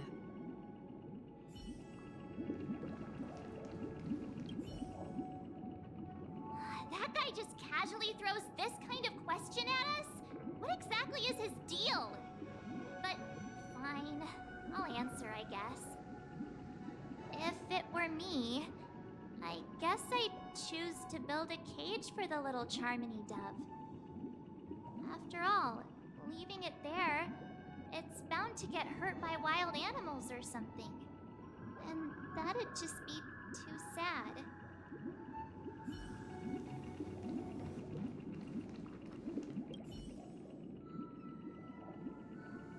I can't decipher his intentions right now, but based solely on that question, I would probably choose to build that dove a cage.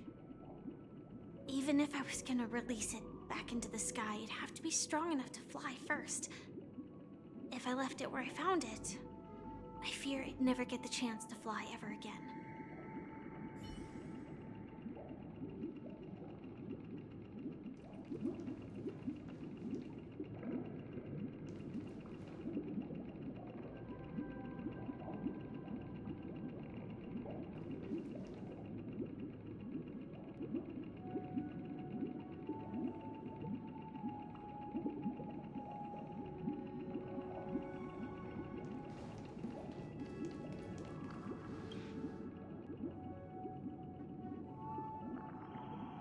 I'm happy to see that you made a choice similar to ours. If your mind is made up, let me reveal the outcome of this choice. We passionately nursed it back to health, preparing only the best food for it every day. We even preened its feathers. Later, on the day that Robin left Penacony, we opened the cage door and let it fly back into the sky. I watched it for a long while by the window, probably about 3 or so days. In those 3 long days, the little Charmony dove tried again and again to spread its wings to fly into the sky, but fell to the ground, only to keep trying. Finally, on the 137th attempt, it succeeded. But its attempt did not go perfectly. After flying unsteadily for a while, it fell to the ground, unable to grasp the direction of the air currents. The fall shattered its wings. It writhed helplessly in my embrace. But it was all for naught, finally succumbing to a painful demise.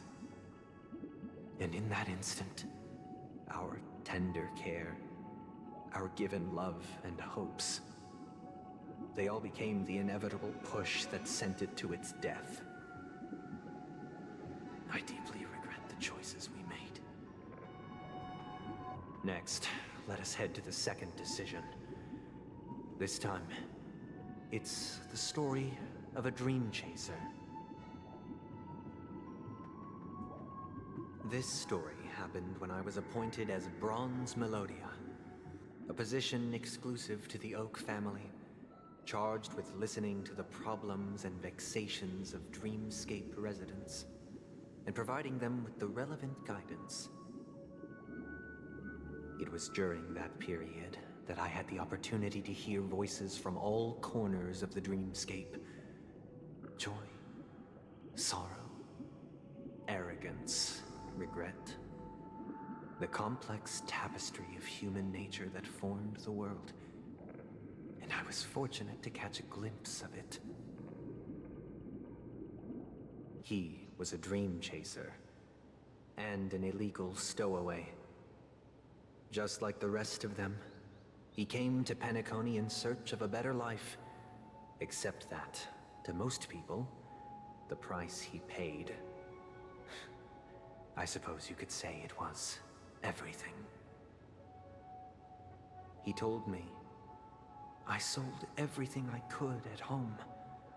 The house, the land, even his 2 children. He said he could not afford to raise them, and that at least they could eat if they lived as slaves. He had a plan in place. He would buy back his children once he had made his fortune, and enjoy Penacony's beautiful dream with them. Alas, his plan to smuggle himself was somewhat clumsy, and he was sniffed out by those pig-headed hounds. After hearing the Dream Chaser's story, I immediately appealed to the Bloodhound family to cease their pursuit. That way, at least he could live peacefully. But I was still too naive to the ways of the world. I did not anticipate that what I thought was a kind gesture would later lead to dire consequences. I'll tell you the outcome soon. For now, I'd like you all to make a choice. Will you do as I did, and try to convince the Bloodhound family to stop their pursuit, so that the Dream Chaser may live peacefully and realize his wishes? Or will you remain silent, leaving him to languish while the hounds are hot on his heels, until his inevitable judgment arrives? I look forward to everyone's decisions. Who knows? Perhaps they might even alter the outcome of this tragedy.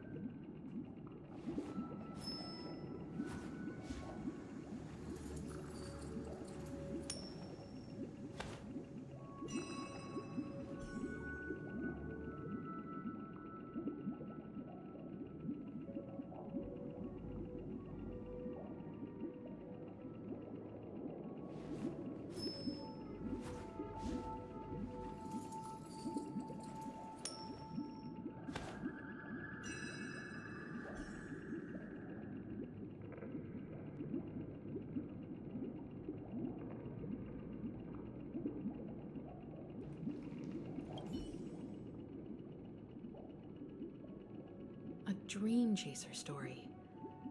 If I acted out of kindness, I would probably ask the Bloodhounds to stop their pursuit and lend him a hand. But what cruel repercussion would this choice result in?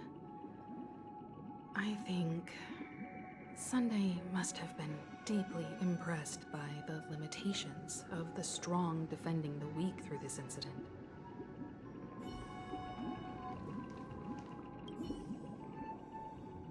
This question... Surely it has some connection to the baby bird story. And this connection is precisely the breakthrough Sunday aims to use to persuade us. I'd probably choose to ask the Bloodhounds to cease their pursuit.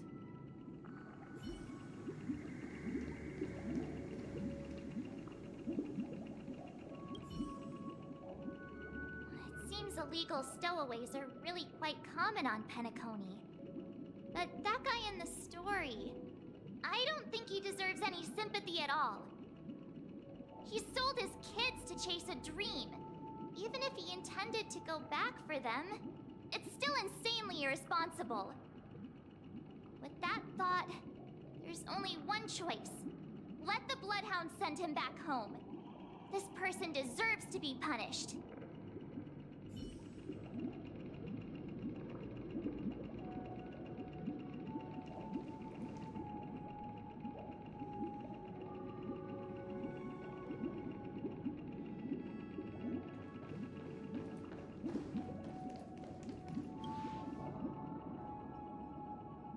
I'm honored to witness you arriving at the same decision.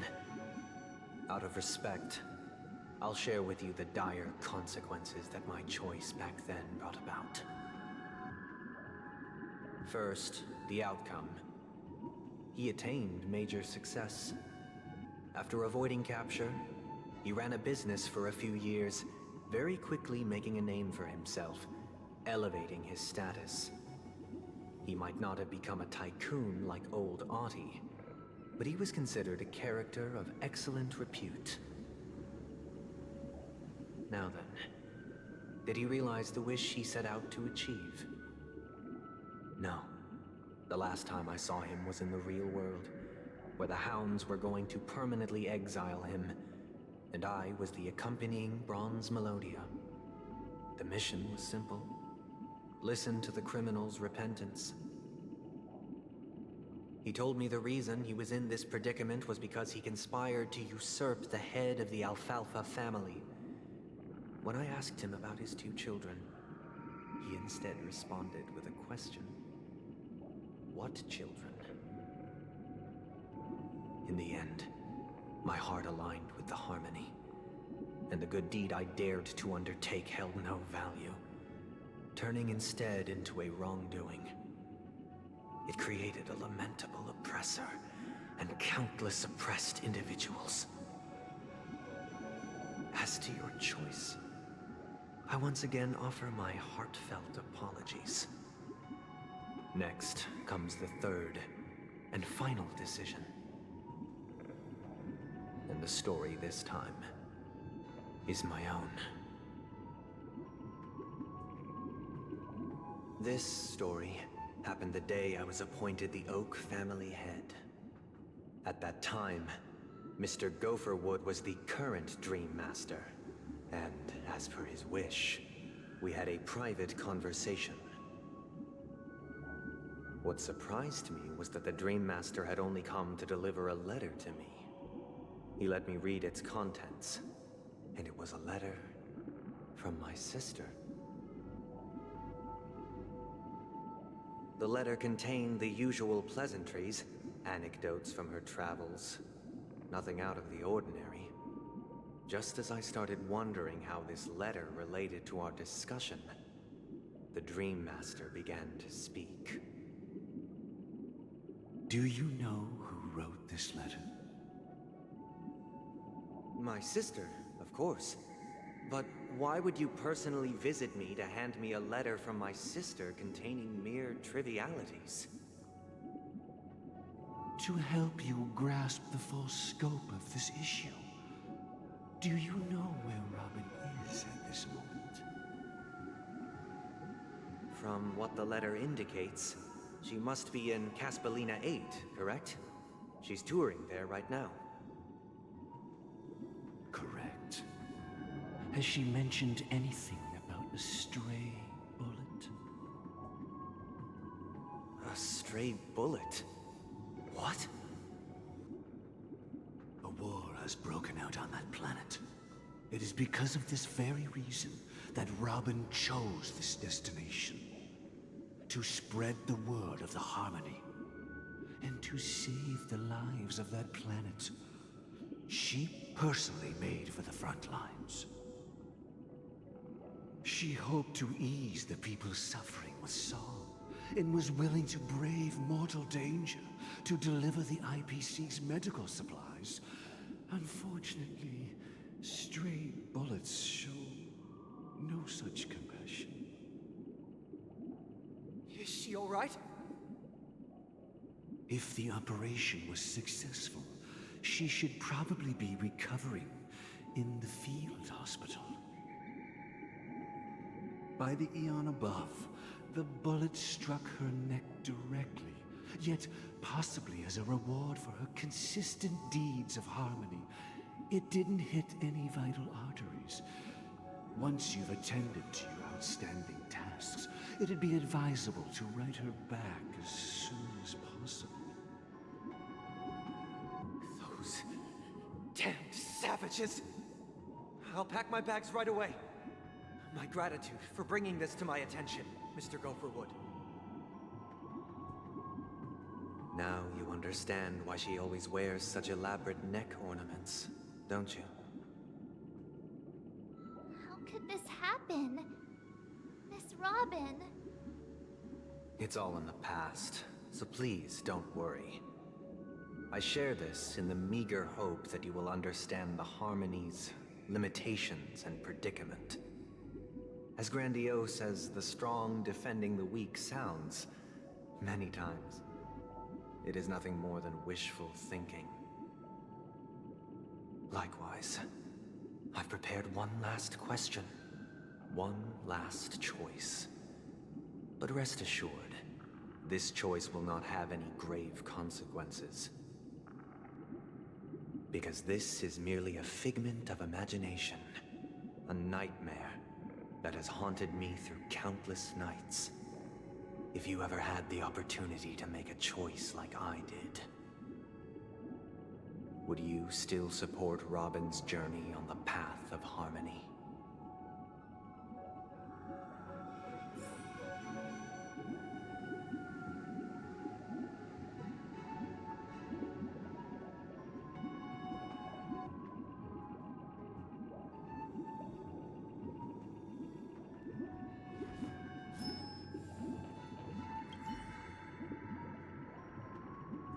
I often feel like I've dreamt of similar scenes on certain nights.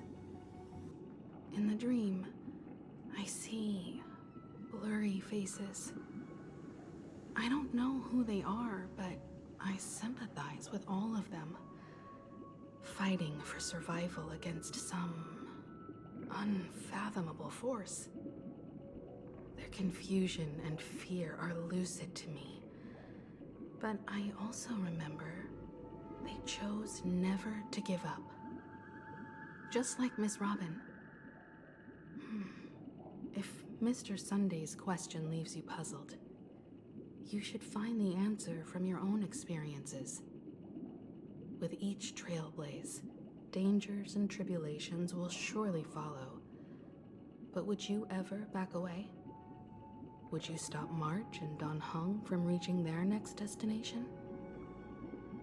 I believe you have an answer of your own in your heart.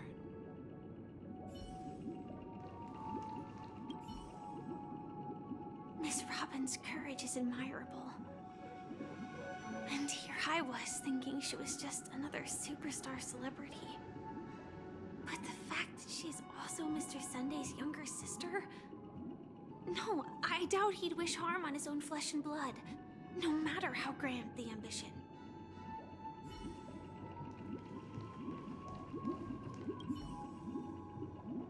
I can't believe that happened to Miss Robin.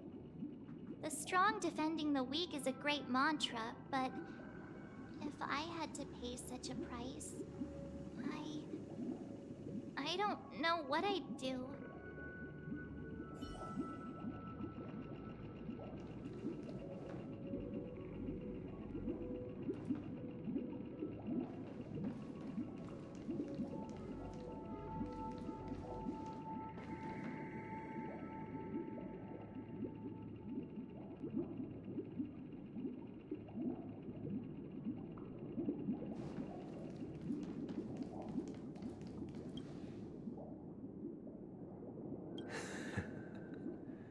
I see. I am now aware of everyone's stances. Raising these questions merely serves to illustrate one point. The plight of Penacony cannot be salvaged by the Harmony. The true foundation for a sweet dream paradise can only be established through the Order, where the strong govern the weak. I know the suffering of being tormented, the turmoil of losing your way, how sorrow and even despair set in when matters don't work out. All of this causes me unending pain, because this is not what happiness is at all. We must teach the weak how to live a happy life. And this life isn't some noble propriety that the upper crust preaches, but in definitive terms, a way of survival that belongs to everyone. So what is your definition of living a happy life? Good question. Human consciousness is fundamentally an illusion, a cage known as self-worth. People lured in by this illusion make mistakes, yet still ask that external influences bear the burden. When one mistake after the next permeates the masses, they become impossible to trace. Thus, the amassing of these individual cages culminate to form a prison, a place dictated only by the rule of survival of the fittest. Nature is always accompanied by predation and sacrifice. Its antithesis is known as order. That is what I want to do. Unite people's happiness under the banner of order. They won't need to make bitter choices any longer, nor face the weaknesses of humanity. They can cast aside their primal instincts to build a haven for mankind. Simply describing thoughts is far too abstract, so allow me to provide a simple example. As you all may know, there are societal norms like weekends and long weekends that exist on some worlds. During these hard-earned rest days, people are given the chance to extricate themselves from the stresses of everyday life, allowing a certain tranquility to return to their souls. And it is only on these days that people do not have to adhere to the law where the strong prey on the weak. They can live out their lives happily during these brief intermissions. It's just a pity that 2 or 3 days are still too fleeting compared to the span of a lifetime. From where I stand, society's ideal system should be 7 rest days. Following Sunday, there should ensue a second, a third, and indeed an infinite procession of Sundays. This should be the face of the new world. Idyllic, eternal, peaceful days. And thus, every person can return to their base selves in this utopia. Some gaze in reverence at the stars, pouring their whole beings into calculating the distance between us and the isolated world of Pagana. Meanwhile, some seek refuge in quiet corners, holding one another, unencumbered by the chains of unwelcome obligations. There would be no need to bear the hardships of reality. Only in this way can humanity face the inevitable end with the purest of spirit, living a life of dignity. This is what it is to live in bliss.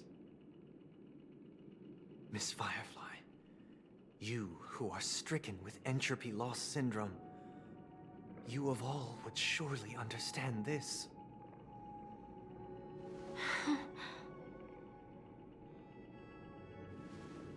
It sounds like a flawless theory.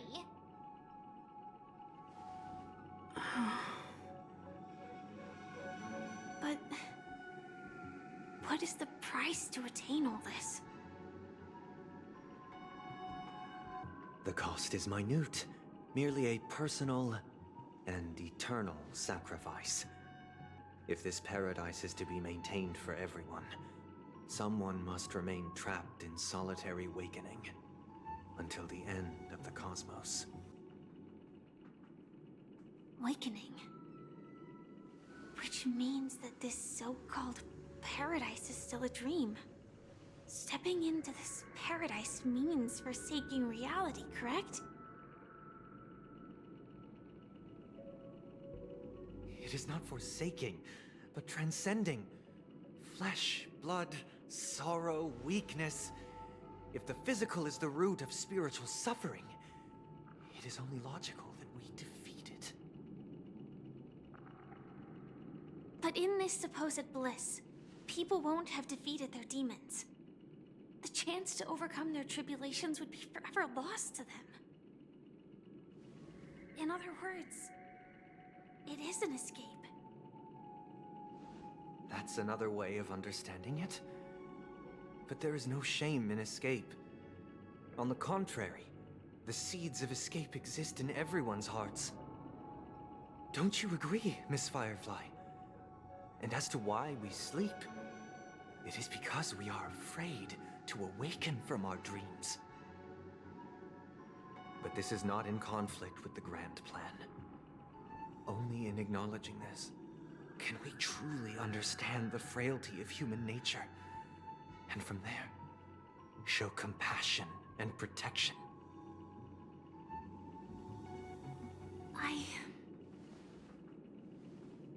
I admit that you are a born leader.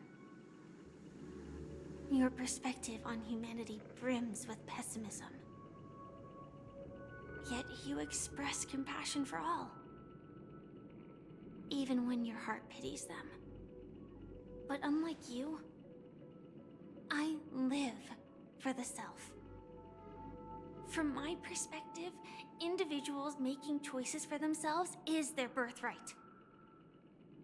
The want to escape may be innate in the weak. But whether they are weak or not, it is not up to another to decide. Perhaps in your mind, you also view me as weak?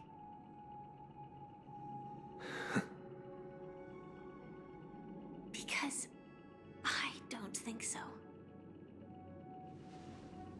Since Miss Firefly has said her piece, the Astral Express will also naturally give you our answer. We'll leave it to you. Just as Mr. McHale instructed before. Tell him our choice.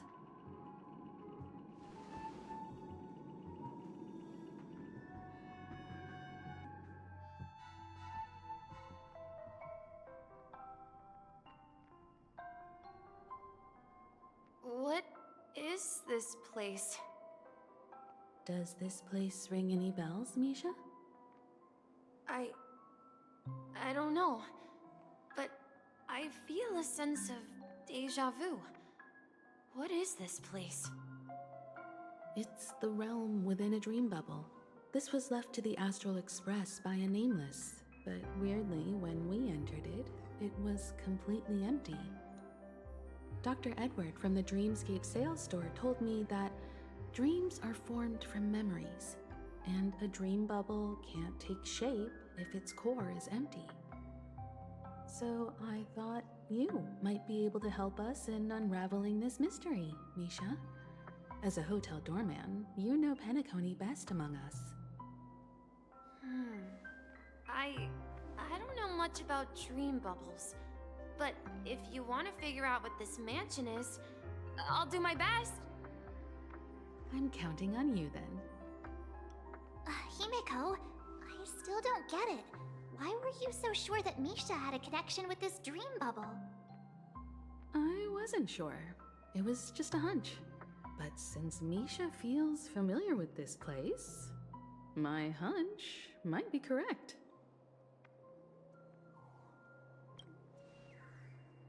Exactly. This is where you and Firefly encountered death, which we now know as dormancy. Considering its connection to Dreamflux Reef, it's not surprising it appeared here. The question now is, who brought you here? Based on the clues we have so far, it's unlikely to be that masked fool. So identifying them is crucial to us. We're drawing closer to the truth once more. Let's give Misha some time, as I believe he'll unveil the secret of this dream bubble. Alright, but there are doors all over the place. Which one should we choose? Do you have any idea, Misha? I guess... maybe this way?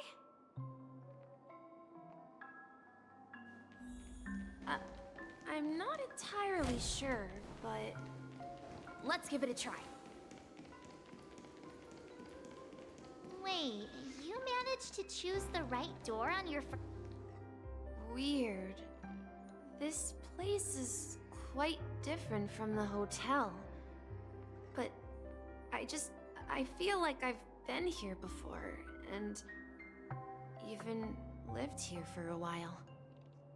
If I remember correctly, there should be a fireplace down that hallway. Clocky and I used to sit by the fire, listening to the crackling of firewood. And the room on the other side was the toy room. I loved spreading out all the toys from the box on the floor and making up stories for each of them. Hold on. This doesn't make sense.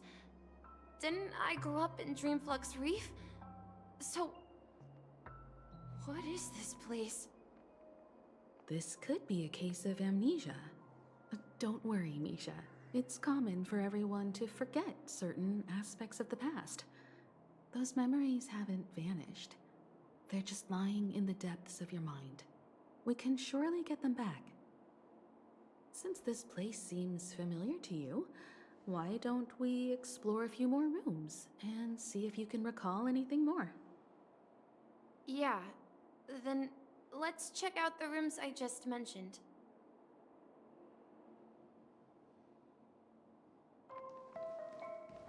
Tick-tock. Tick-tock.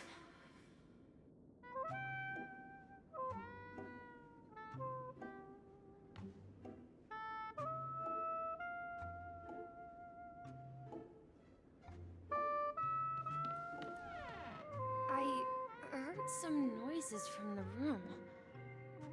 Origami Bird? That's a friend of mine. You and Origami Bird are friends? Yeah. It's a member of the Compass crew, just like Clocky and Miss Mirror. And there's more than just one Origami Bird. They are a big family with lots of brothers and sisters who look the same. They follow Miss Mirror's orders and handle all sorts of jobs on the ship. They're the best sailors. Sailors? Can origami birds be sailors? Could you tell us more about the compass, Misha? The Compass is a ship bound for the New World. Clocky and his partners travel through layers of fog to the depths of the sea. Whenever there is danger, Clocky will use a compass and guide the ship in the right direction. That's a great story.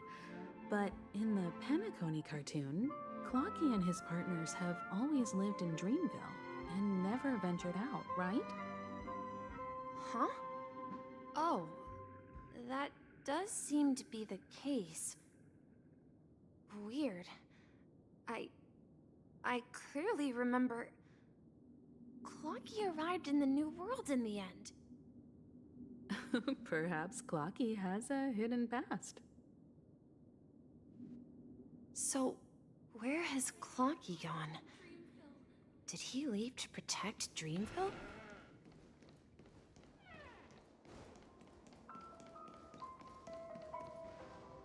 Mikhail, that's the name. Now we all know him as the Watchmaker. So, who is he talking to? Do you know anything about it, Misha? I'm sorry. I don't know much about the Watchmaker. But, Mikhail... Anything special about that name? Mikhail is Grandpa's name. Grandpa? Do you mean you're the Watchmaker's grandson? But we haven't heard anything about the Watchmaker having descendants. And the name Mikhail is not rare. Perhaps it's merely a coincidence. Could you tell us more about your grandpa, Mikhail? Yeah, sure. He was a seafarer who fearlessly ventured into mysterious seas and storms. He was always on the sea and had lots of friends who accompanied him on his travels. He didn't want me to call him Grandpa because that would make him sound old. He believed he was still young. The name Mikhail was given to him by his parents, Mihaly and Elise, both renowned seafarers. Every time he came back, he'd share his logbook with me and tell me about his adventures at sea. I want to become a great adventurer, just like him. It appears that the Seafarer has nothing to do with the Watchmaker. So, perhaps it's just a coincidence? So, where is your grandpa now? He went off on a new journey, and it's been quite a while since I last saw him. I think I hear the sound of water. You once mentioned there's a magnificent fountain up ahead.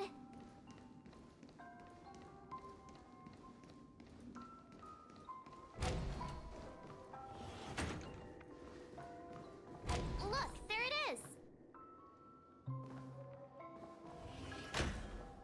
The water resembles a precious jewel, embedded in the dreams of all seafarers. Every time I gaze at the shimmering lights beneath the waves, it feels as though I'm back in this place, standing by your side.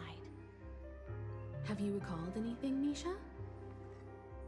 Yeah, I saw these sentences in Grandpa's logbook. He used to say that despite the perils of the sea, whenever he stood on the deck in the afternoon, overlooking the sparkling waves, he would think of this fountain in front of his house. He often said that those moments felt like returning to his family's side, and the difficulties at sea didn't seem quite as challenging. You know, I quite understand such sentiments.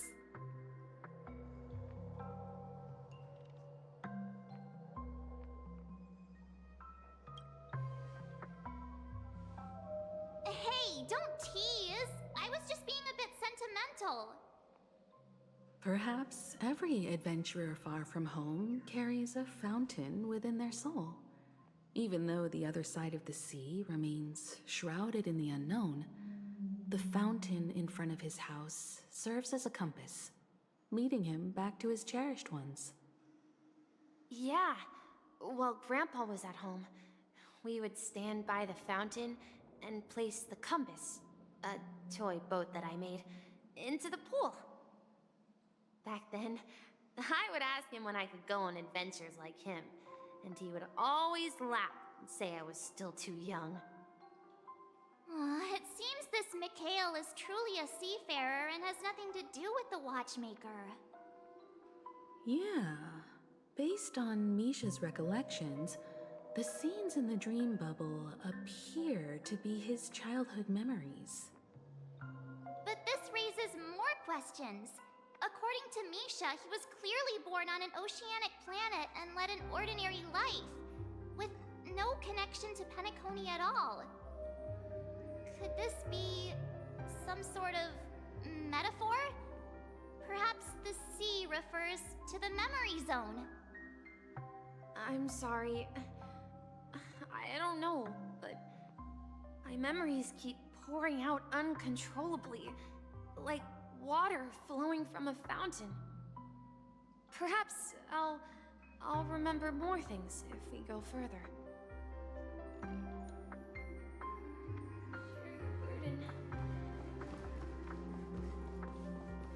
We're going to the opposite side, right? No, we should turn left here.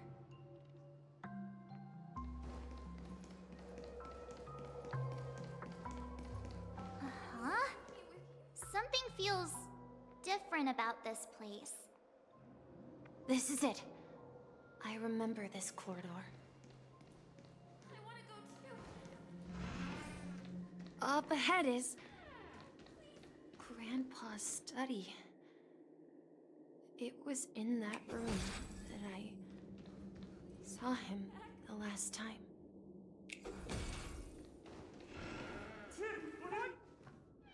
The atmosphere in this room feels totally different.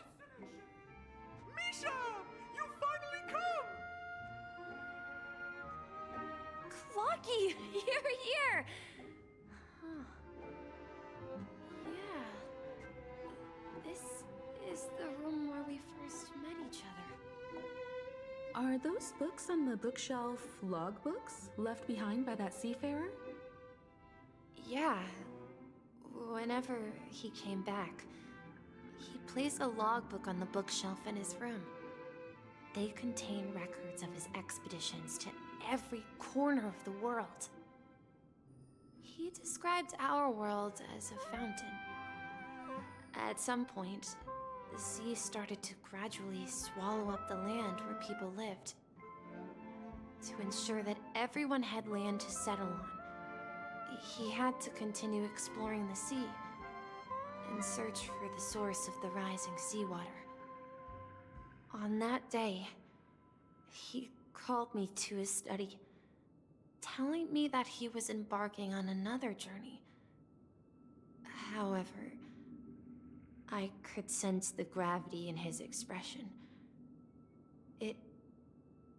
It was the same look I had seen on my father's face before his final voyage. I asked him if I could go with him, but he said that my adventure lay elsewhere, and told me to stay home, and patiently await a certain sound at the door. What sound? He told me about a vast ocean in the sky, an ocean of stars. He spoke of a train that transports children with a desire to venture far away, traversing the sea of stars without ever stopping. He said that he knew the crew on the train, and that he had asked them to take me along. He said the journey I had always dreamed of would start there. A train? Could it be? It's the Astral Express. I remember now. Grandpa's friends are a group of nameless who came to this world to resolve a disaster caused by a star. Then, he gave his pocket watch to me. It was his cherished treasure, appearing in every one of his adventure tales. He explained that difficult times were ahead, but assured me that the watch would guide me. He said, as long as I kept moving forward, I'd eventually reach my desired destination. And then, it was as if I heard the distant sound of a train whistle, echoing throughout the room. Exactly, Misha! And then we followed that whistle, didn't we? Yeah. I think I can still find the way we took back then.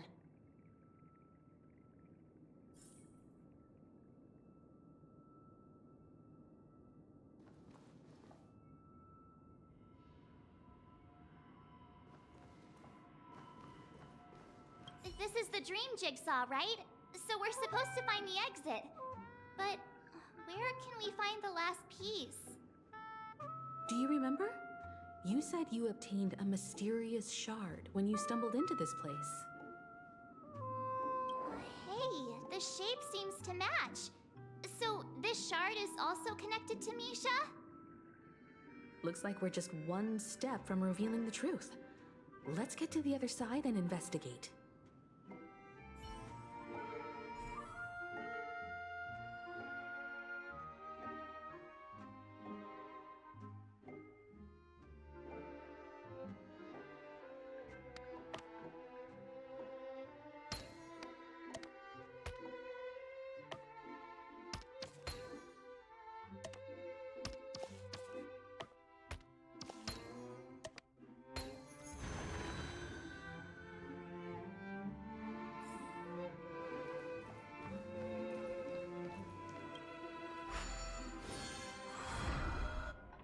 This is it. This is my room of clocks. While I spent my time waiting for Grandpa to return from his voyage, Walter gave me this workshop, and it became my secret base. Here, I learned how to repair clockworking gears out of my fondness of precision mechanics. In my dreams, I was the captain of the compass, embarking on adventures with my companions, Clocky and Miss Mirror, in search of the new world. I was born and raised here. So, this building in the dream bubble is your childhood home? Yes, but not exactly. To be more precise, this dream bubble itself is my home. Looks like you've remembered everything now. Wait. Why does it feel like everyone else knows something I don't?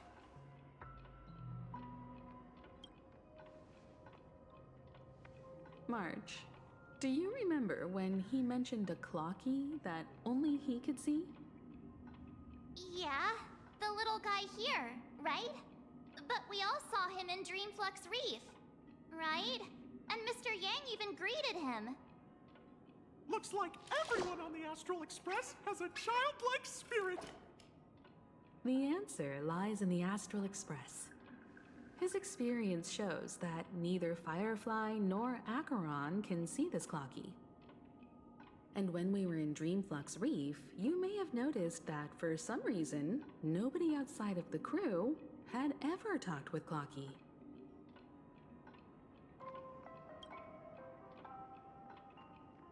A mimetic life that can only be seen by a select few.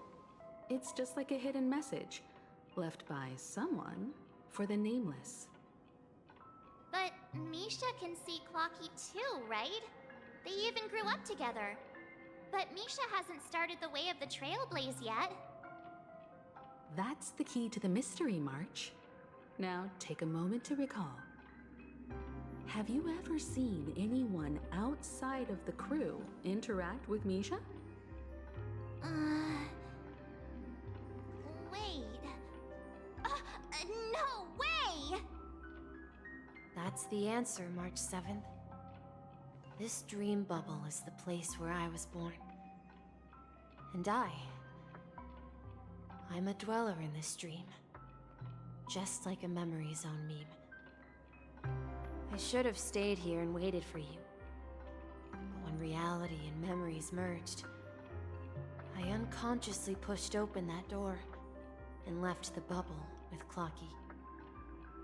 So it's not that the Watchmaker's dream bubble is empty, but rather the stuff inside ran away? And the whistle you heard was the sound of the Express arriving at Penacony? That's one way to see it, but I believe there's a longer story behind all this. It's best for Misha himself to explain all the details. How about we start with your name? Now, should we call you Misha, or...? Thank you all for helping me rediscover my true self. Now, please allow me to reintroduce myself. I was born on Lushaka, in the Presmere system, adopted by seafarers Mikhail and Char. They gave me a treasure, a name that carried their hopes. Mikhail Char Legwork, or simply Misha. If you prefer, you can call me by a more familiar name, the Watchmaker. So, you're the Watchmaker himself? Unfortunately, that legendary figure is no more. I am only a reflection of his life. As for the child who has been with you, he's the innocent protagonist of Misha's childhood dream. A friend of Clocky, a young apprentice, and a future mechanic on the Express. And this also marks the beginning of his journey, devoted to the Trailblaze. At the end of the journey, I left this little flame, which I so cherished, in my deepest dreams, hoping to pass it on to the nameless of future generations. However, he somehow left the dream bubble and forgot all about his task. I apologize for all the confusion this caused. Because he was born with a desire to trailblaze, wasn't he? I don't think Misha has forgotten his role as a guide. He remembered it, and that's why he mistakenly appeared as a hotel doorman in his dream from the very beginning. The one who brought our unconscious friend here must have been Misha. If that's the case, we encountered the Watchmaker's legacy from the beginning, didn't we? Well, I have a sarcastic friend who says I always take big detours and end up back where I started. Perhaps that's what every nameless has to go through. But in the end, you found me. I'm sure you're all wondering what my legacy is. I believe my hound has mentioned the Stellaron and my wealth. If I may apologize, the Stellaron part is real. As for my wealth, however, it's nothing more than a baseless rumor. I left my homeland as a child and embarked on the journey of Trailblaze. I traveled to various planets until finally reaching Asdana, where my friends and I built the original Penacony and fought for its future ever since. I've been moving forward all my life, doing what I could to overcome the obstacles in my path. But ultimately, my journey reached its end, and I left behind no possessions worth entrusting. So, if you ask what's left within this worn-out train engine that can be called a legacy, I suppose it's the things that are still burning in the engine's furnace. Now that you're well aware of the current situation of Penacony, I certainly hope that you'll help me get this world back on track.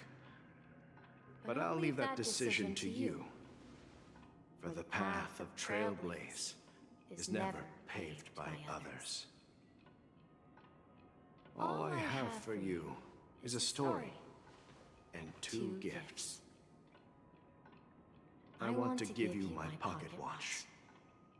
It has accompanied me throughout my long journey, guiding that naive child forward and has been blessed with the presence of so many great people up to this day. And my hat, too. The one who navigated for me placed it on my head and planted a fanciful thought in my mind. The trailblazing expedition will never end. Now, it's time for you to make your choice. Once you've made up your mind, open that door and enter the long dream of an old man.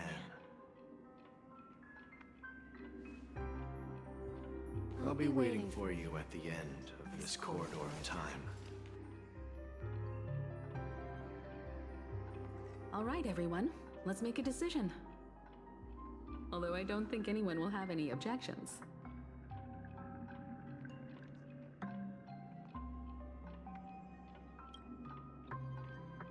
Of course.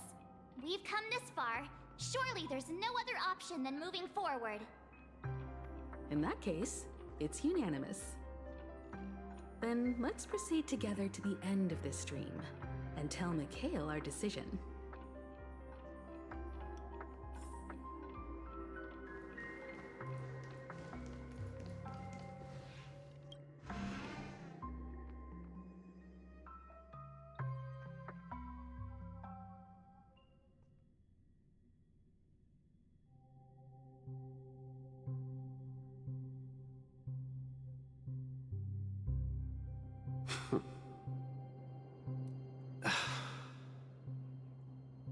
Mikhail, where are you going?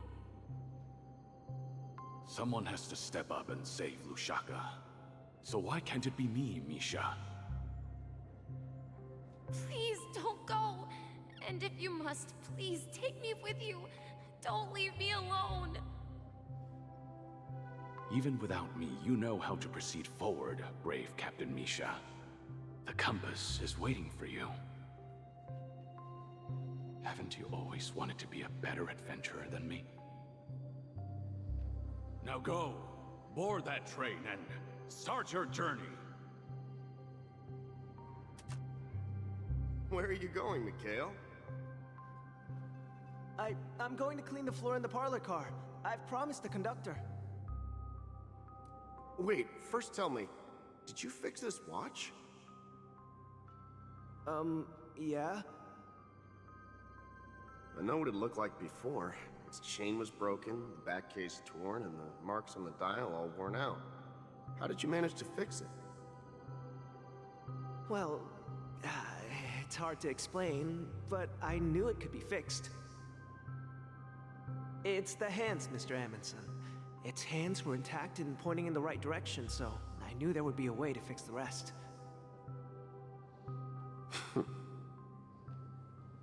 I see. You'll work with me from now on. Haven't you always wanted to tinker with this train?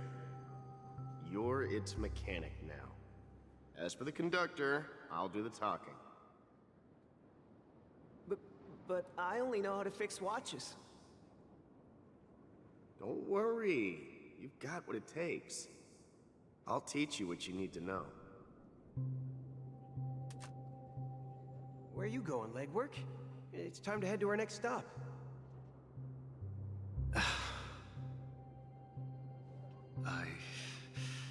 I'm staying in Astana with Rosalina and Tiernan. I see. This place reminds you of home. The people of Astana have only achieved a tiny victory, and still have a long way to go towards true freedom. Hanunu needs us. Don't worry, not all journeys lead to the stars. Even if I leave the Express, our path of Trailblaze will continue. Yeah. I knew you wouldn't stay on the Express forever. Leave in peace, my friend. And, take this with you. This is Mr. Amundsen's hat. But why? When he departed, he said he would leave it to his best student. Well, I suppose the time has come. Farewell, legwork. Take care of Tiernan and Rosalina. And don't forget to write to us.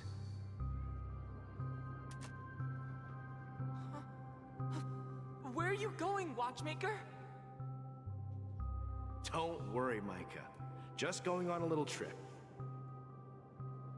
Someone has to be at the forefront of the interstellar frontier, and I'm the only former Nameless in Penacony. So why can't it be me? Because you're all we have! Have you forgotten about Tiernan? The cosmos is way more dangerous now. What will happen to Penacony if we lose you too?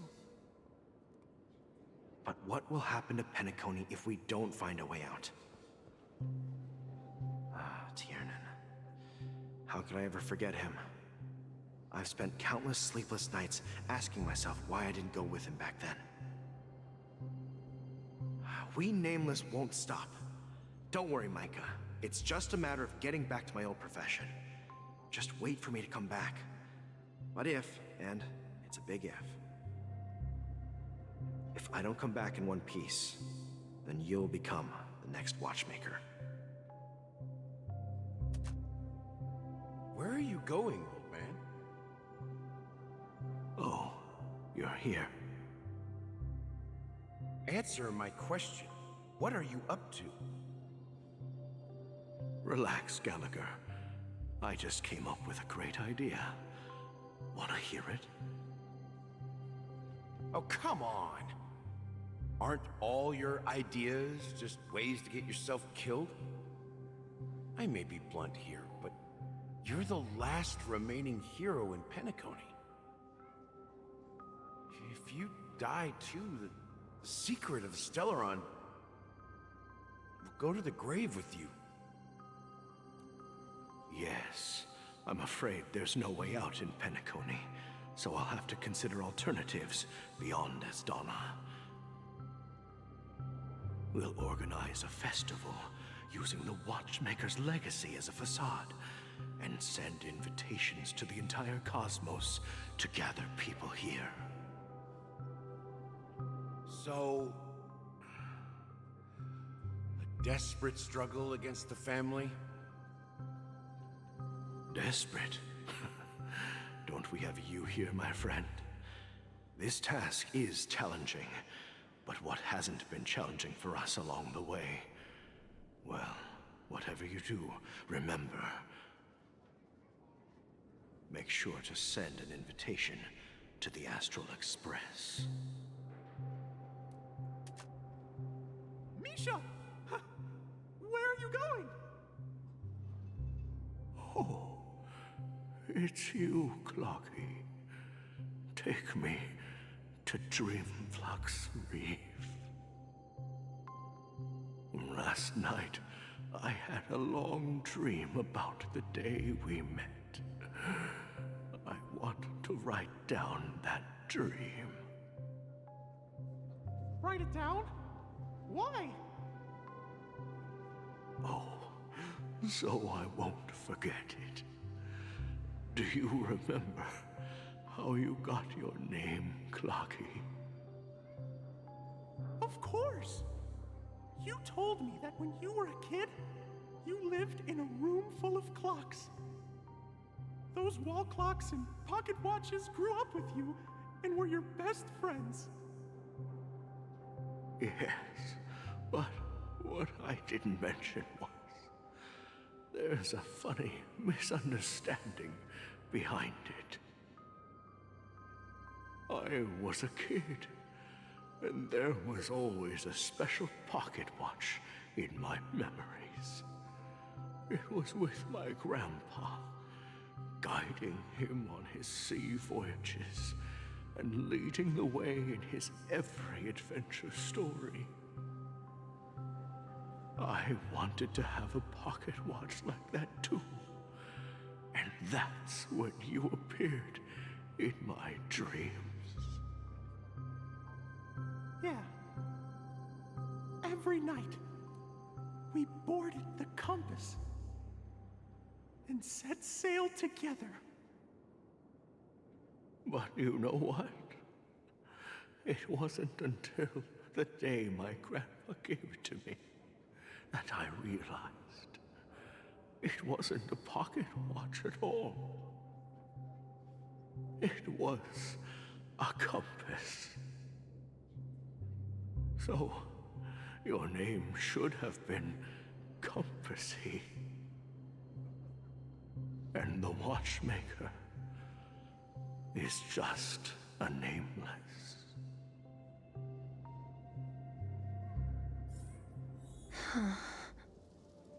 We've arrived at Dreamflux Reef. So, where to next? You know, Clocky, I don't think I'll be going anywhere else.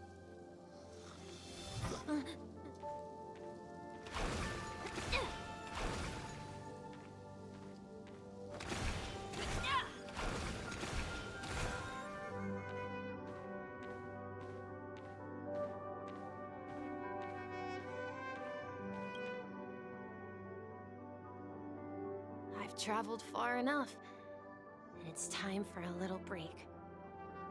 Oh. So, we'll set out again. When you're rested? No, I'll stay here. And then, this is where it ends. This is... where it ends? What do you mean, Misha? You told me that the trailblazing expedition would never end. Yeah, that's what I said. So now, it's up to you to decide your next destination. My next destination? What's that supposed to be? I've been following you. Misha? You're acting weird today. If you're feeling down, we can just do what we usually do. With the clockwork. No, I'm not feeling down. As for clockwork, yeah, it resolves all problems in this dream. So, do you know what clockwork actually is?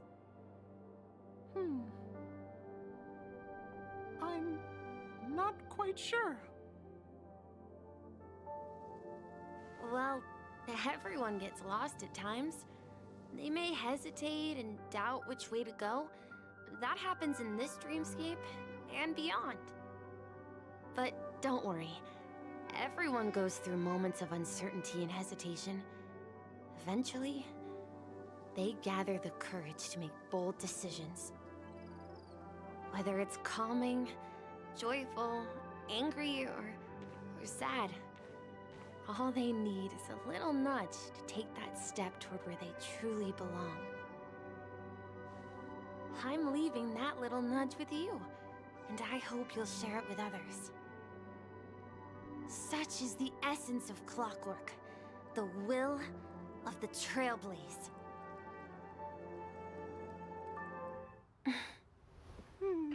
Clocky's hands spin around non-stop, indicating confusion, frustration, and weakness. But ultimately, people still need to move forward. Just like your hands, always pointing ahead. This is where my journey ends. From now on, it is your path to walk. Trailblazing means taking paths your predecessors forswore, and venturing even further. The Penacony in Mikhail's dreams does not belong to Order.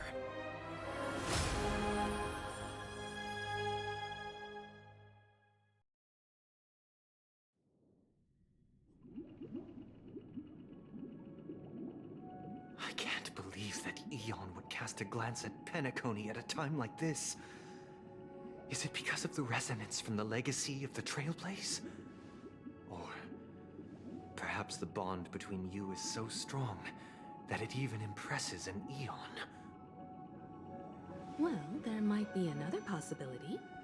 Perhaps they want to witness, on behalf of the fallen Eons, who will hold the future of Penacony. If that's the case, on behalf of the Dream Master of Penacony and the 107,336 members of the Oak family, I'm extending a formal invitation to all of you. I'm cordially inviting you all to the Penacony Grand Theater to participate in the upcoming Charmony Festival.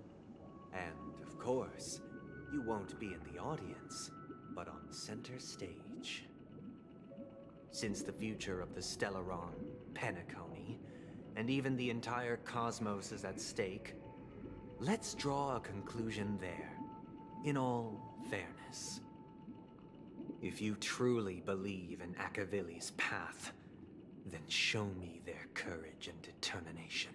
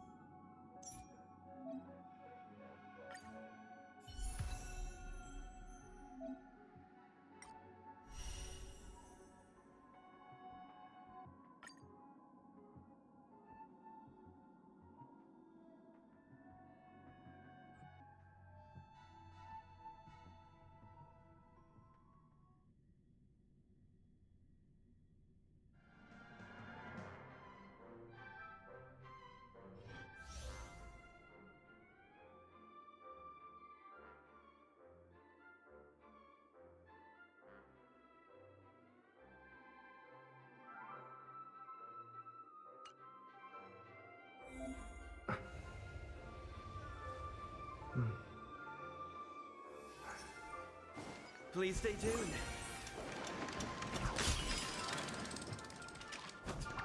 Ha! Please stay tuned. We need a strategy.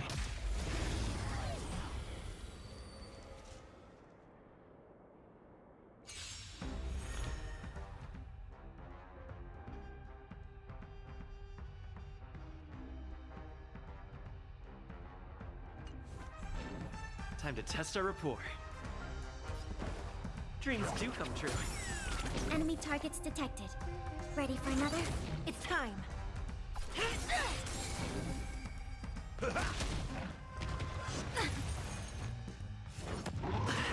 Confidence.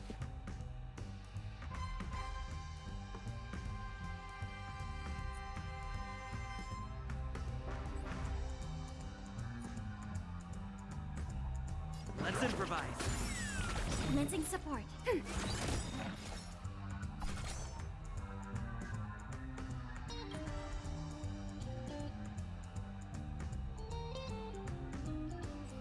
Enemy data secure. Net markers activated. Time for a good old counterattack.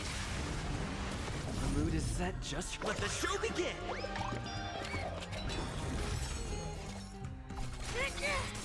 That's all you got? By the order of execute, the Mara struck!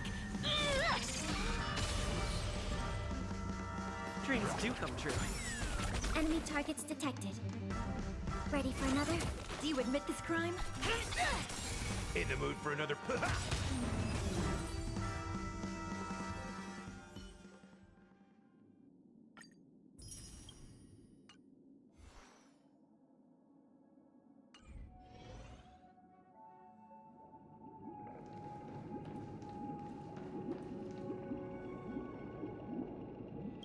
Does that mean he wants to fight us during the Charmony Festival? I'm afraid so.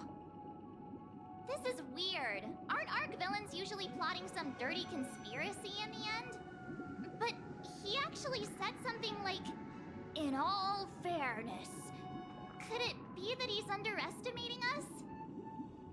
Well, in my opinion, Sunday is deeply committed to his own philosophy and genuinely wants to prove that the Order is right. I sensed a strong conviction and a desire for dominance in him. Maybe he won't accept the outcome unless he wins fair and square. That's why he'll give it his all in the upcoming battle. Yeah, you're right. We've even dealt with a Lord Ravager of the Destruction, so a follower of the Order won't be a big deal. Anyway, we can't leave the Stellaron unchecked. This is about trailblazing a bright future for Penacony and fulfilling Mikhail's and his predecessors' long-cherished wishes. Now that we've taken up the mantle, we can't afford to fail them. However, the same applies to the Order. Their plan didn't materialize overnight, and they have the profound collective consciousness of the planet of festivities behind them. A desire to dream, to slumber and escape reality. All those hidden emotions have given birth to the sweet dream of the Order. They've harnessed the will of an entire planet to create an Eon. This confrontation is far more complicated than a simple power struggle. To secure Penacony's future, fighting on the stage alone is not enough. What do you mean? Are you not coming with us? I believe Firefly is trying to say that she's heading off to another battle. Mm-hmm.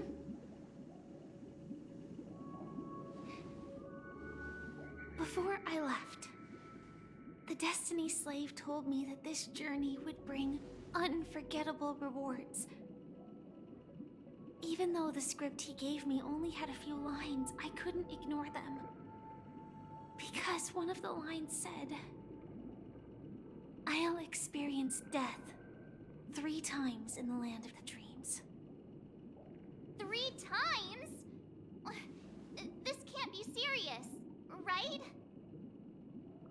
The first time was a painful death when I was stabbed by the Blade of Dormancy, which led to all subsequent events. The script will always come true, but in a way that will only be revealed when that page is turned.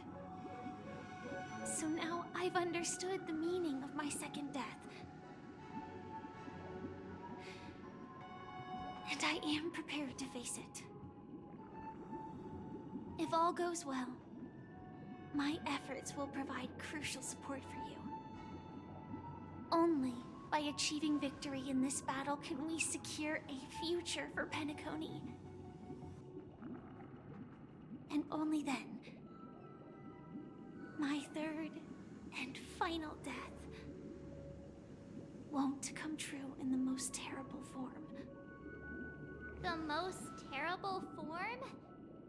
Does that mean...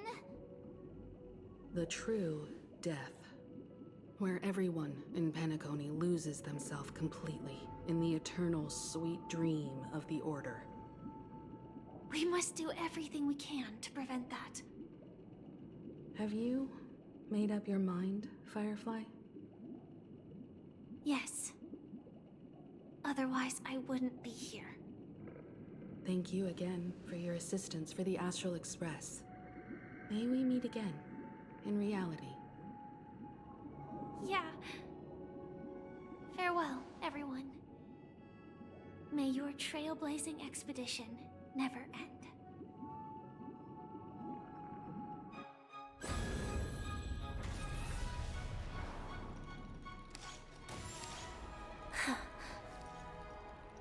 I dreamed of a scorched earth. Everyone, are you ready? A new shoot sprouted from the earth. It bloomed in the morning sun and whispered to me. Like fireflies to a flame, life begets death. May we meet again in reality.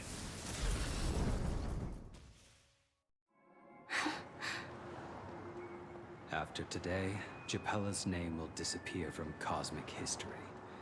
and the Everflame Mansion will take its place. In the not-too-distant future, you'll receive an invitation. That's your next stop. Land of the Dreams. Penacony. I hope you find whatever you seek there. Be it answers or salvation. You mean my 3 deaths? Silverwolf told me about it. It's such a shame that it's not part of my script. Well, I want to live. I'm never afraid of death. The opposite of death is eternal life, and that's something I'll never desire. People die, and I am no exception. Death is like a script, a fate that cannot be defied. But that's exactly why we have to choose where we want to rest forever. Do you exist just to perish? Are you not the same, Blade? The end you desire is not one dictated by others. If I were to die now, I would only be a weapon. I believe I should die as a human. Though its definition escapes me, isn't this the answer that ordinary people look for their whole lives? A name that can be carved onto their tombstone. The tombstone that belongs to me once bore the inscription, Glamoth's Iron Cavalry. Then it changed to Stellaron Hunter. But one day, it will bear the name Firefly. And all the brilliance she showed at the end of her life.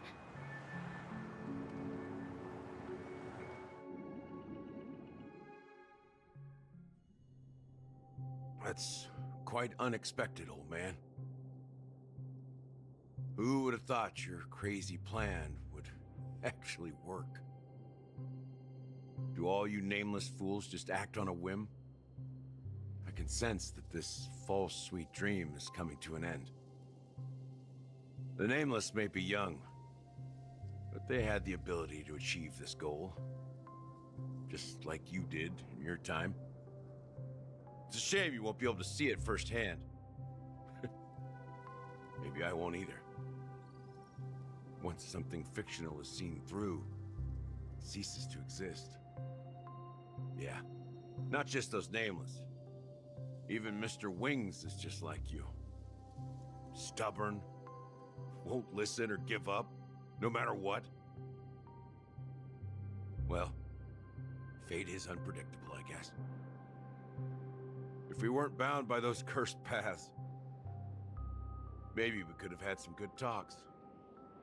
But in the end, we managed to do it. And now we can find solace. Remember how those idiots cursed us?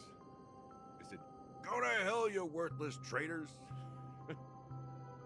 Well, I don't know if they really meant it, but if longing for freedom means going to hell, then I'll be joining you soon, you fool. Let's get together and have supper again in hell. Oh, I almost forgot. There's one more thing. Here's to you. A glass of hello and goodbye, Trailblazer. To the imperfect tomorrow.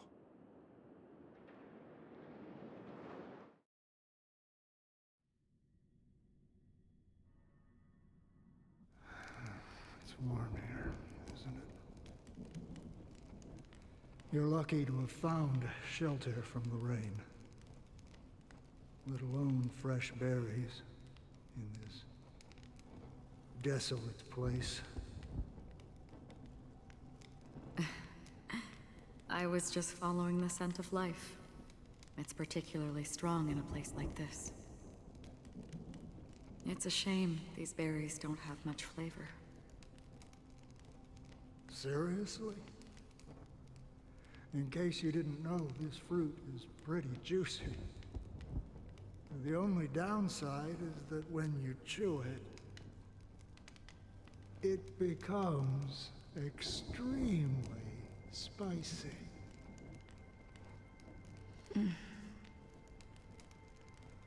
Have you lost your sense of taste?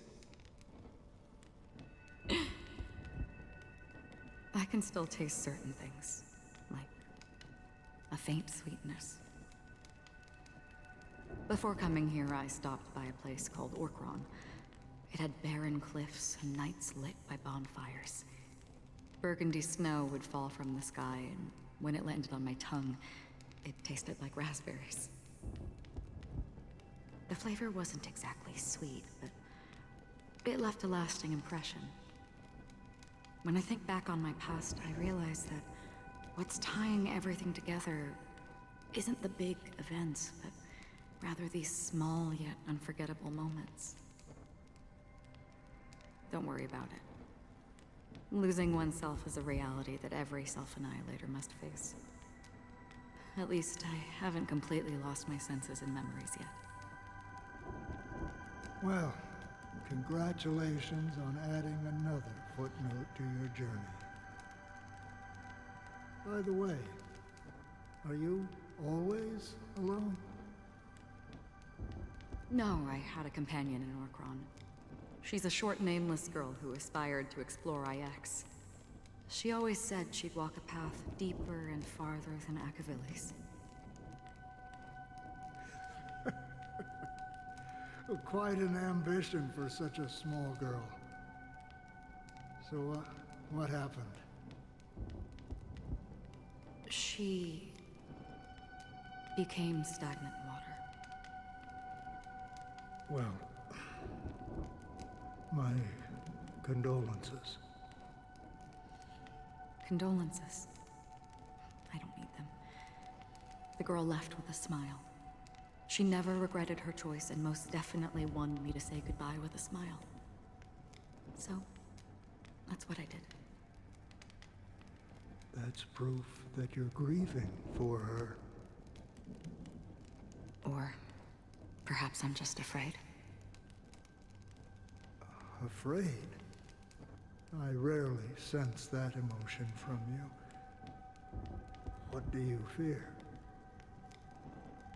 I'm afraid I'll forget the 30 days I spent with her, just like all the other days in my life. Most of them have already washed away with the rain, disappearing into an unseen realm. I fear that those vivid red memories will fade away too. There isn't much color left, and besides this faint, warm red, there's almost nothing. Hard to imagine. A ranger accustomed to bloodshed, destruction, and chaos finding warmth in the red color. Because I have experienced this warmth many times. Long ago, I promised someone that I'd bring it to more people. And that for every remaining moment of my life, I'd strive for a better ending for all. As long as this red color still lingers, I have a chance to fulfill that promise. It represents a burning fire, a blooming flower, the berries in this cave, and life itself, fleeting yet still dazzling.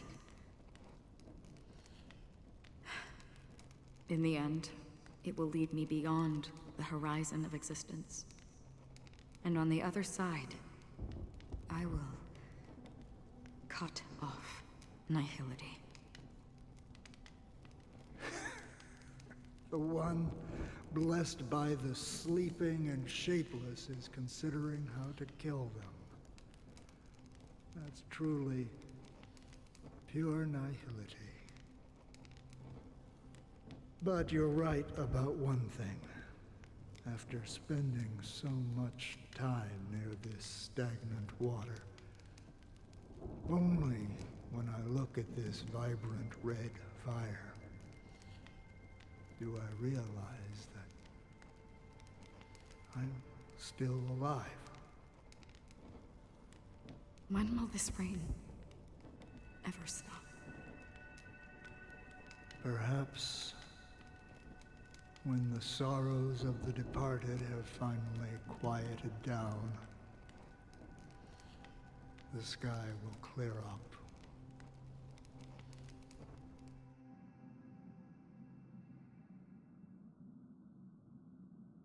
Have you heard of a planet named Biari Scamandros, Don Hung? It's one of the Paradise Kingdoms under the influence of the Harmony. A sought-after wonderland for the inhabitants of the Dardanu Major and Minor systems.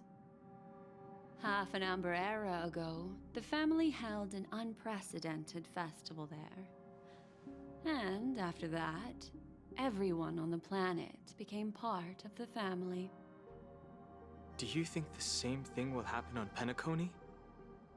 Yes. Or how else can we explain it? The family deliberately used the Watchmaker's invitation to keep all the Pathstriders here, but banished the Emanator of the Nihility. Because of the Nihility, I'm rarely affected by the power of other paths, but somehow I can unconsciously infiltrate them. Maybe that's the risk they're trying to avoid. I would disagree. Biari Scamandros is not part of the credit system or connected to the Silver Rail. It's nothing more than a remote civilization sheltered by the Harmony. But Penacony is different. If the family messes with Penacony, that would be like declaring war on almost half of the factions in the cosmos. They have no reason to do that. No, they don't. If they truly serve the Harmony, that is. What do you mean? The path in Penacony is impure. The Harmony here has impurities. Do you remember the Ancient Swarm disaster?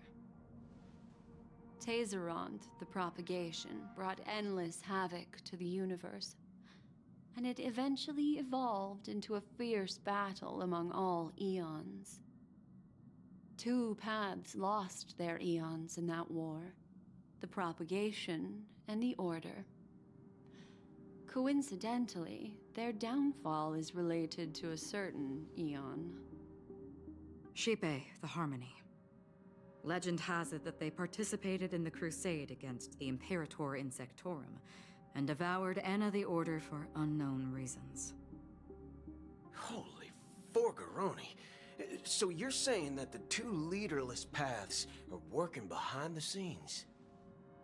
But I don't see any descendants of the propagation in Penacony. Could it be that the remnants of Beyond the Sky Choir are hiding within the family, trying to resurrect a fallen eon? I can't say for sure, but they're definitely planning something for the Charmony Festival. This is getting way too complicated. Is this why you want us to leave Astana right away? Are you giving up? The Charmony Festival will start soon. There's one thing that I need to confirm no matter what. A warp jump is the best way to do so. Time is running out. I have another plan.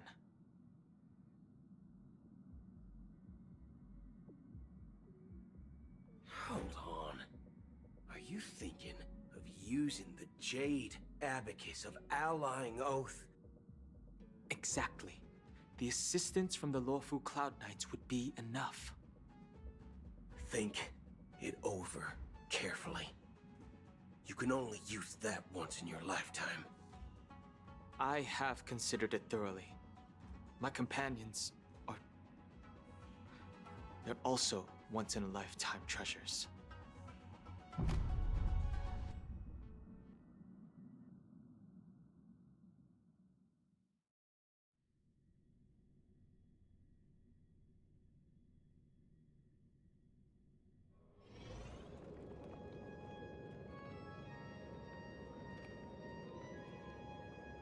Are you the only one here, my child?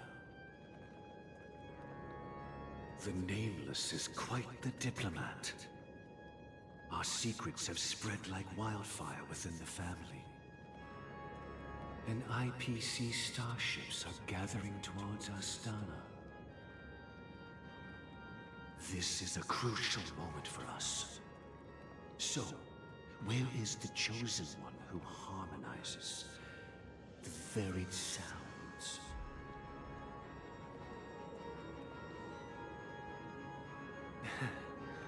What do you mean, Master? I'm right here in front of you, aren't I?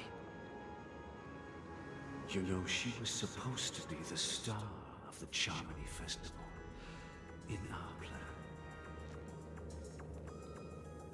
But the plan has changed. As her brother, I know she doesn't want to sing for the Order, so I'll take her place. You've always been wise beyond your years. I'm sure you understand the consequences of your choice. If you consider this a betrayal, well, there can't be two suns in the sky. I'll step up and take down the other sun if necessary. Do you believe in karma? If karma exists, then everyone has their own karma. You have yours, and I have mine. And my karma has nothing to do with you, Mr. Gopherwood.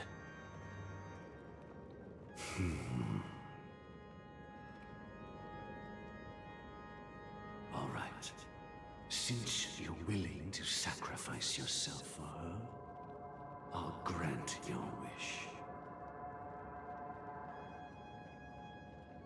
Well, the compromise came sooner than expected. Why? You and your sister were born as twins of the Order. And one of you is destined to follow this path to the end.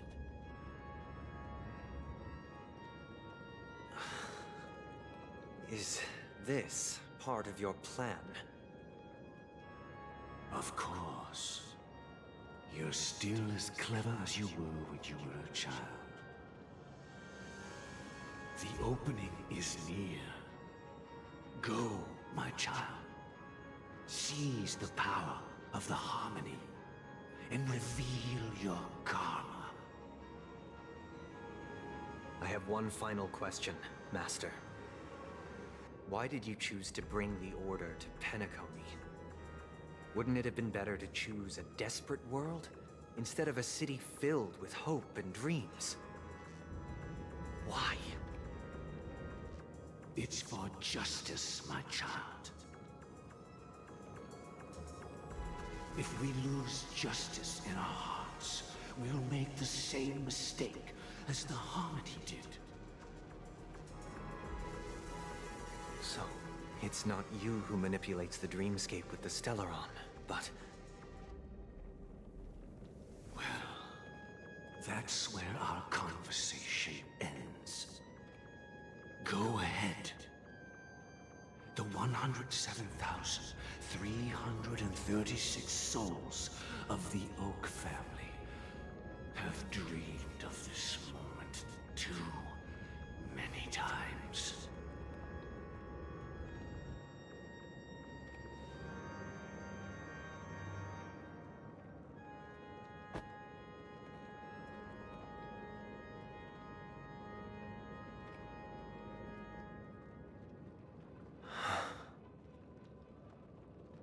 I shall ascend to the heavens, becoming the scorching sun.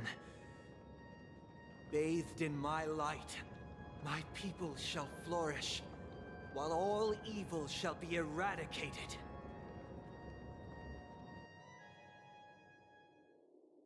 This is the interior of the Penacony Grand Theater. It's quite exhilarating to be flushed into the air by Soulglad. But why is the venue still closed when the Charmony Festival is about to start?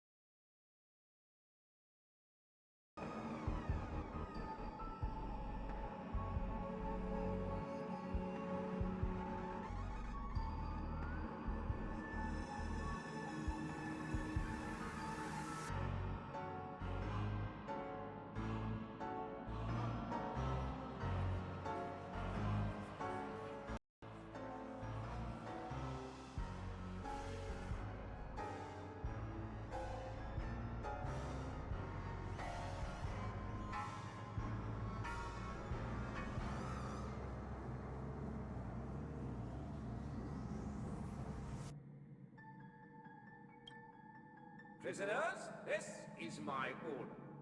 Learn the essence of freedom and teach your fellow prisoners to fight for their lives.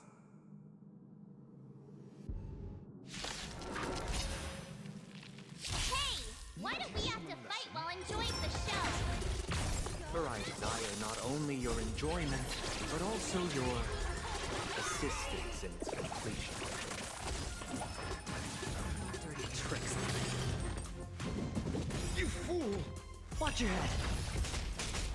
Knowledge, the measure of truth and falsehood. 0 points. Ah. 3. Time to twirl! Bust. Or maybe I'll take it all. Oh. Hey! A test. 0 points. Time to twirl! No one can restrain you anymore. You are free. Thus concludes the first act.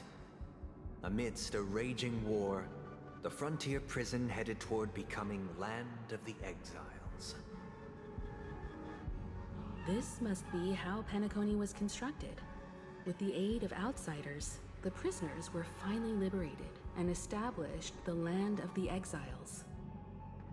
However, it appears that Sunday aims to convey the spiritual plight of the prisoners more than the physical aspects of imprisonment. This show is a bit too literary for my taste. But the battle part is quite easy to understand. Anyway, we've arrived at the exit. Let's go!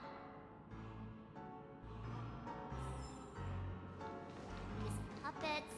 Where are they guiding us this time?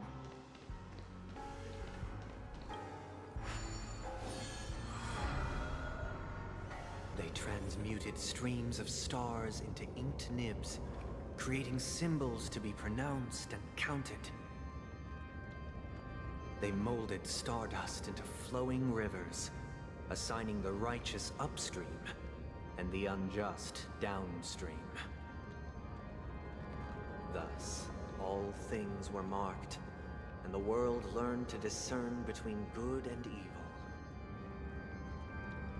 That marked the 3rd and 4th days.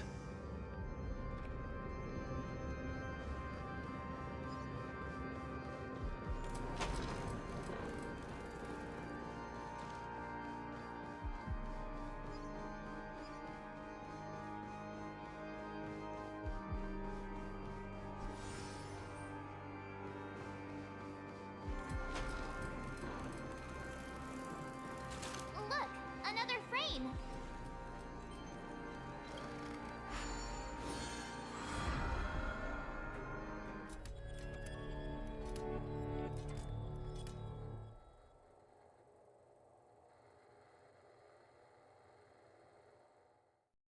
Ode to Fool. This must be the second act. The surroundings are different from before. The stage decorations look a bit tidier now.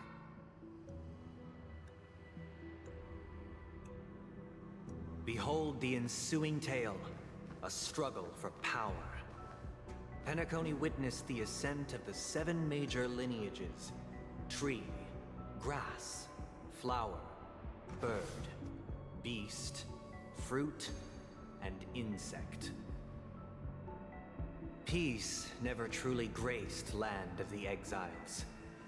The history in this era is rich and intricate, so please allow me to present it in allegorical form.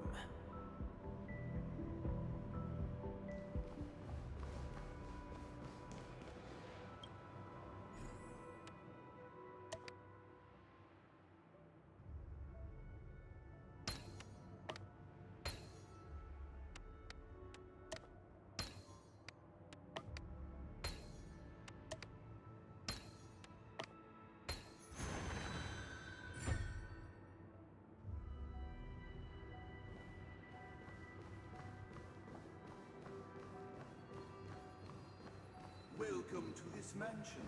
dear outsider. Land of the Exiles was in disarray, besieged by both internal and external perils.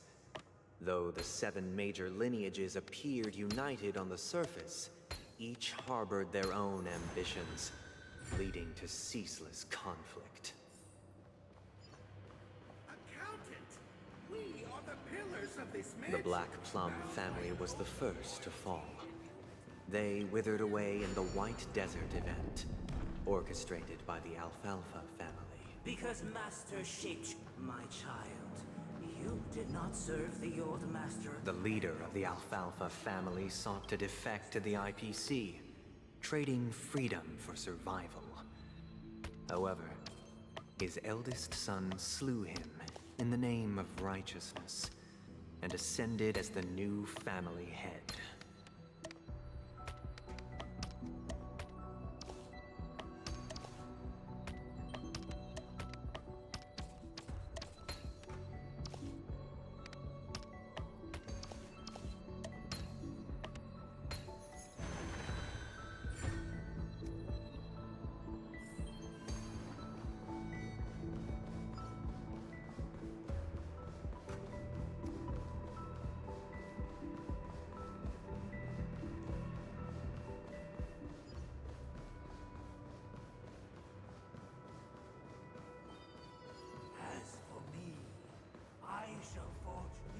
Only when Gopher Wood led the family to Land of the Exiles and earned recognition from all 5 major lineages did Penacony earn its new name, the Land of the Dreams.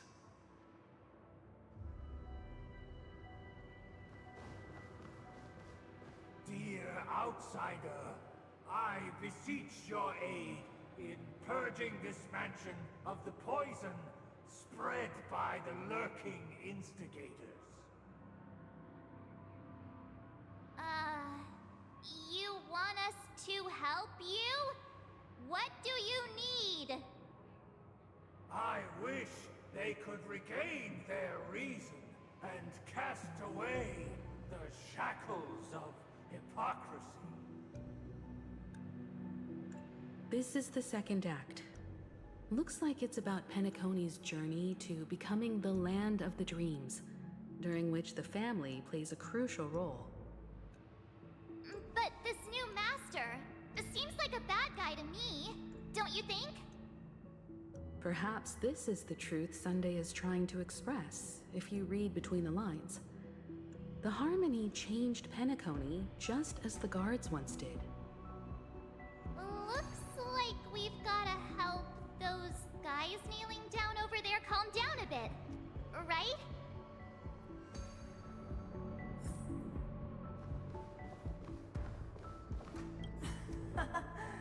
In the absence of my master, I am free. But without their guidance, for whom shall I sing?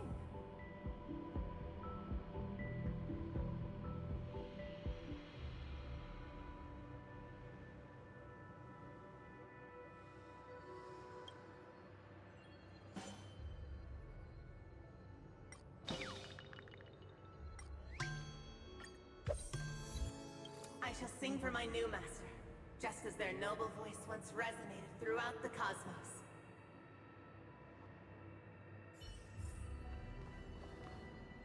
Master! Oh, you will return in due course, and I shall stand vigilant, awaiting the reward for my loyalty.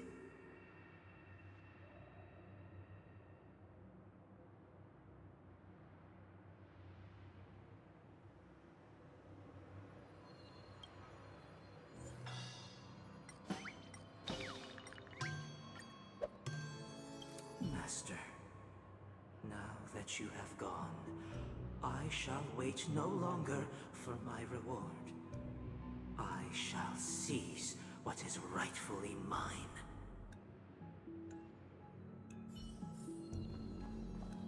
Once, I stood as the most loyal guard among all the servants. Now, with my master banished, it's my right to assume control of his dominion.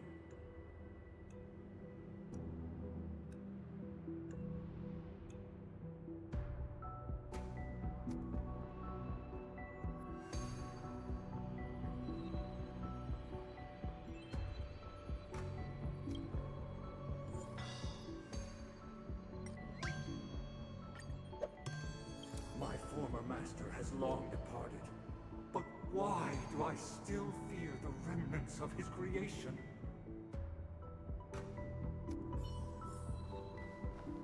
Master is no longer here. I thought I'd be free, but I'm not. Now, without my master's command, I'll have to seek guidance from the blind.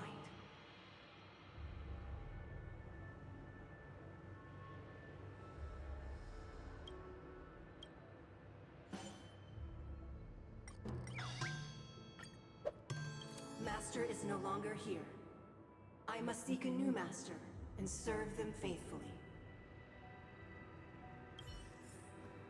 Either I shall be my own master, or I shall return to my former master.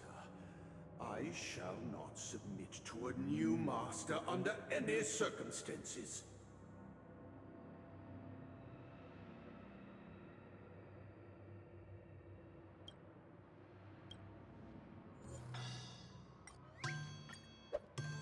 Without a master, who can grant me true freedom?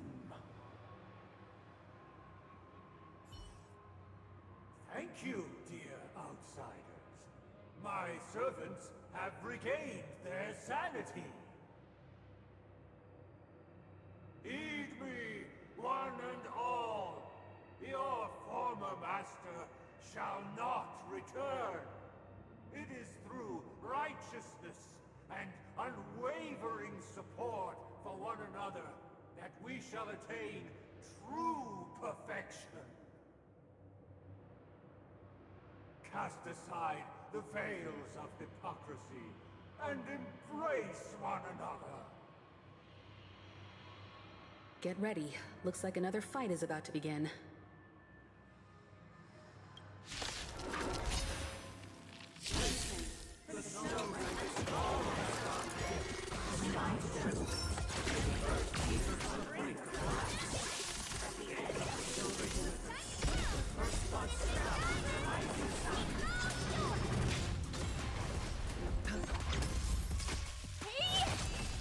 Time to twirl! No dirty tricks, Lauren. Just 0 points. Spend freely. Bust. Or maybe I'll take it all. Watch your head. Answer me. Free. Knowledge, the measure of truth and falsehood. Time to twirl! Free. Right!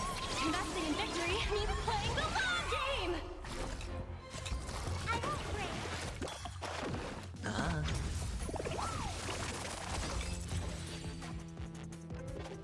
Alas, they remain but slaves till the very end, with the illusion of freedom. Thus concludes the second act. Amidst an illusory harmony, Land of the Exiles charted its course toward becoming the planet of festivities. This is how Penacony fell under the family's control. Since the arrival of the Harmony, the Land of the Exiles has undergone dramatic changes, not all of which have proven beneficial. This guy really loves dramatic scenes. Bet he comes from a whole lineage of stage performers.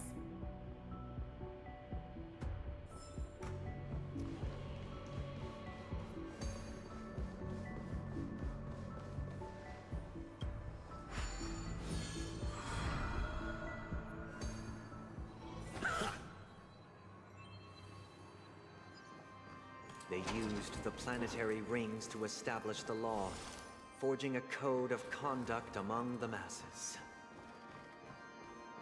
A grand lyre with black and white keys served as an instrument, while symbols of articulation and numerical notation took the form of musical notes. The downward flowing river became a melody, and the canon of law dictated the form.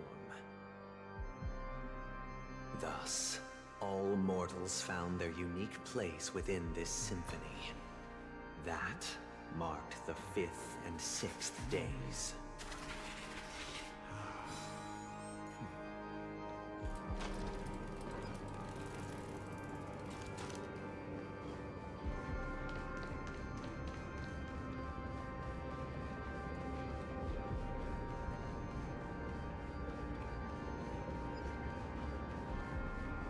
This guy is really into these puppets.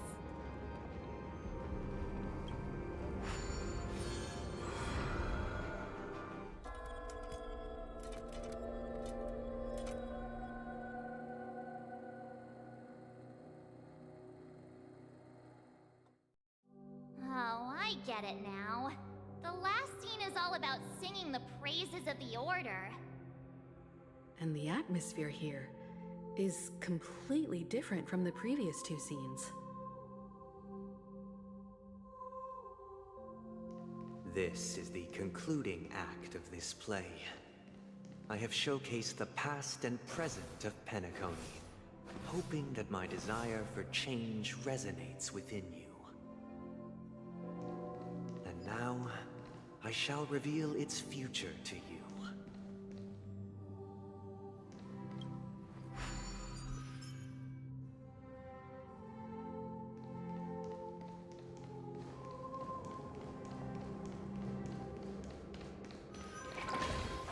For the theater of the mediocre.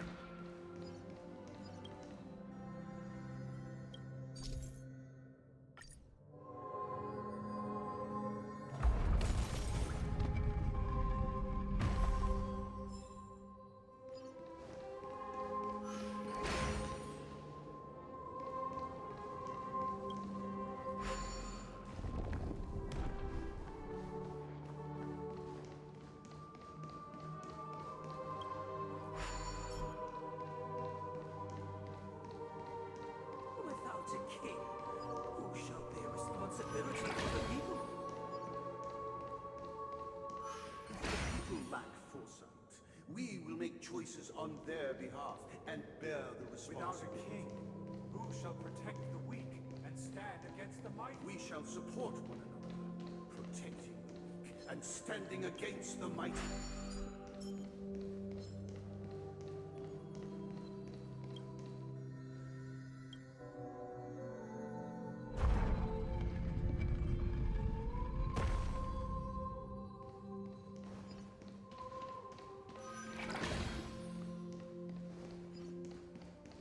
Without a king, who shall govern the movement of stars? Before we arrived, everything followed its natural course, and so it shall continue even after the king's departure. After the king's departure, We no longer have need for a king.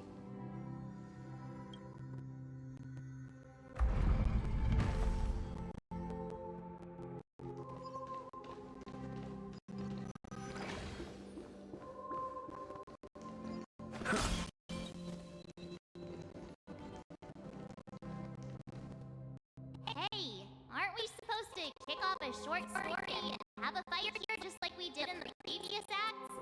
Why aren't any of these puppets saying anything?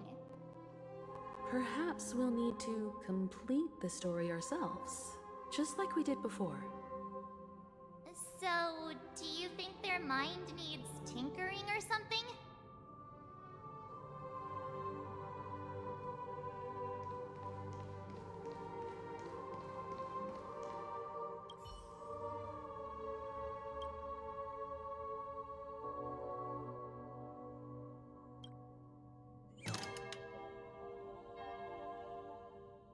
Farewell, former king. We no longer have need for a king, for we have become kings of all things. Farewell, former king. We no longer have need for a king, for How did it go? You can't change them? What does that mean? My apologies for my negligence. I forgot to inform you that the final part was scripted long ago. Let our previous king recount it to you. Now it is time for the final rite. Prepare for battle. Looks like we'll have to fight again. Descending from the infinite spiral staircase, I traverse towards the future, measured steps. No need to remember or seek my assistance. For the contours of my mind shall be destroyed by the spirit. Diamond! It's all yours! Answer me. 0 points. Watch your head.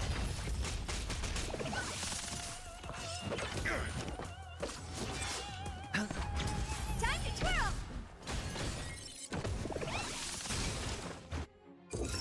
Test. Free. Knowledge, the measure of truth and falsehood. Go Nuppy! 0 points. Time to twirl! Free. Bust. Or maybe I'll take it all. Oh.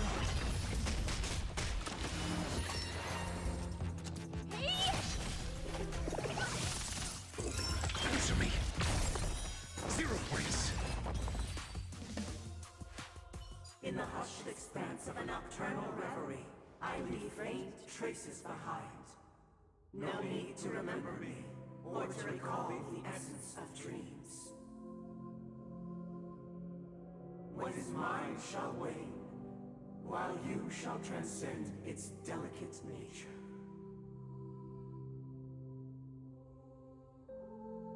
This is the final scene. It's much more straightforward. He wants to expel the Harmony and establish an empire based on the Order. Let's go. Once this stage play concludes, it'll be time for the main event, the Charmony Festival.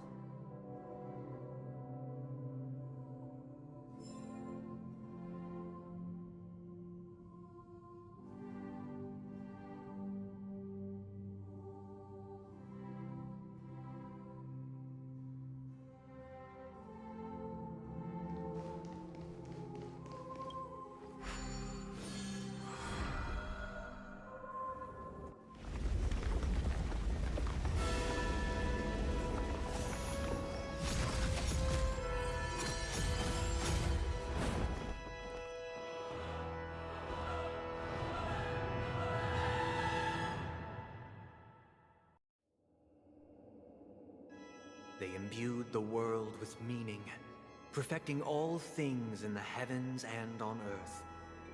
Then, they rested from the labors of creation. Yet, all beings cried out to Enna. Under the banner of the Order, you have defined all things in the cosmos. But this made us realize that we are but puppets in your hands.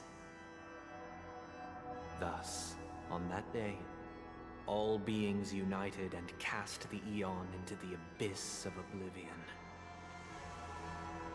This Grand Theater looks totally different. Is this the power of the Order? Everyone, get ready. This could be a tough battle.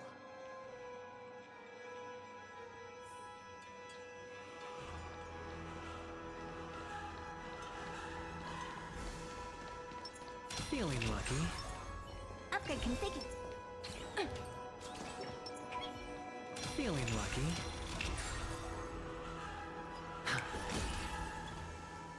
That marked the 7th day. Cheers and chants reverberated in ears.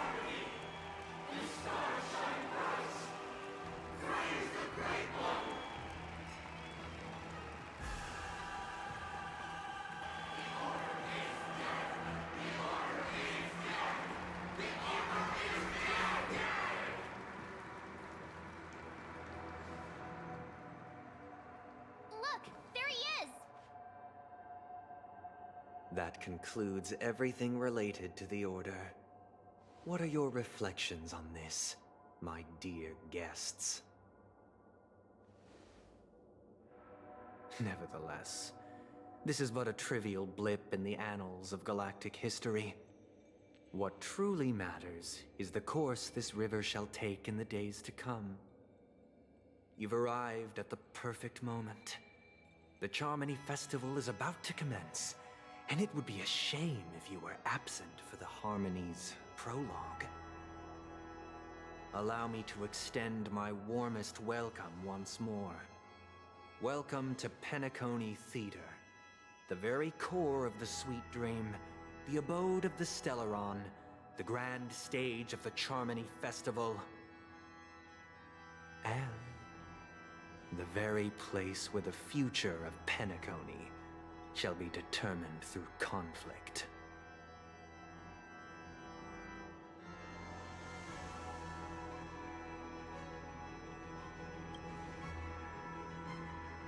Your unwavering faith in the Trailblaze is truly impressive. True goodness can only be achieved through faith. Allow me to point out that falling into a permanent slumber is not happiness, especially when those people are driven by someone else's will in their sleep. Do you still believe that the Order only seeks to control the universe as their puppet, Himiko? No matter how perfect your vision of paradise may be, a cage remains a cage. People will never achieve true happiness in a world like that. They would just be toys for the Eon.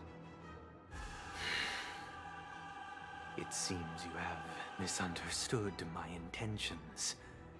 Allow me to clarify. My desire is not to resurrect a fallen Eon, or become one myself. My sole objective is to create a paradise free from Eons, where the Order ensures the dignity and happiness of all humanity. A paradise exclusive to us human beings. That's not the case. If people are to live with dignity, there must be nothing and no one above them. In your so-called paradise, you would be the one reigning supreme. Looks like we won't be able to convince each other. Now that our conflict has been destined, let's unveil our paths and reveal to the universe the true path.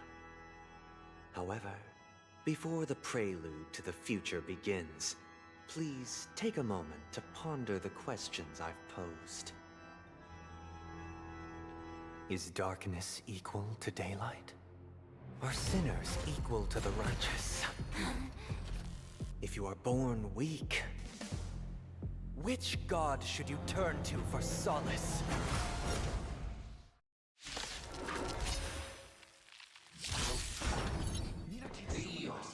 Great might, under the banner of the all things in the cosmos.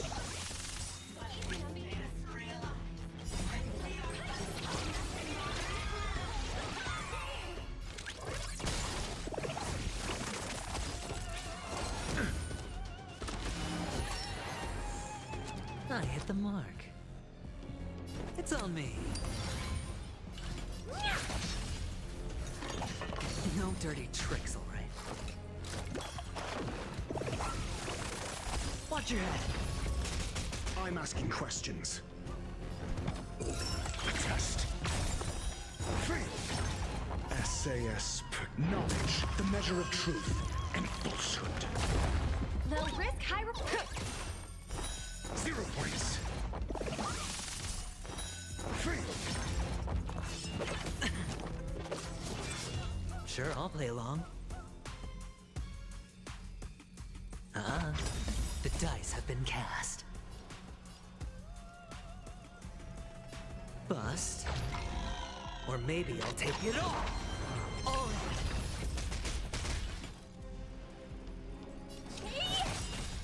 Do you know who— This big diamond! It's all yours!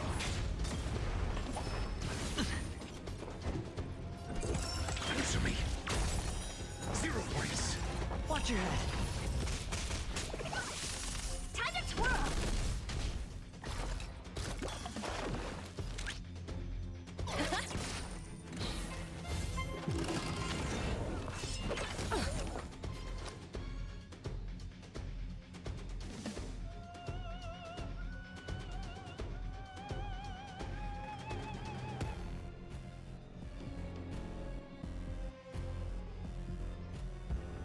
Opportunity doesn't knock on its own, you know.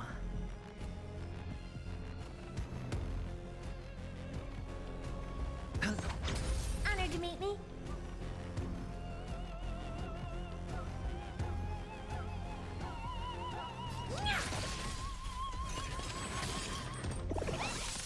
Your answers? Test. Free.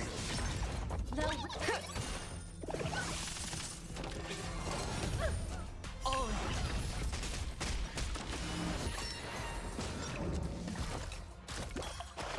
Hedge your bets. It's on me. I'm asking.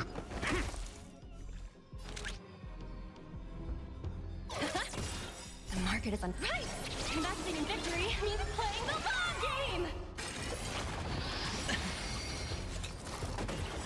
The dice have been cast. Bust. Or maybe I'll take it all. Watch your head. I hit the mark. Answer me. 0 points. Essay and knowledge, the measure of truth and falsehood. Free.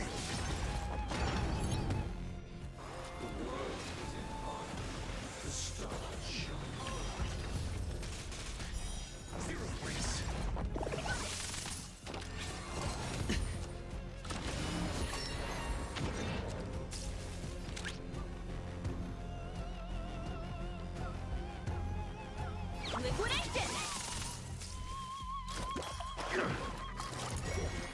Mediocre. Got the defense. Test. Free. Sure, I'll play along. Easy, Numby. Watch your head.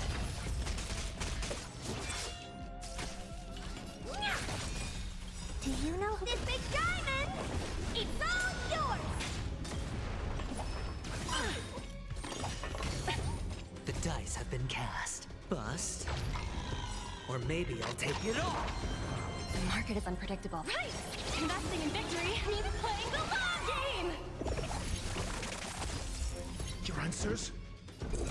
Answer me. 0 points. Oh. Let the value... Spend freely.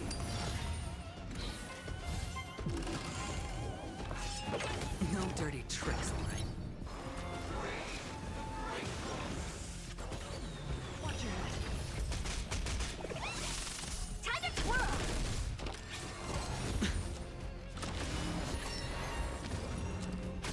Honored to meet me. I'm asking. Test. Free. Essay and knowledge, the measure of truth and falsehood. The risk... 0 points. Free.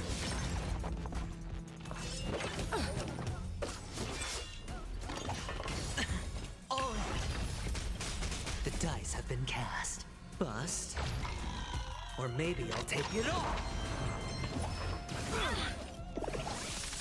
Your answers? Answer me. 0 points. Watch your head.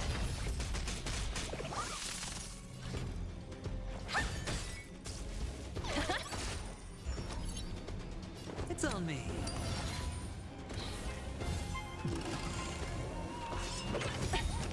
The market is unpredictable. Right! Investing in victory means playing the long game!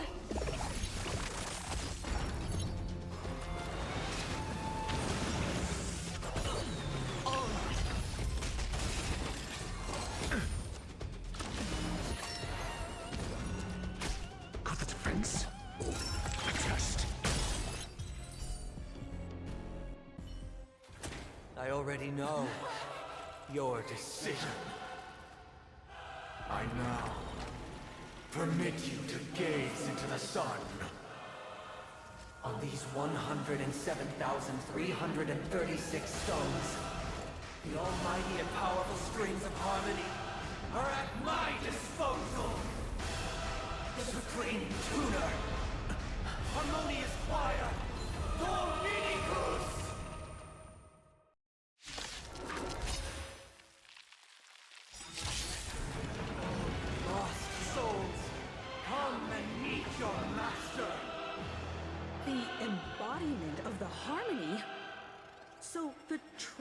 purpose of the Charmony Festival is to usurp it?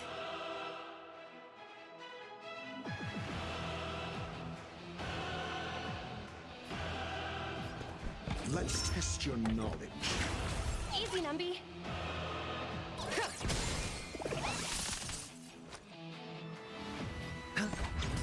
SAS per Kibbe. Knowledge, the measure of truth and falsehood.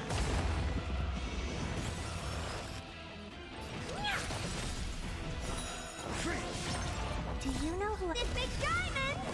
It's all yours! 0 points. Watch your head. Why is it accepted as you are? Answer me this. Why do the harmony and the order merge into one?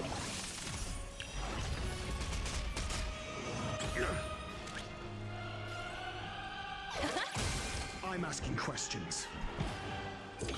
Answer me. Disorderly noise! Disorderly noise! The noise is fading! Now noisy! Watch your head. Your answers? A test. Disorderly 0 points.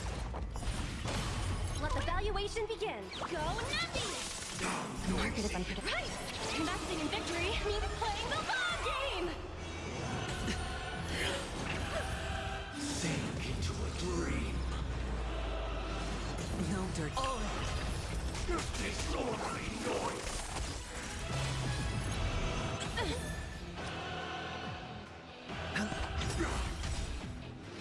Mediocre. The dice have been cast. Bust. Or maybe I'll take it all. Disorderly noise! I'm feeling like there's another world in front of my eyes. It's the power of tuning. Don't let the song distract you. Disorderly noise! Watch your head. Do you know who I— This big diamond! It's all yours! 0 points. Disorderly noise!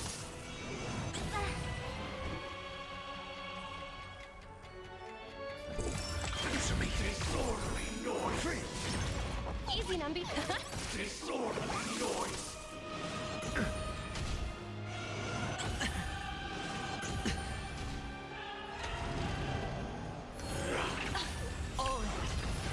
Disorderly noise! Hedge your bets. What are you looking at? A test. Let the valuation— Nobody resonates. All things are part of the melody. Watch your head. Steady.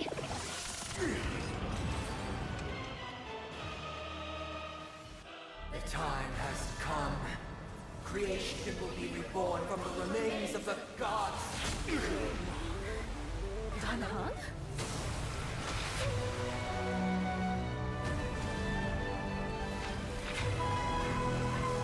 Radiant spirits, heed my word. Show no mercy!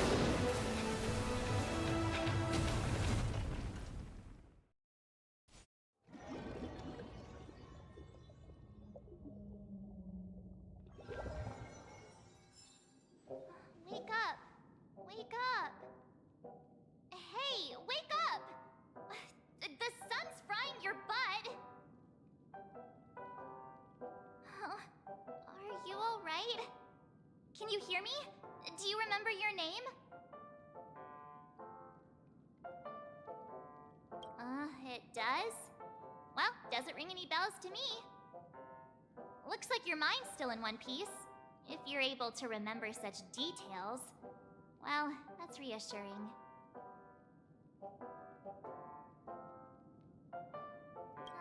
It's a long story. Simply put, Dan Heng used the Jade Abacus of Allying Oath when we were in the middle of a fierce battle, and summoned the General to help us just in time. And then we returned to reality. Look, this is your room. Everyone else has also returned from the dreamscape. Himeko and the rest are at the lobby discussing matters with the general. And now that you're awake, we should tell the crew that you're all right. Come with me. Not going to come chat with me, sleepyhead. That voice. Is that Black Swan?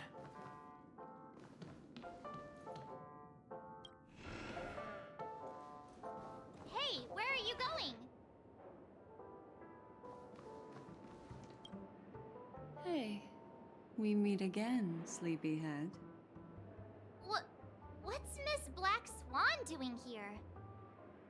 Nothing, Miss March. I noticed he was awake and wanted to check to see how he was doing. Though the strike from the General was timely, its destruction was also immense.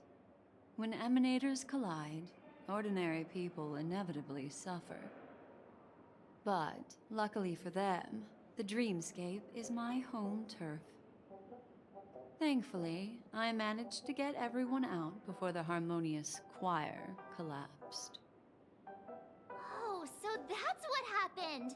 Thank you, Miss Black Swan! Don't mention it. After all, I wouldn't want to see such precious memories vanish. You're heading to see your friends, aren't you? Would it bother you if I walked with you for a short while? Of course not. But you're not planning on doing something like last time, are you? Why would you think that? I've never harbored any ill intentions. Well, not when you were around, anyway. Himeko and Mr. Yang are probably still busy. Let's go look for Don Hung first.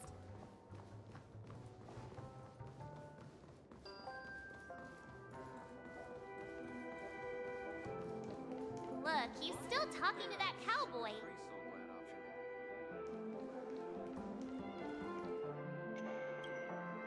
You're awake. How do you feel?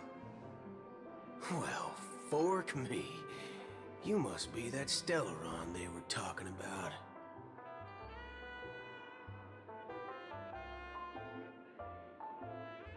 Don't worry. He's been up and about for a while now. But hey, Don Hung, why don't you introduce this cowboy to him first? Allow me to introduce him to you. This is Boot Hill, a Galaxy Ranger. During our pursuit of a certain person, we crossed paths and just so happened to uncover a shocking plot being concocted by Mr. Sunday. Which is why we sought you out, to help the Astral Express save the world together. No need for thanks. The Galaxy Ranger's principle is correct every injustice one sees. That's how you lot in the Cienjo put it, right, Don Hung? More or less.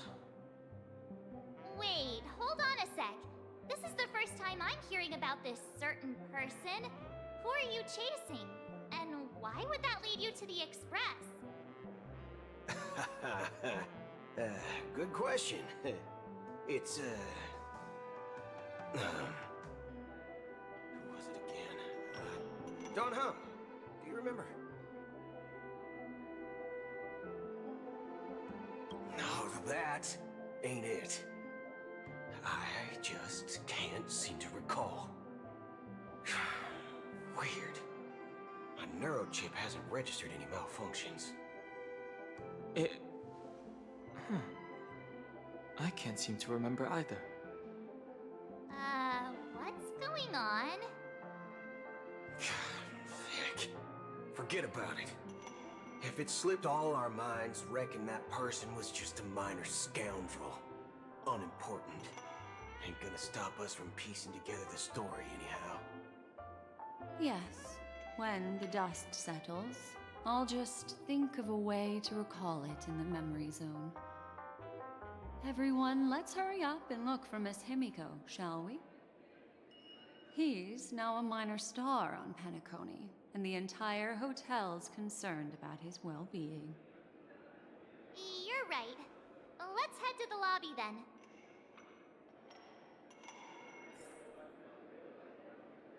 You guys go. I'm an outsider, after all. I'd rather not disrupt the long-awaited reunion. One peach soul glad? Shaken?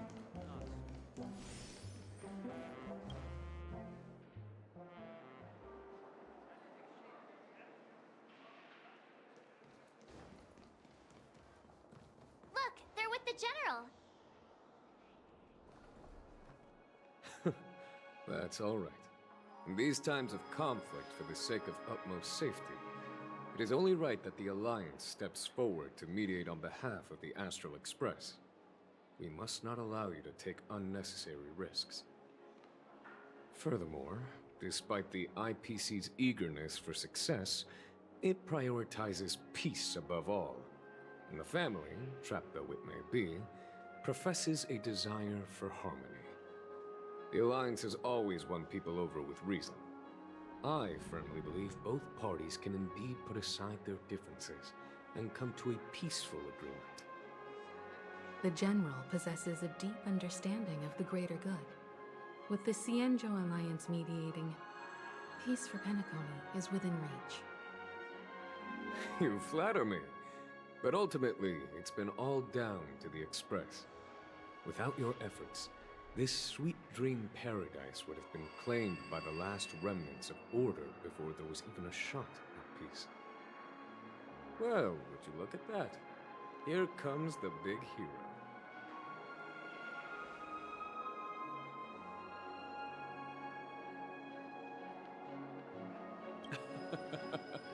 If it isn't the galactic baseballer, a true hero who dares to take action.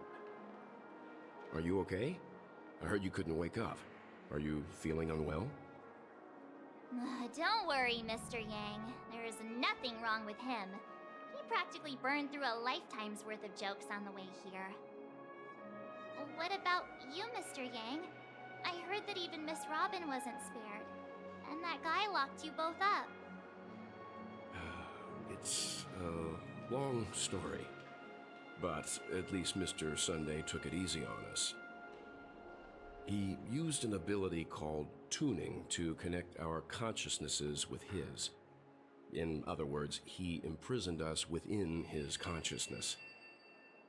Thanks to General Jing Yuan's destruction of the Harmonious Choir, we were able to escape. He used that tuning on us too. Does that mean that we were almost imprisoned as well? I can confidently say now, he was truly after a fair fight with us. Had he wanted, he could have easily taken us down, without so much as lifting a finger. Speaking of the Oak family head, where is he now? It's complicated, but in a nutshell, he's now the former Oak family head. The IPC has named him the key figure in the family's Penacony split, citing a threat to cosmic peace. He must represent the family and answer for the unrest caused. His trial is set to take place at Pier Point. The family quickly labeled him and the remnants of the Order as enemies, declaring the turmoil an internal rebellion. This move effectively barred the IPC from intervening in family affairs on both moral and rational grounds. Everyone really has their own agenda, after all. Then, what's going to happen to Miss Robin? She and Sunday won't be able to deny their involvement in the Charmony Festival. They're siblings, after all. Why the sigh, General? I can only say that this incident is an unexpected mess for the girl. The Alliance will try to persuade the family to consider this matter carefully during mediation. It's time, everyone. The IPC's key members and I have agreed to consult one another before the upcoming negotiation. Do any of you wish to sit in? Given the General's invitation and the matter's significance to the universe, the crew will naturally accept. However, if the IPC has any reservations... Why, of course you're welcome. They've mentioned that your team is a trusted ally of the IPC in Penacony, so there's no reason not to welcome you. Besides, if there can be reliable observers from the Astral Express present, discussions will go more smoothly. So, what do you all think? Well then, we shall oblige. I'm kind of allergic to those types of situations. I think I'll just head back to my room and start packing. Not to worry. Himiko and I will take care of things. I'm afraid I'll also have to return to the Express first. The conductor is worried about us. It's best I go and explain the situation. Thank you. What about you, Will you join Welt and me? Or have you got other plans?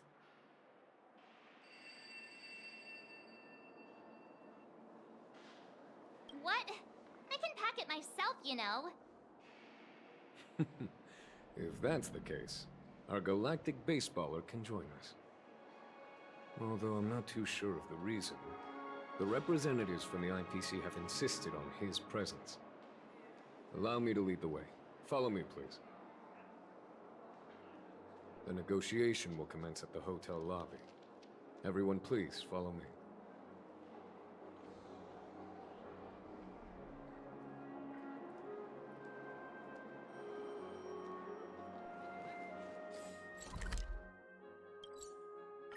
Mr. Aventurine and Miss Topaz are here too. Oh, and who is that over there? The Intelligentsia Guild's Dr. Ratio. This assembly is quite something.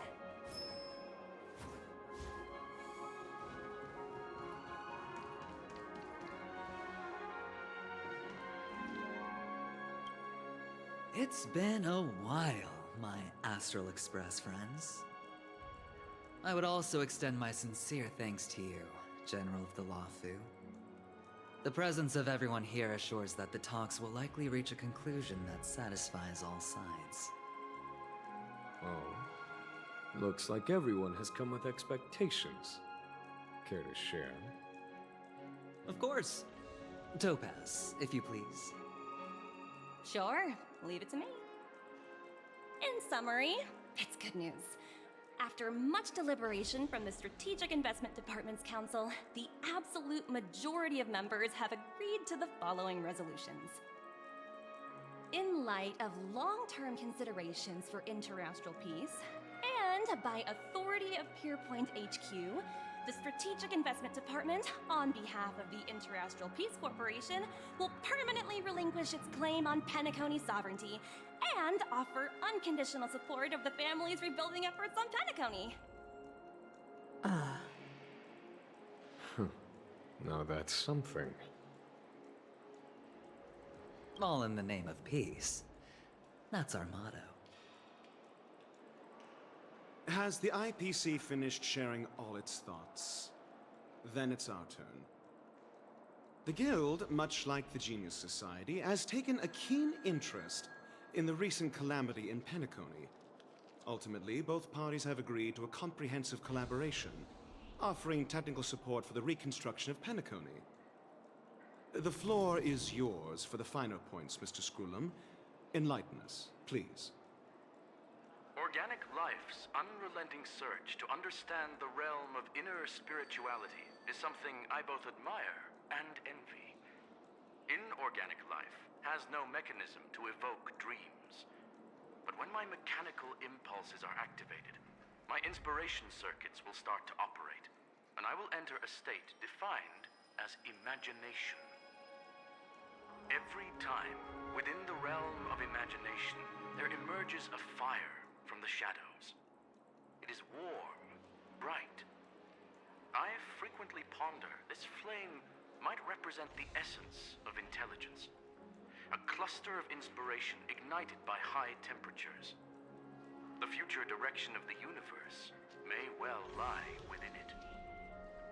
Alas, they are nothing but projections of my thought system to me. Desired, but unattainable. But after learning of Penacony's accomplishments, I have come to realize that the flame is not beyond my grasp.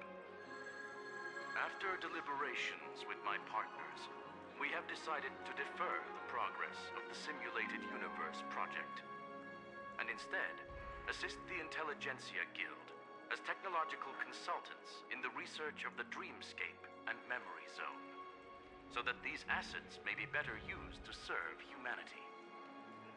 Not only that, we've also established contact with the Garden of Recollection through the IPC, and they've pledged their support for our research endeavors. I'm truly happy for the Dream Chasers on Penacony. The cosmos' brightest and, let's admit, dimmer intellects are now at their service.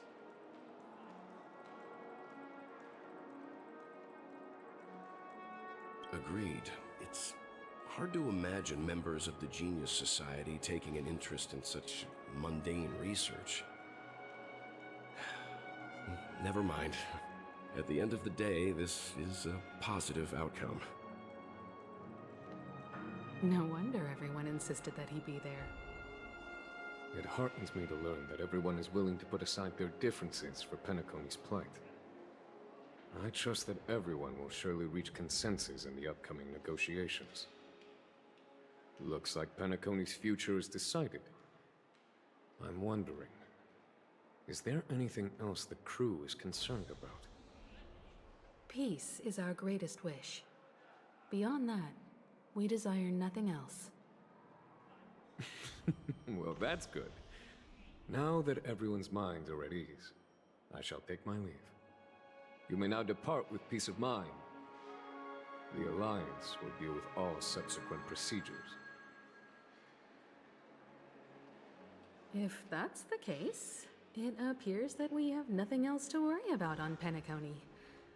Looks like it's time for us to embark on a new voyage. Sounds good to me. You two head back to the Express first. I'll pick up March and deal with the checkout procedure. Oh, also, Miss Black Swan, you have a matter to discuss with me, yes? Nothing escapes your attention, Miss Navigator. You've been with us this whole time, huh?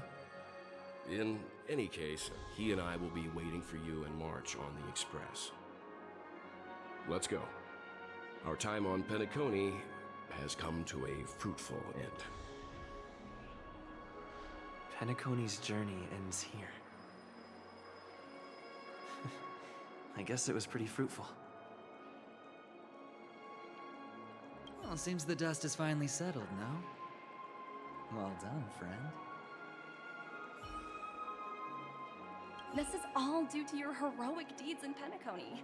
Everyone's been moved by your integrity and selflessness.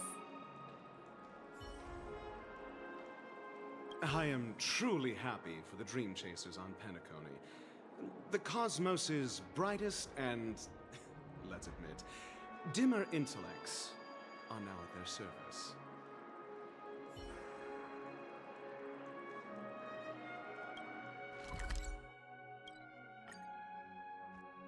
The navigation meeting is about to start. We're all waiting for you. When did the Express become so lively?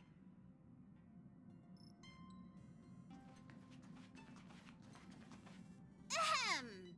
Looks like everyone's present. Let the navigation meeting commence then.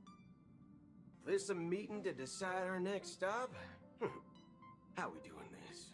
By show of hands. Hold your horses, cowboy. It's for those to decide.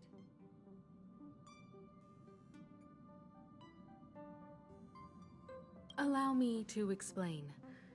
Mr. Boothill and Miss Black Swan submitted a request to temporarily travel with the Express for their own personal reasons. As you all may know, the Astral Express never declines any passenger whose heart yearns for the distant stars. Therefore, they will be traveling with us for a while until they reach their destinations. Whoa, the Express is going to be much livelier now. But Black Swan, you better not use your memo keeper abilities to pull any pranks.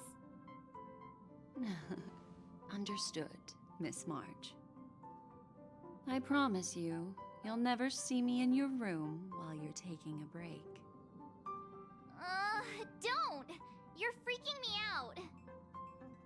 All right. Now that everyone's met everyone, we can continue our navigation meeting. Firstly, Pom-Pom wishes to thank everyone.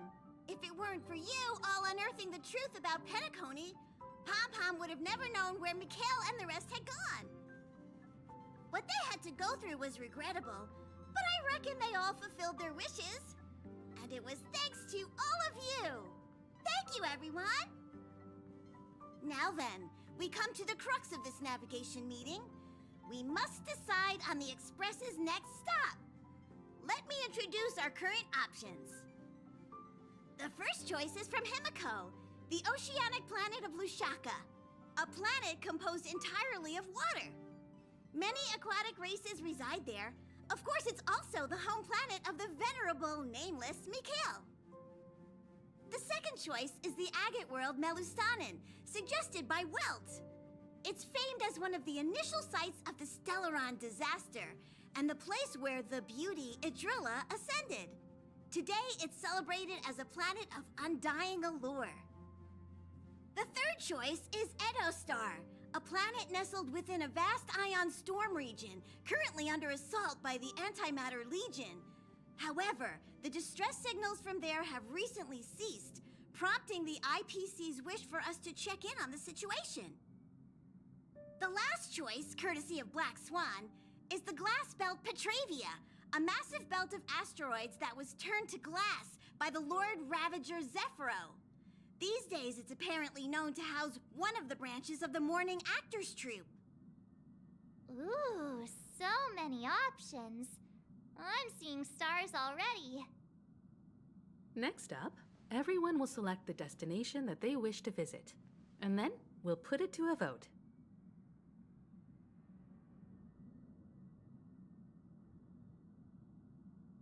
If that's the case, how about we go to Edostar first? If that planet really is in danger, then we should go help them out. March is right. Though the fact that the distress signals have ceased means we're probably too late. But I still think we should investigate the situation there. You and Dan Heng make good points. I'll throw in a vote for Edostar too. If that's the general sentiment, then we should indeed investigate. I vote for Edostar too. 4 votes for Edostar. 1 vote abstained. Looks like we have a winner. Next stop, Edostar. Then this navigation meeting is adjourned. I'll go check the warp jump coordinates. Everyone can catch up on some rest in the meantime. When it's time to make the jump, Pom-Pom will make an announcement. There's still some time before the jump. What should I do? How about a chat? Over here. Please let this trip be uneventful. Please let this trip be uneventful. Please let this trip be uneventful. What's with you and always copying the way I talk? The last couple of trailblazing expeditions have been downright terrifying. It's about time we had some fun, cozy, and cute adventures for a change. Come on, start praying with me. Please let this trip be uneventful. Please let this trip be uneventful. Please let this trip be uneventful.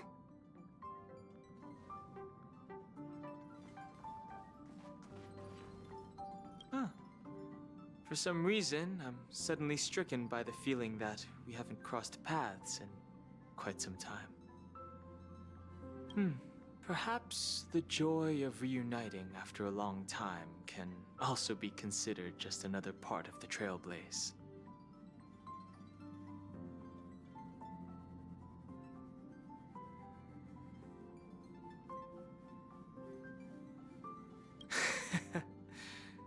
Got it.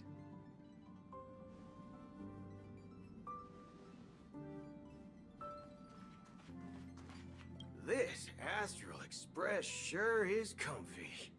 But I got one tiny problem with it. How come there ain't no potent drinks on this ride? I can live without malt juice, but at least stock something else. Like that white gem, common as dirt and not too pricey.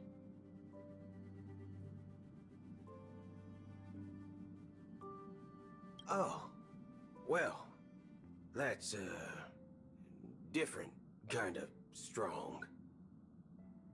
Ha! All these years out in the wild, and now I'm bunking in luxury. Gotta say, it's quite the treat.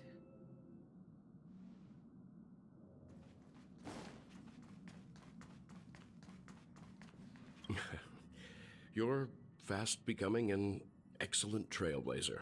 It's an honor to be able to watch you grow. Don't downplay your achievements. Everyone has witnessed your growth. I've known many warriors in my time, and only a few achieve the kind of growth you have. Back home, where I'm from, you'd be rated at least an S tier. It's not been easy for you these past few days. You've earned some downtime. I'm looking forward to seeing how you'll perform on our next journey. Come to think of it, this trip to Penacony was the first time we trailblazed together, wasn't it? Don't worry, we'll have plenty of time to spend together on the Express, so there'll definitely be more chances for adventures like this. Turn in early today. You've really been pushing yourself hard recently. If you don't take this chance to recharge, it could lead to long-term problems. It seems fine when you're young, but it's a different story as you age.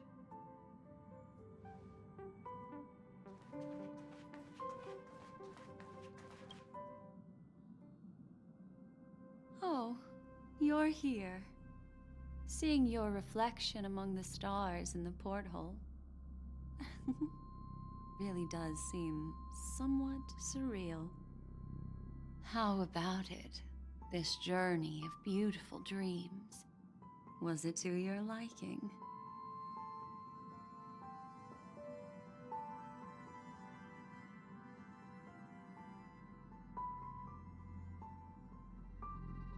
There's a rich scent of curiosity here.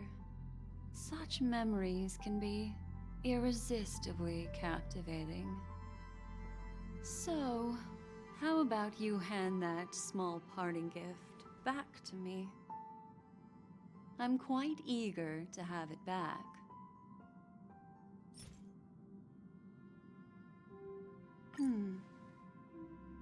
Oh?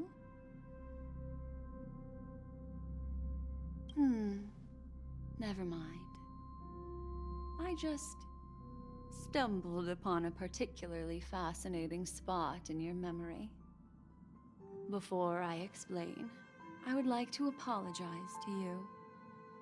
This farewell gift I gave you isn't really a compass from the memory zone, but merely an empty light cone. Remember when we entered the hotel in the dreamscape for the first time, and I procured a few trinkets from your companions? Their functions are similar. This way, I can always be attuned to your location, ready to assist immediately if you encounter any threats. But this is not its most intrinsic function. Light cones are slices of light used to encapsulate solidified phenomena. This empty light cone is the same. It can etch your memories in their most vivid form, and then allow me to admire and manipulate them, turning them into unique mementos. All the world is born from the power of mind and soul, and that power is memory. To prevent ourselves from being forgotten by the world, we must make the world remember us, or use our memories to recreate it. Life, seemingly vast, offers but a scant collection of impactful memories. Some joyful, some sorrowful, some light, some heavy. But you are different. Memory is a reflection of the future. Within that reflection, I see your unparalleled worth. You have the power to craft memories that can captivate the world. Your memory can illuminate the universe's future path. And that memory will be as scintillating as the star clusters you see in this porthole. Precisely. But do you know the deeper meaning behind it? The reason is simple. In this grandiose and ostentatious dream of the families, only you personally experienced the entire course.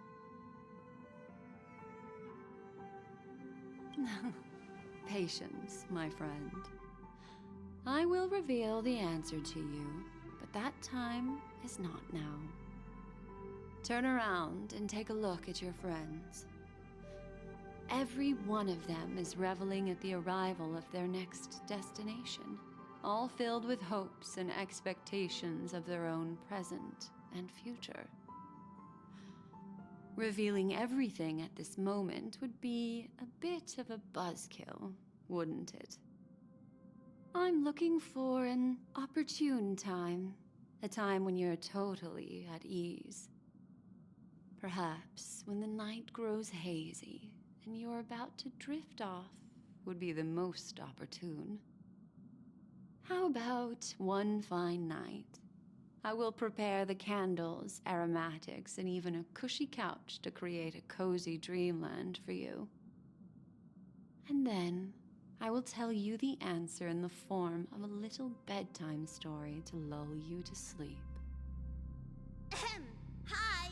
Hello! Attention all passengers! The express is about to make the jump. Please be seated and hold on!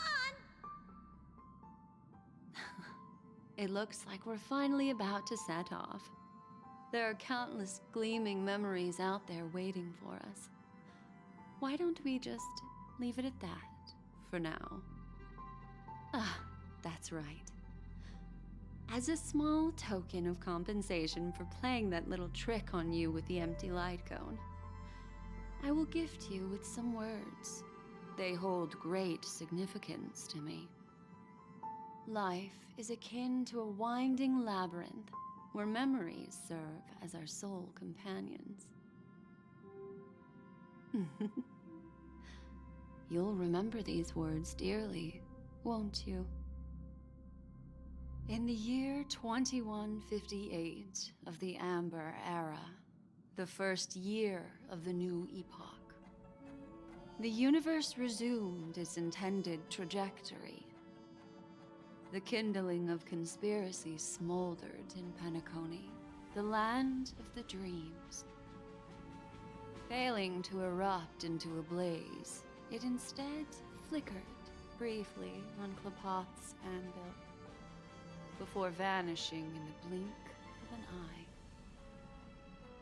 The dead and those fated to die remain in their eternal slumber, while the living find solace in deep sleep.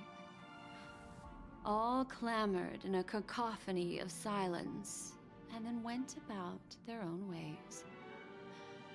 The cosmos emanated a vitality characteristic of a new era, all for the modest price of a brother and sister's mild grief.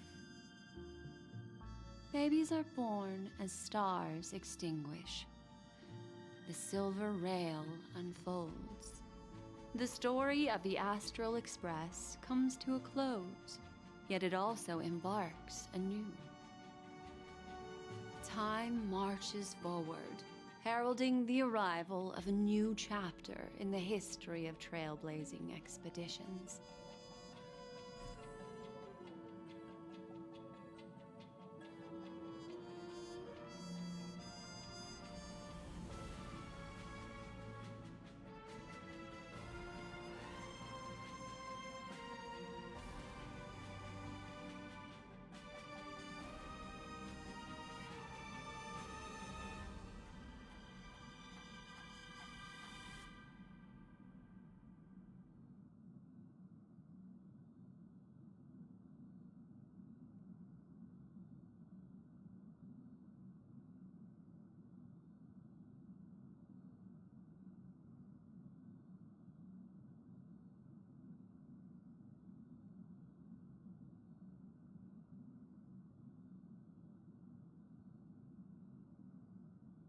countless shooting stars streak the sky tonight. If you can pick the right one, it will carry your wish to thousands of distant worlds. You're feeling very relaxed now, aren't you? So, then, it's time to tell you a little bedtime story. Well, let's start with a conclusion. The crew was defeated in the battle against Sunday. Everyone in Penacony failed, and no one survived. But don't panic. The truth, as horrifying as it may be, is not yet irreversible. There's still a glimmer of hope, and that's why I'm here. Next, I'll use this empty light cone that carries all your memories to relive everything that happened before. And when this story reaches its end, I'm sure someone as clever as you will notice that. There's a major flaw in the story you have experienced. Yet, within that flaw lies a glimmer of hope. Are you ready for it? Do you remember everything? When the clock turned back, the Express started a warp jump, sending you to a strange dream. You were bewildered back then, and then a Galaxy Ranger named Acheron showed you a way out. When you arrived at the Reverie Hotel, you met the doorman Misha and had a confrontation with Aventurine, an IPC representative.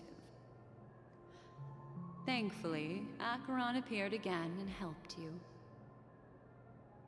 After that, you saved Firefly and explored Penacony together. During the tour, you ran into Sparkle disguised as Sampo and accidentally entered a child's dream. There, I rescued both of you from death, but Firefly didn't return to reality. She realized the truth and tried to involve you in her plan, but that resulted in an accidental death. Even more unsettling, you soon encountered another murder. The 2 cases of death prompted you to investigate the truth behind the sweet dream. Despite your efforts to gather information about the 2 victims, you didn't make much progress. But you did learn about the Watchmaker from Gallagher. Meanwhile, Aventurine was secretly carrying out his scheme, in which you were one of the pawns. In the midst of a fierce battle, Acheron revealed her true identity as an emanator of the Nihility and unsheathed her sword. That strike foiled Aventurine's plan and opened a passage between the sweet dream and the original memory zone. Upon your arrival at Dreamflux Reef, you learned the truth that death was actually dormancy, as well as the truth about the dreamscape, the Stellaron, and the bellboy, Misha. You split up with Sunday and Robin, looking for a way to seal the Stellaron. However, it turned out that Sunday and the Dream Master had their own hidden agenda. And you had to engage in an ultimate duel on the stage of the Charmony Festival. Finally, the story reached its conclusion. You emerged victorious, with the Trailblaze triumphing over the Order, and Penacony embracing a bright and peaceful future. This marks the end of the thrilling journey in Penacony. I'm sure you've already noticed something unusual, haven't you? The major flaw, which contradicts all the known information, hides in this story.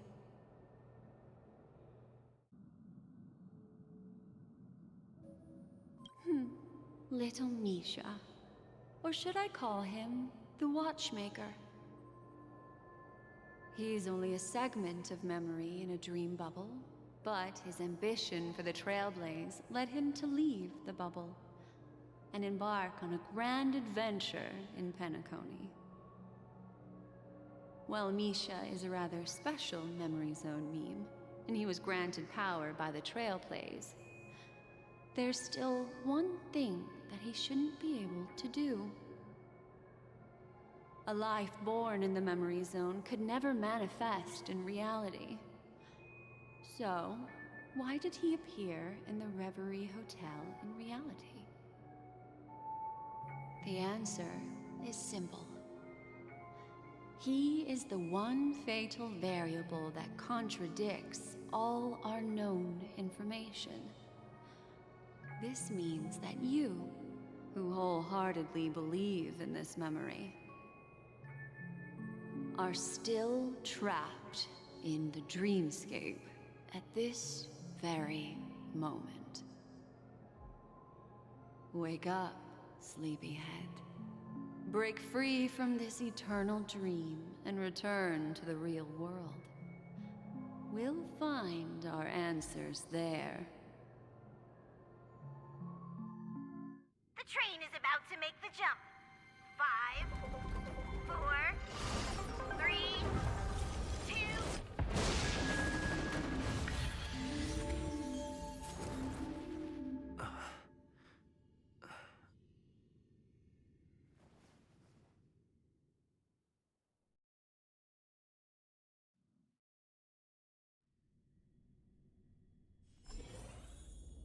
This way, darling.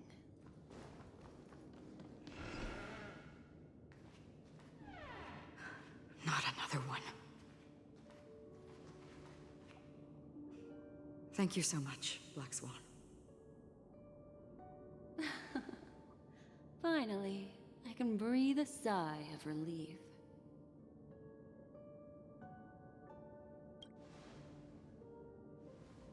I understand you must be confused, and will do our best to shed light on the situation.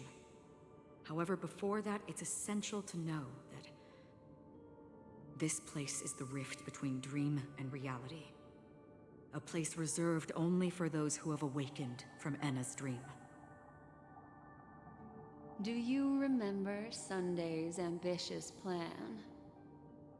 He intended to harness the power of the Stellaron, the collective will of over 100,000 Oak family members, and the desires of everyone in Penacony to usurp the harmony and restore the order. Unfortunately, it didn't stop there. From the early days of our journey into Asdana, we were already affected by the Stellaron.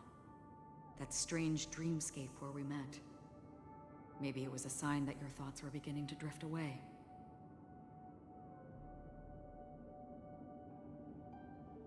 I don't think the goal of the Order was to put everyone into a deep sleep. Quite the contrary.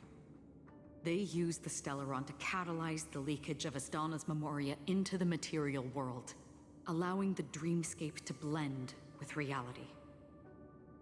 And that included a lot of Memoria from the Beyond the Skychoir. As time came and went, the dreams eventually became indistinguishable from reality, and reality became an illusion. People think they are awake, but their spirits have long since stepped into the Temple of Order. This is what makes Enna's dream so powerful. In this paradise governed by the Order, everyone indulges in their delightful dreams and lives happily ever after. I believe what you experienced in the sweet dream, except for that flaw, was real. Only in this way could you reach the destination, lifting the crisis in Penacony and embarking on your next trailblazing expedition. If it wasn't for Acheron's plan, we might have been trapped in this dream forever. Fortunately, while the path of the Order governs all things, it can't affect the Nihility. I came to realize this when the Dream Master tried to expel me at any cost. This is also why you felt a sense of peculiarity when traveling with her. Well, I'm not as fortunate as she is. Even if I'm a memo keeper, I was still influenced by the power of the Order and fell into hallucinations. However, thanks to your memories, now we still have a chance to turn the tide. For mortals, even if they possess the great power of a path, they can't create a flawless world like gods do. That's why there was a flaw in your dream. In other words, once you have realized the world is not real, you'll have a chance to break free from the dream. The flaw in your dream lies within Misha, who could have never appeared in reality. When I turned the pages of your memories, I realized that I was in an illusion too.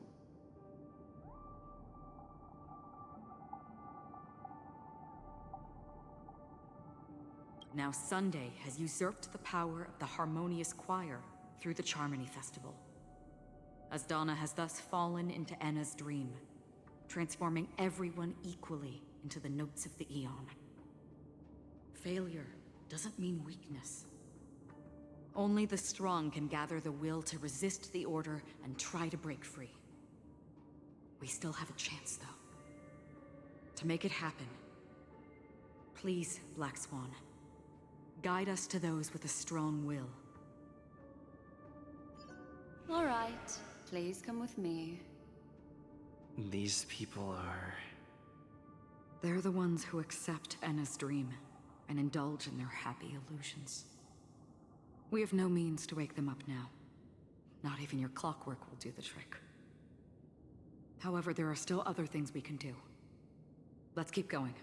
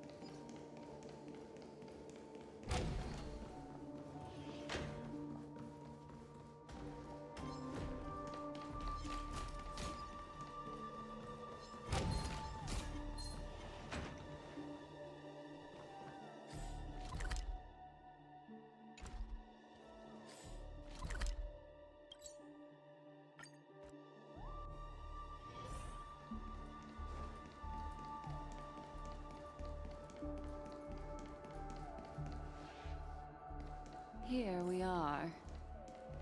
It's Robin.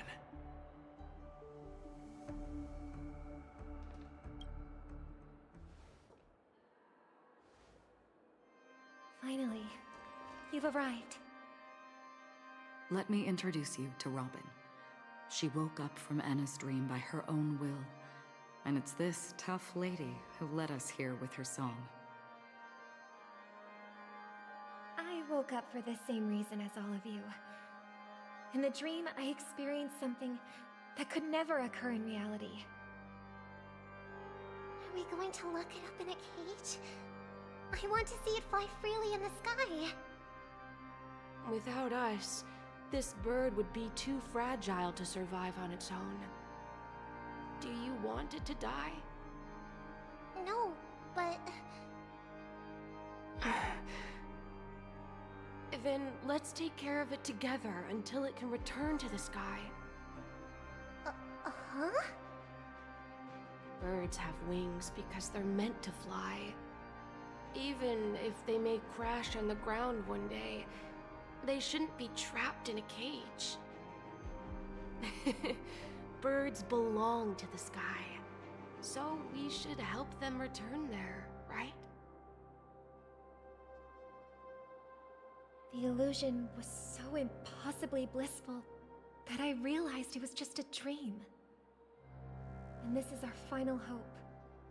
Anna's dream is founded upon the harmonious choir, namely everyone's shared wishes. It will only materialize once the aspirations of all beings in Penacony merge as one.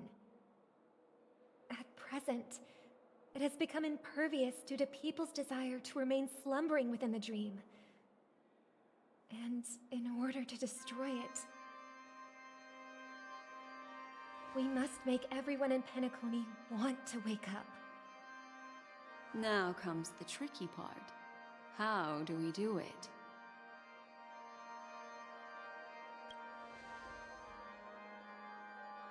Humans yearning for sweet illusions borders on obsession, leading them to subconsciously resist the harsh reality.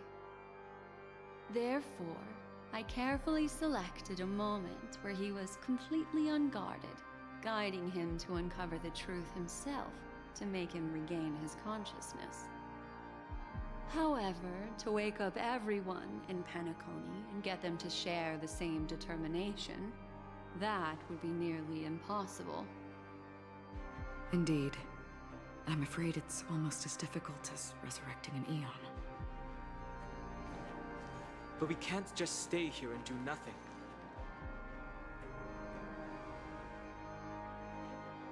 This is a critical moment for the whole universe. Who cares about some dumb number? Thanks to Black Swan. You're welcome. And thanks to the memo keepers in Penacony, too. I believe your partners have also awakened from their dreams. This is the first step of our plan. With the assistance from the Garden of Recollection, those who possess a strong will, like you, will gradually awaken from the dream. These free wills are the discord that will sway Anna's dream. However, awakening a mere handful of individuals is insignificant compared to the vast number of people immersed in the dream. We must find other ways to awaken the free will of millions of people within a short period of time. If breaking through from the inside proves challenging, we can seek assistance from the outside. We've long been aware of a potential solution. Asdana is a galaxy known for its abundant memoria and the remarkable phenomenon known as synesthesia dreamscape. When people first enter this place, they often find themselves and others sharing a collective dream. At this very moment, there is only one dream encompassing the entire Asdana system. So, you mean, if we can attract a large number of outsiders to this system, their free will would intertwine with this dream and shake it to its core? However, those outsiders might also succumb to the dream and become the foundation of the Order instead. The real challenge is, how can we gather a huge number of people as determined as you within a short period of time? Looks like the Jade Abacus of Allying Oath will be the only solution. No. No need for that. Keep your once-in-a-lifetime treasure. We don't need to bother the Cienjo Alliance for such a tiny request. You want thousands of people with unwavering free will? That's easy. Just leave it to us Galaxy Rangers. You can gather Galaxy Rangers? Outsiders may see Galaxy Rangers as elusive and disconnected individuals, and actually, they're right. And that's why we have a tacit understanding among us. Do you know what it is, Acheron? It's the relic I returned to you. Exactly. Its owner must have told you that it's meaningless to anyone other than a Galaxy Ranger, and that it can only fulfill its purpose when returned to its rightful owner. Because it's a burial artifact, worthy only of a hero who has served the Galaxy Rangers with honor. When its light illuminates the universe, it means the fall of a hero, and in the direction it falls, countless meteors will streak across the sky. Those meteors are Galaxy Rangers, coming from all corners of the cosmos, driven by a shared purpose, without questioning the cause or counting the cost, because we abide by a common principle. The shooting stars of the hunt only descend on the longest night, and with them comes the dawn. We've stayed silent for far too long. Now, it's time to remind all the cowards, oppressors, and villains of the universe of our presence. I'll be the one to ignite the first spark. Once the dreamscape is swayed, I'll complete the second step. I'll fine-tune the slumbering souls with the Song of the Harmony, interrupting them with the discord of Trailblaze, and guiding them towards reality. It's true that some people are born strong, and others are born weak. If the Trailblaze is the target of heroes, then the Harmony will guarantee that the strong help the weak. Only the people of Penacony themselves can be the saviors of their homeland. Their path of happiness should be forged by themselves. While I may not be a nameless, I'm willing to instill courage in all those who need it. This includes my brother as well. And his dream is too cruel for him and everyone else. Your plan sounds well conceived, but still, it appears somewhat idealistic and romantic. The flaws rooted in human nature can't be eradicated overnight. Do you believe these efforts alone are enough to convince everyone to choose the right path? I agree with you, Black Swan. That's why the most critical aspect of this plan is not to convince everyone to choose the right path, but to inspire them to save themselves. So, you're the key in the end, I assume? The Harmonious Choir possesses the power of an emanator. To overcome it, you'll need the same level of power. The final step in destroying the sweet dream will be my responsibility. That's a relief to hear. Now that our roles are assigned, let's get to our battlefields and pose a grand finale.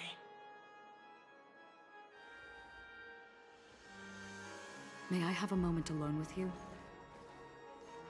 There's one more thing I need to explain to you. This grand festival is drawing to its close. This is the starting point for the ultimate stage of our journey. Just as it marked the beginning of all the stories in Penacony.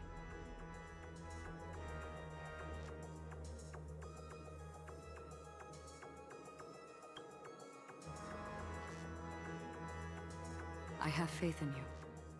However, before we depart, there is one more thing I must tell you. There's something you should know. We were able to locate you within this boundless dream and find the key to breaking free from the dream. All because of one person's unwavering dedication. Firefly. She awakened from the dream ahead of others, discovered the Express amidst the stars, and brought us valuable information about the remnants of the Order. She may have been aided by the script, and it came at a cost. As you know, Firefly is a stowaway who entered the dreamscape in a different way from ours. Without the dream pool in the hotel or assistance from the family, she can only awaken from this dream in one way. A real death. We mustn't fail her determination. I'm not implying that we must win this fight no matter what, but our resolve should match that of that courageous lady. Are you ready?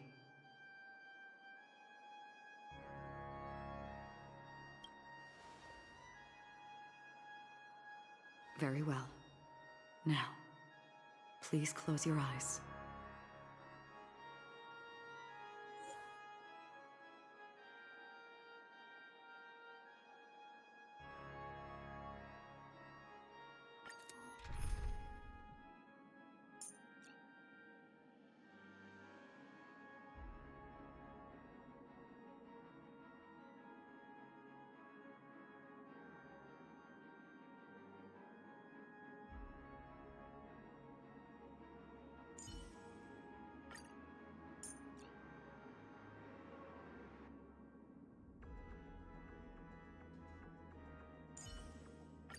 Ah, Mr. Stellaron. Time for us to reveal our true value to one another. Looks like we're working together on this one. I suppose an extra pair of eyes won't hurt. Keep to yourself, gambler, and spare me the false display of concern.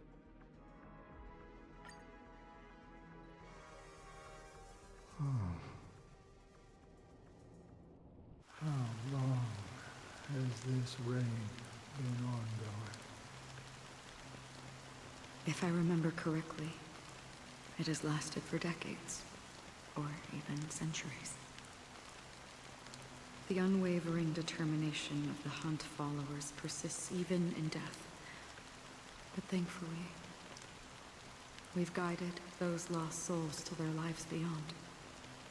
They were heroes in their time. And they won't be reduced to puppets of the Nihility in their death. You see, the shadows on the sea have vanished. Do you remember? He once said that the sky would clear when the regrets of the departed had faded away. But it's still raining. I know. So, why is all this?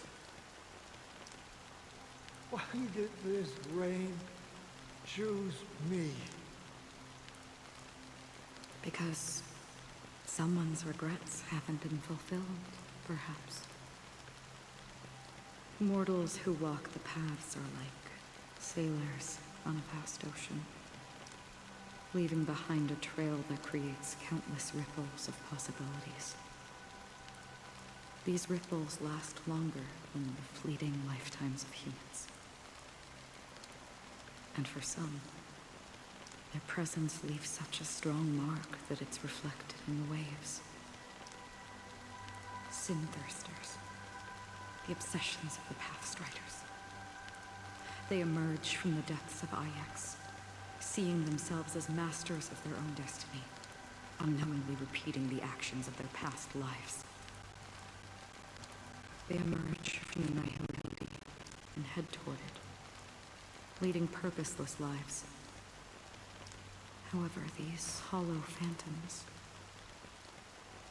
they have journeyed with me for such a long time.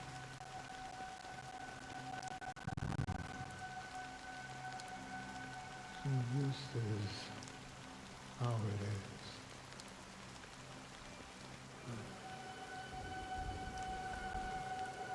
I'm already dead. Yes. Are you watching over me? This is my duty as Acheron the Watcher.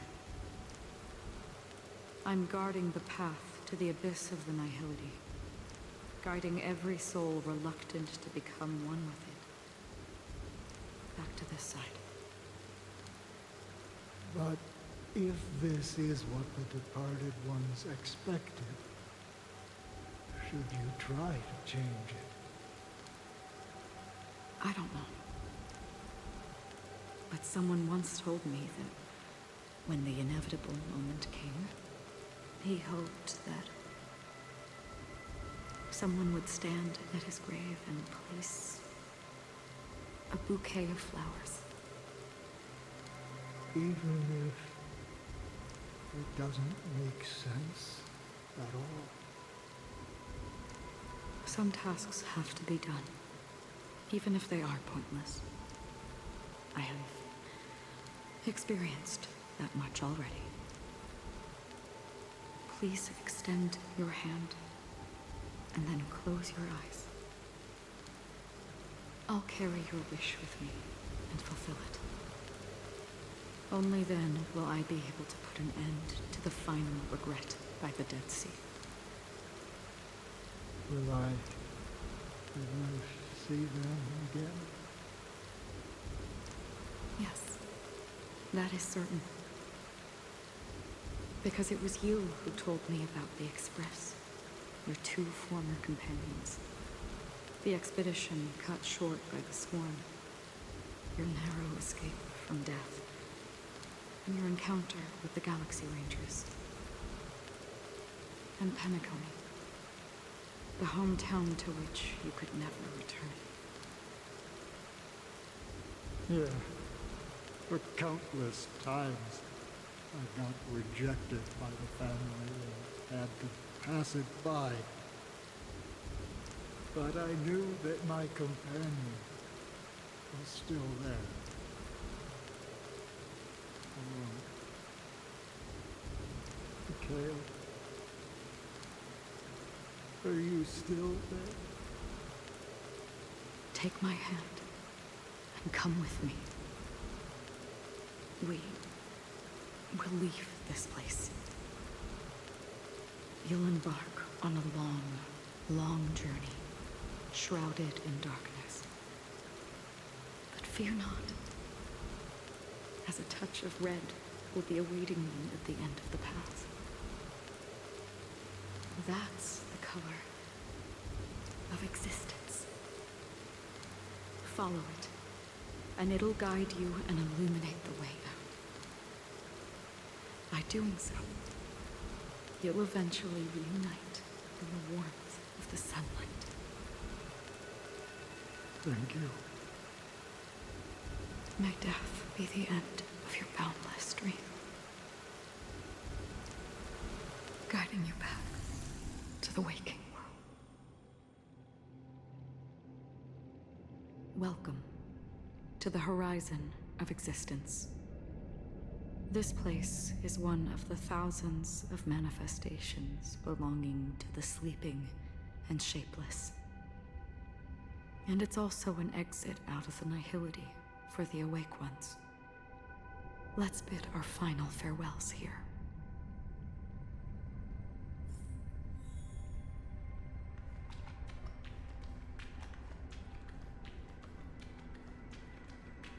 Always distinguish between reality and imagination.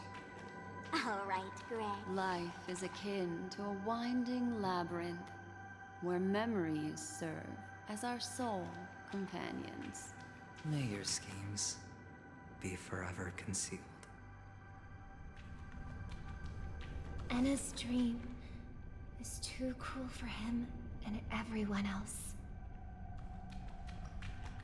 To the imperfect tomorrow. I still remember the question on the invitation letter. Why does life slumber?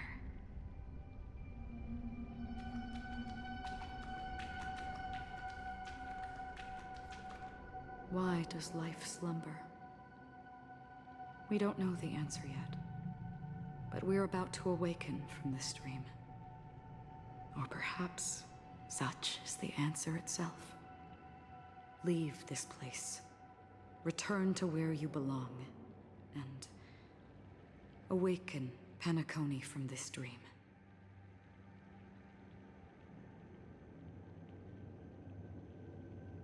As I said, our plan is not about convincing everyone to choose the right path, but about inspiring them to save themselves. So, when will people actively save themselves? The answer is when they are in desperate situations. Like a drowning individual in the deep sea.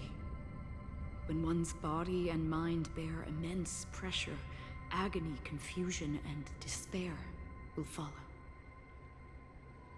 I firmly believe that. The fragility of humankind often freezes them in their tracks. But in truly desperate situations, they will strive to save themselves. And now, Penacony has enough heroes to lead them forward. It's through this inherent, self-centered instinct that people exert their utmost effort, even when they know their struggle is fruitless. As absurd as it may seem, it's their resistance. As for now, it is time to guide them, not as a savior, but as a nameless among those mortals. In this way, you will reunite in the warmth of the sunlight. The rain is intensifying. Before we part ways, please allow me to ask a few final questions. So far, you have forged unbreakable bonds with numerous individuals and entities in the Sweet Dream. Might I ask if you fear severing these bonds with your own hands?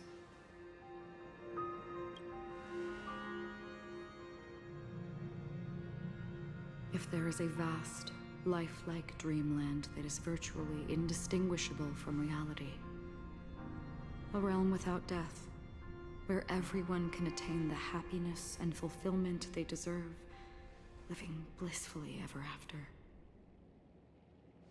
I would ask, would you wish to stay?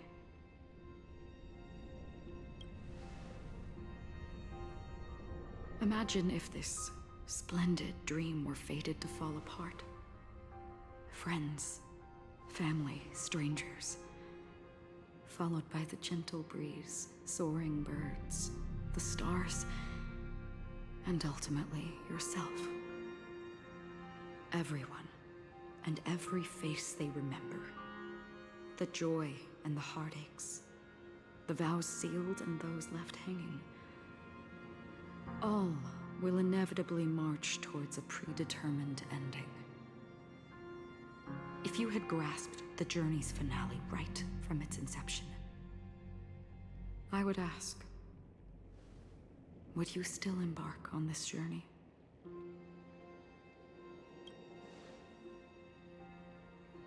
I'm glad. The answer itself doesn't matter. What matters is that you've made a decision. Listen, touch, and ponder. And therein lies the sensation. Cherish it, because that's what makes us exist. Such is the only answer humans can offer when facing the nihility. If the nihility represents the primal fear of life, rendering any lofty convictions insignificant under their imposing shadow, then behind this shadow, there must exist the most fervent source of light in the world.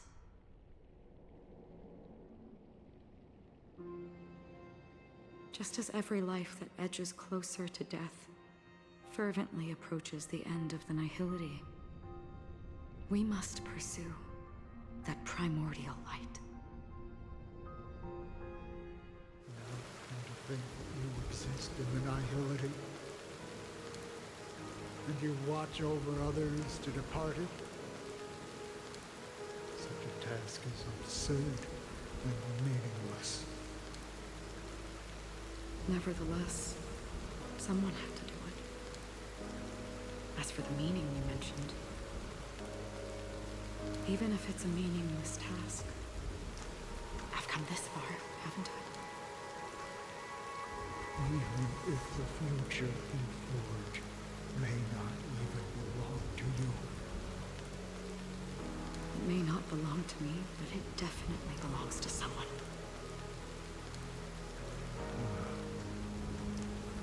What hardships you must have experienced. In that case, allow me to do something meaningless too. Please, tell me your name.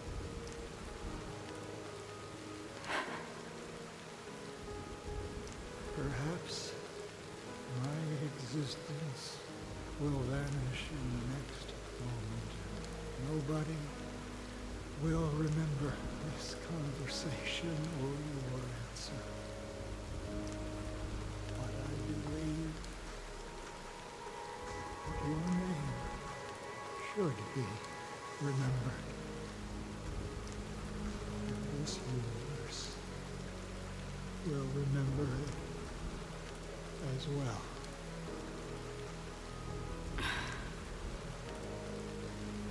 For me, some things are difficult to recall, yet there are others that I find challenging to forget.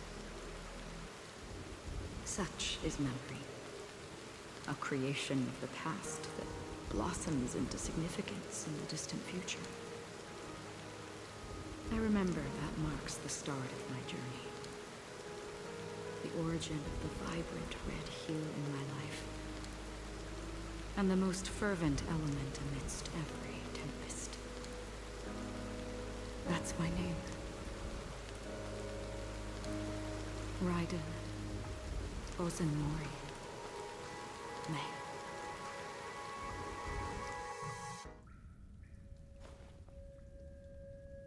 The Golden Dream is getting restless. In the coming long nights, I'm afraid you will face many setbacks and witness many tragedies. And in the end, you will only see in black and white. But please believe me, that in that monochrome world, there will be a glimpse of fleeting red. And when you make a choice, it will appear once more.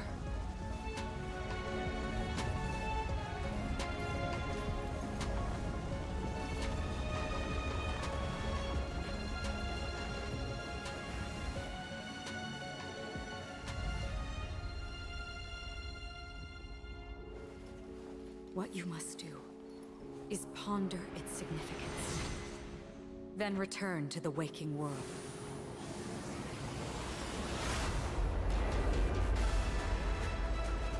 That's where we all find our answers.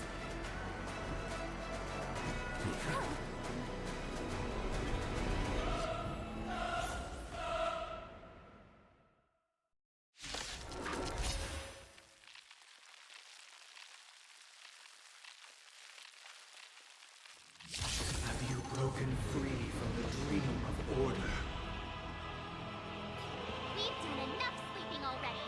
Let's show them a wake-up call. Listen up. Answer me. Easy, Numby. SAS knowledge, the measure of truth and falsehood.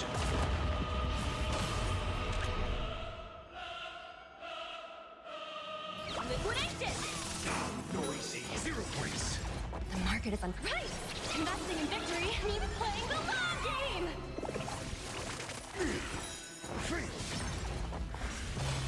Hedge your bets. The dice have bust. Or maybe I'll take it off.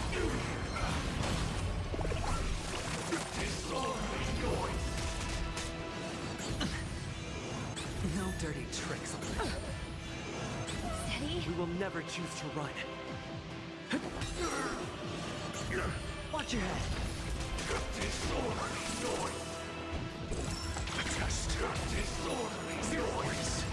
Let the battle. Still the same one. Oh. Disorderly noise. No order. How can the weak be righteous? Wake up! I'm asking questions. Let's play our own melody. Let the show begin!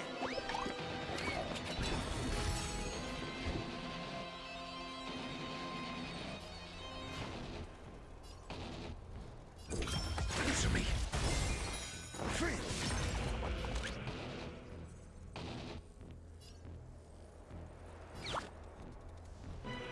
Go Nappy! Any objection? Feel free to make your case. The dice have been cast. Bust. Or maybe I'll take it off. Oh. Disorderly noise. Sure, I'll play along. Your answers? Test. 0 points. SAS per kip. Knowledge, the measure of truth and falsehood. Noisy. Watch your head. Disorderly noise. Easy, Numby. Liquidate it! The market is on price. Investing in victory means playing the long game! Disorderly noise. Hedge your bets. Disorderly noise.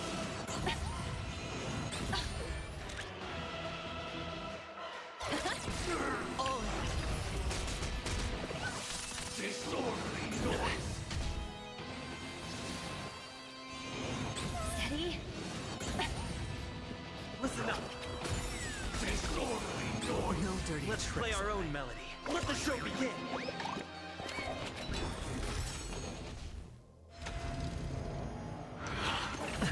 Watch your head. The Disorderly dice have been cast. Bust. Or maybe I'll take it off. Sing together.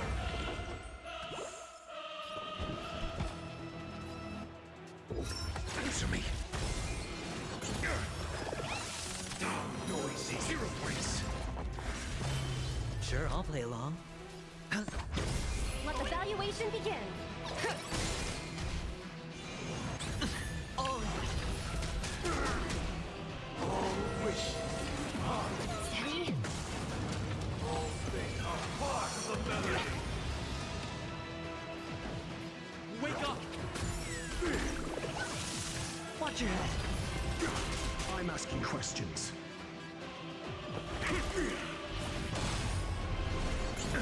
Hedge your bets. 7,336 notes. I solemnly invite you to join the glorious chorus and ascend to the heavens.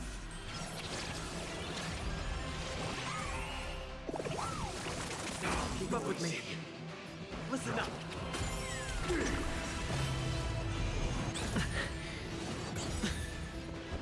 The dice have been bust. Or maybe I'll take it off. Watch your head. Let's play our... Let the show begin!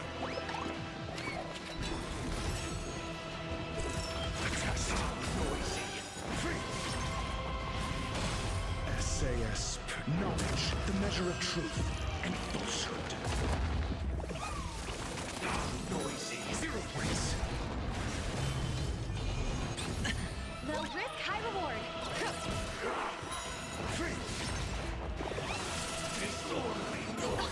Sure, I'll take the lead. Wake up!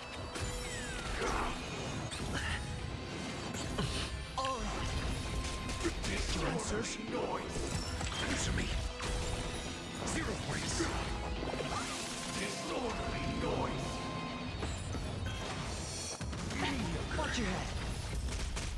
The dreamscape is indistinguishable from reality. Can it still be called an illusion?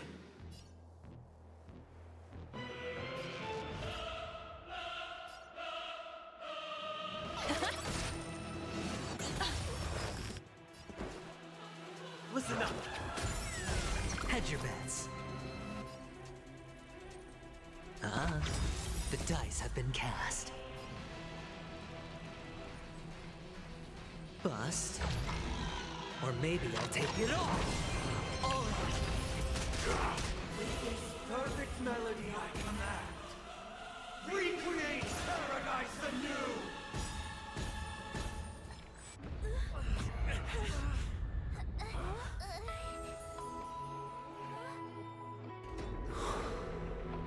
Music.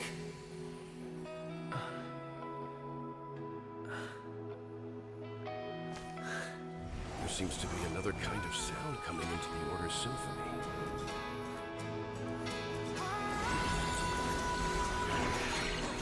Penacony's first and last disharmony.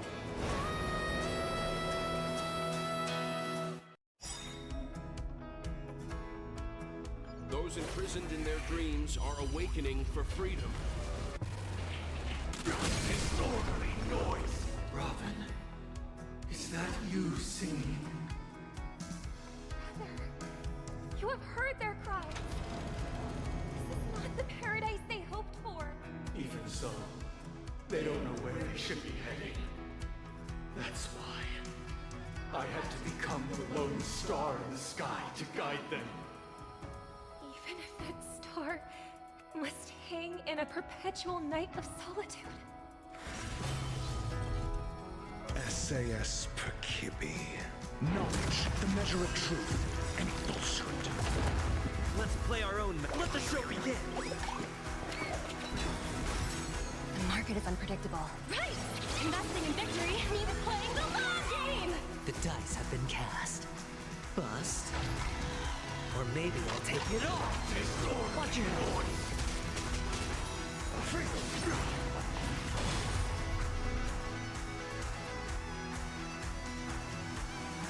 Listen up.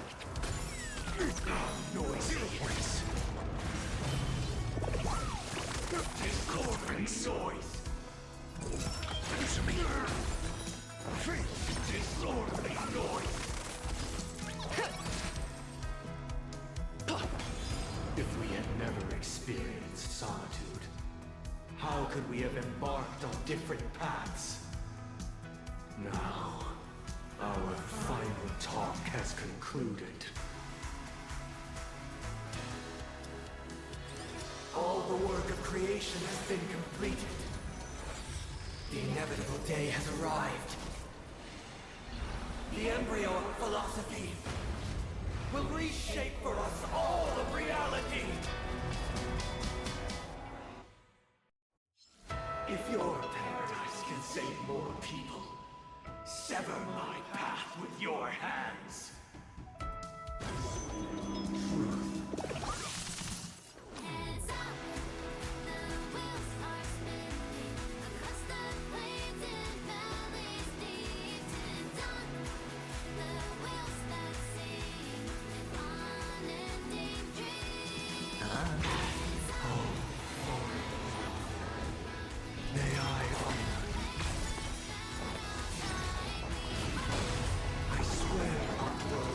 Let the valuation begin!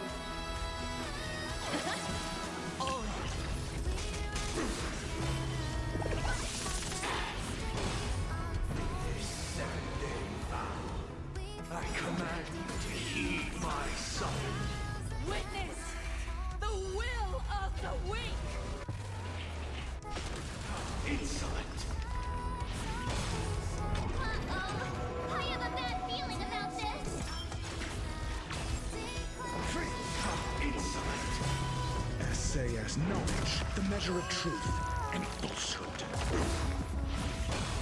It was not you who created all things.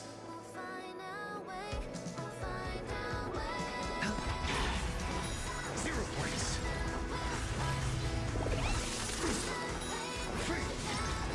It was humanity that created you. Listen up. Let's play our own. Let the show begin. I'm asking questions. The test. 0 points. Sure, I'll play along. Easy, Numby. Blast, wake up! Even if the future is full of pain, we won't escape from it.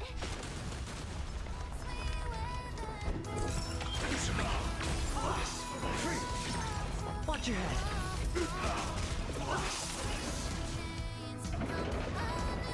By the solemn desire for order.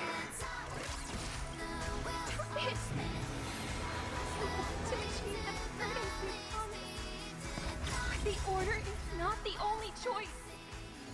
Your heaviness, the pain of life, lie in defying the nihility. That way.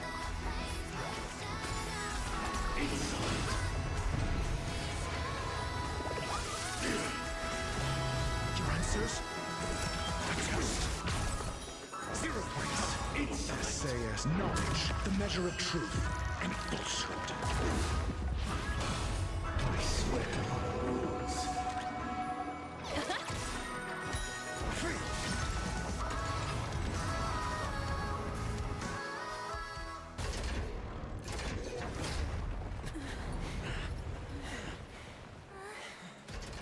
So, why does life slumber? Because someday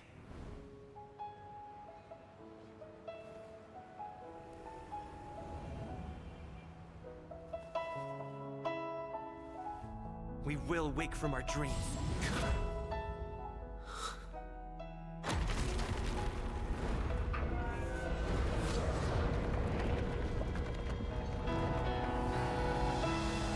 The night is still too short.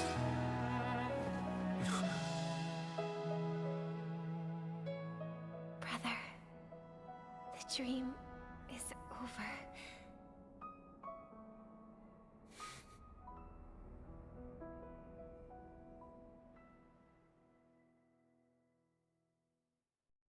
In the first year of the AE 2158, a fiery conspiracy erupted in the land of the dreams, but soon faded in chaos and destruction.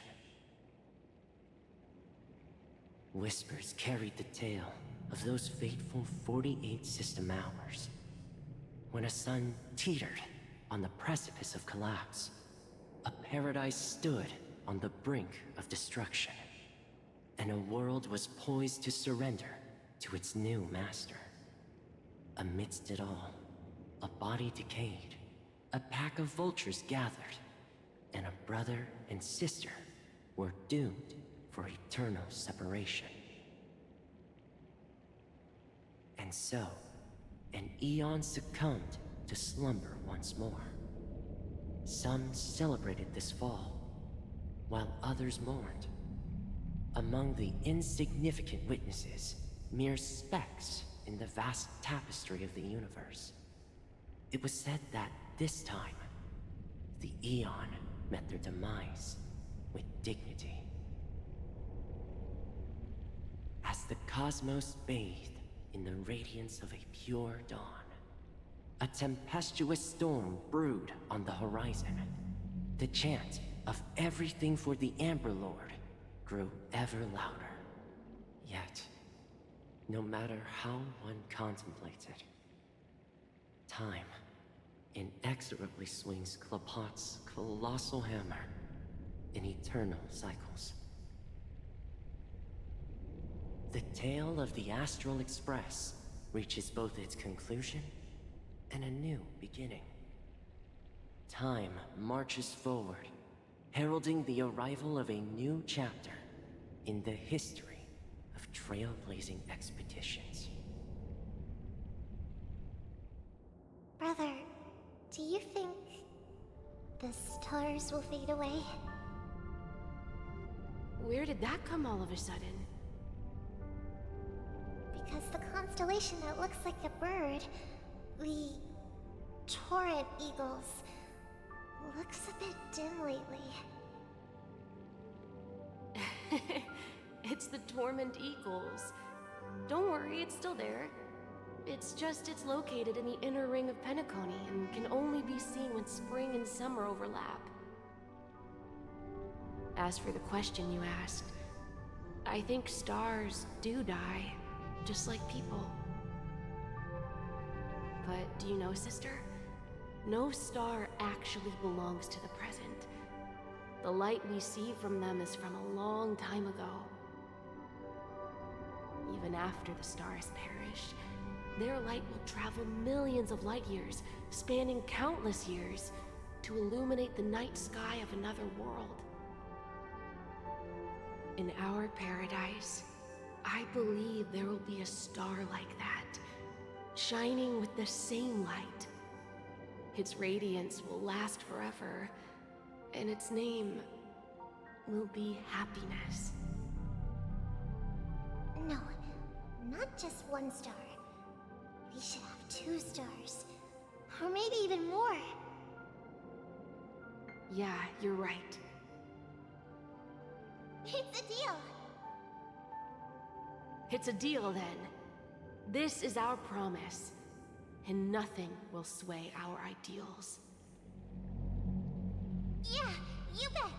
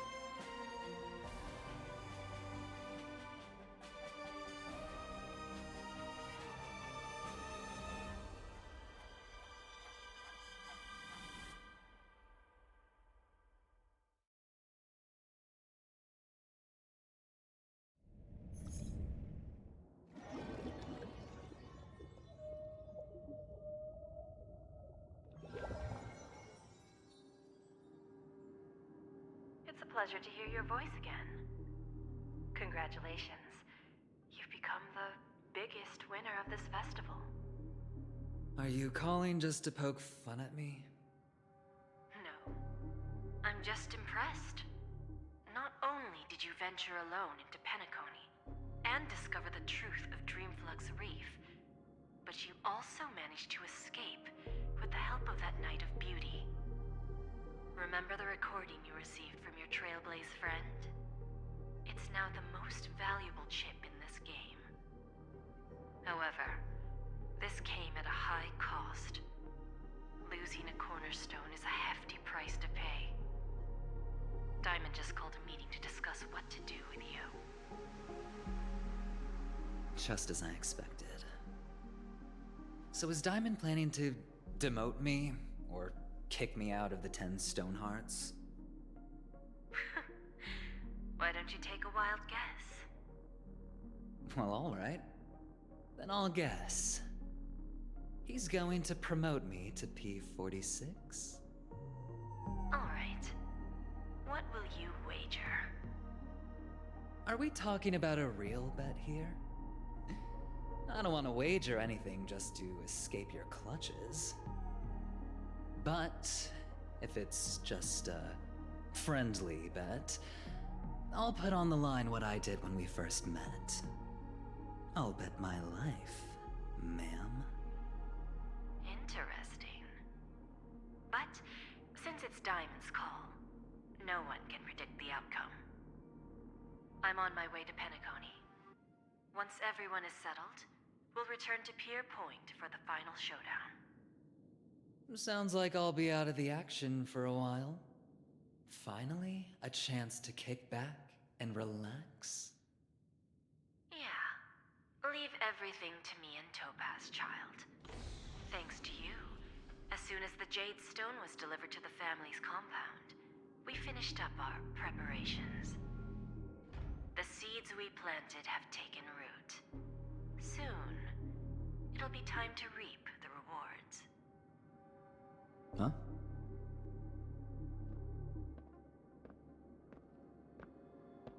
Let's wrap it up for now. Looks like I've got a visitor here.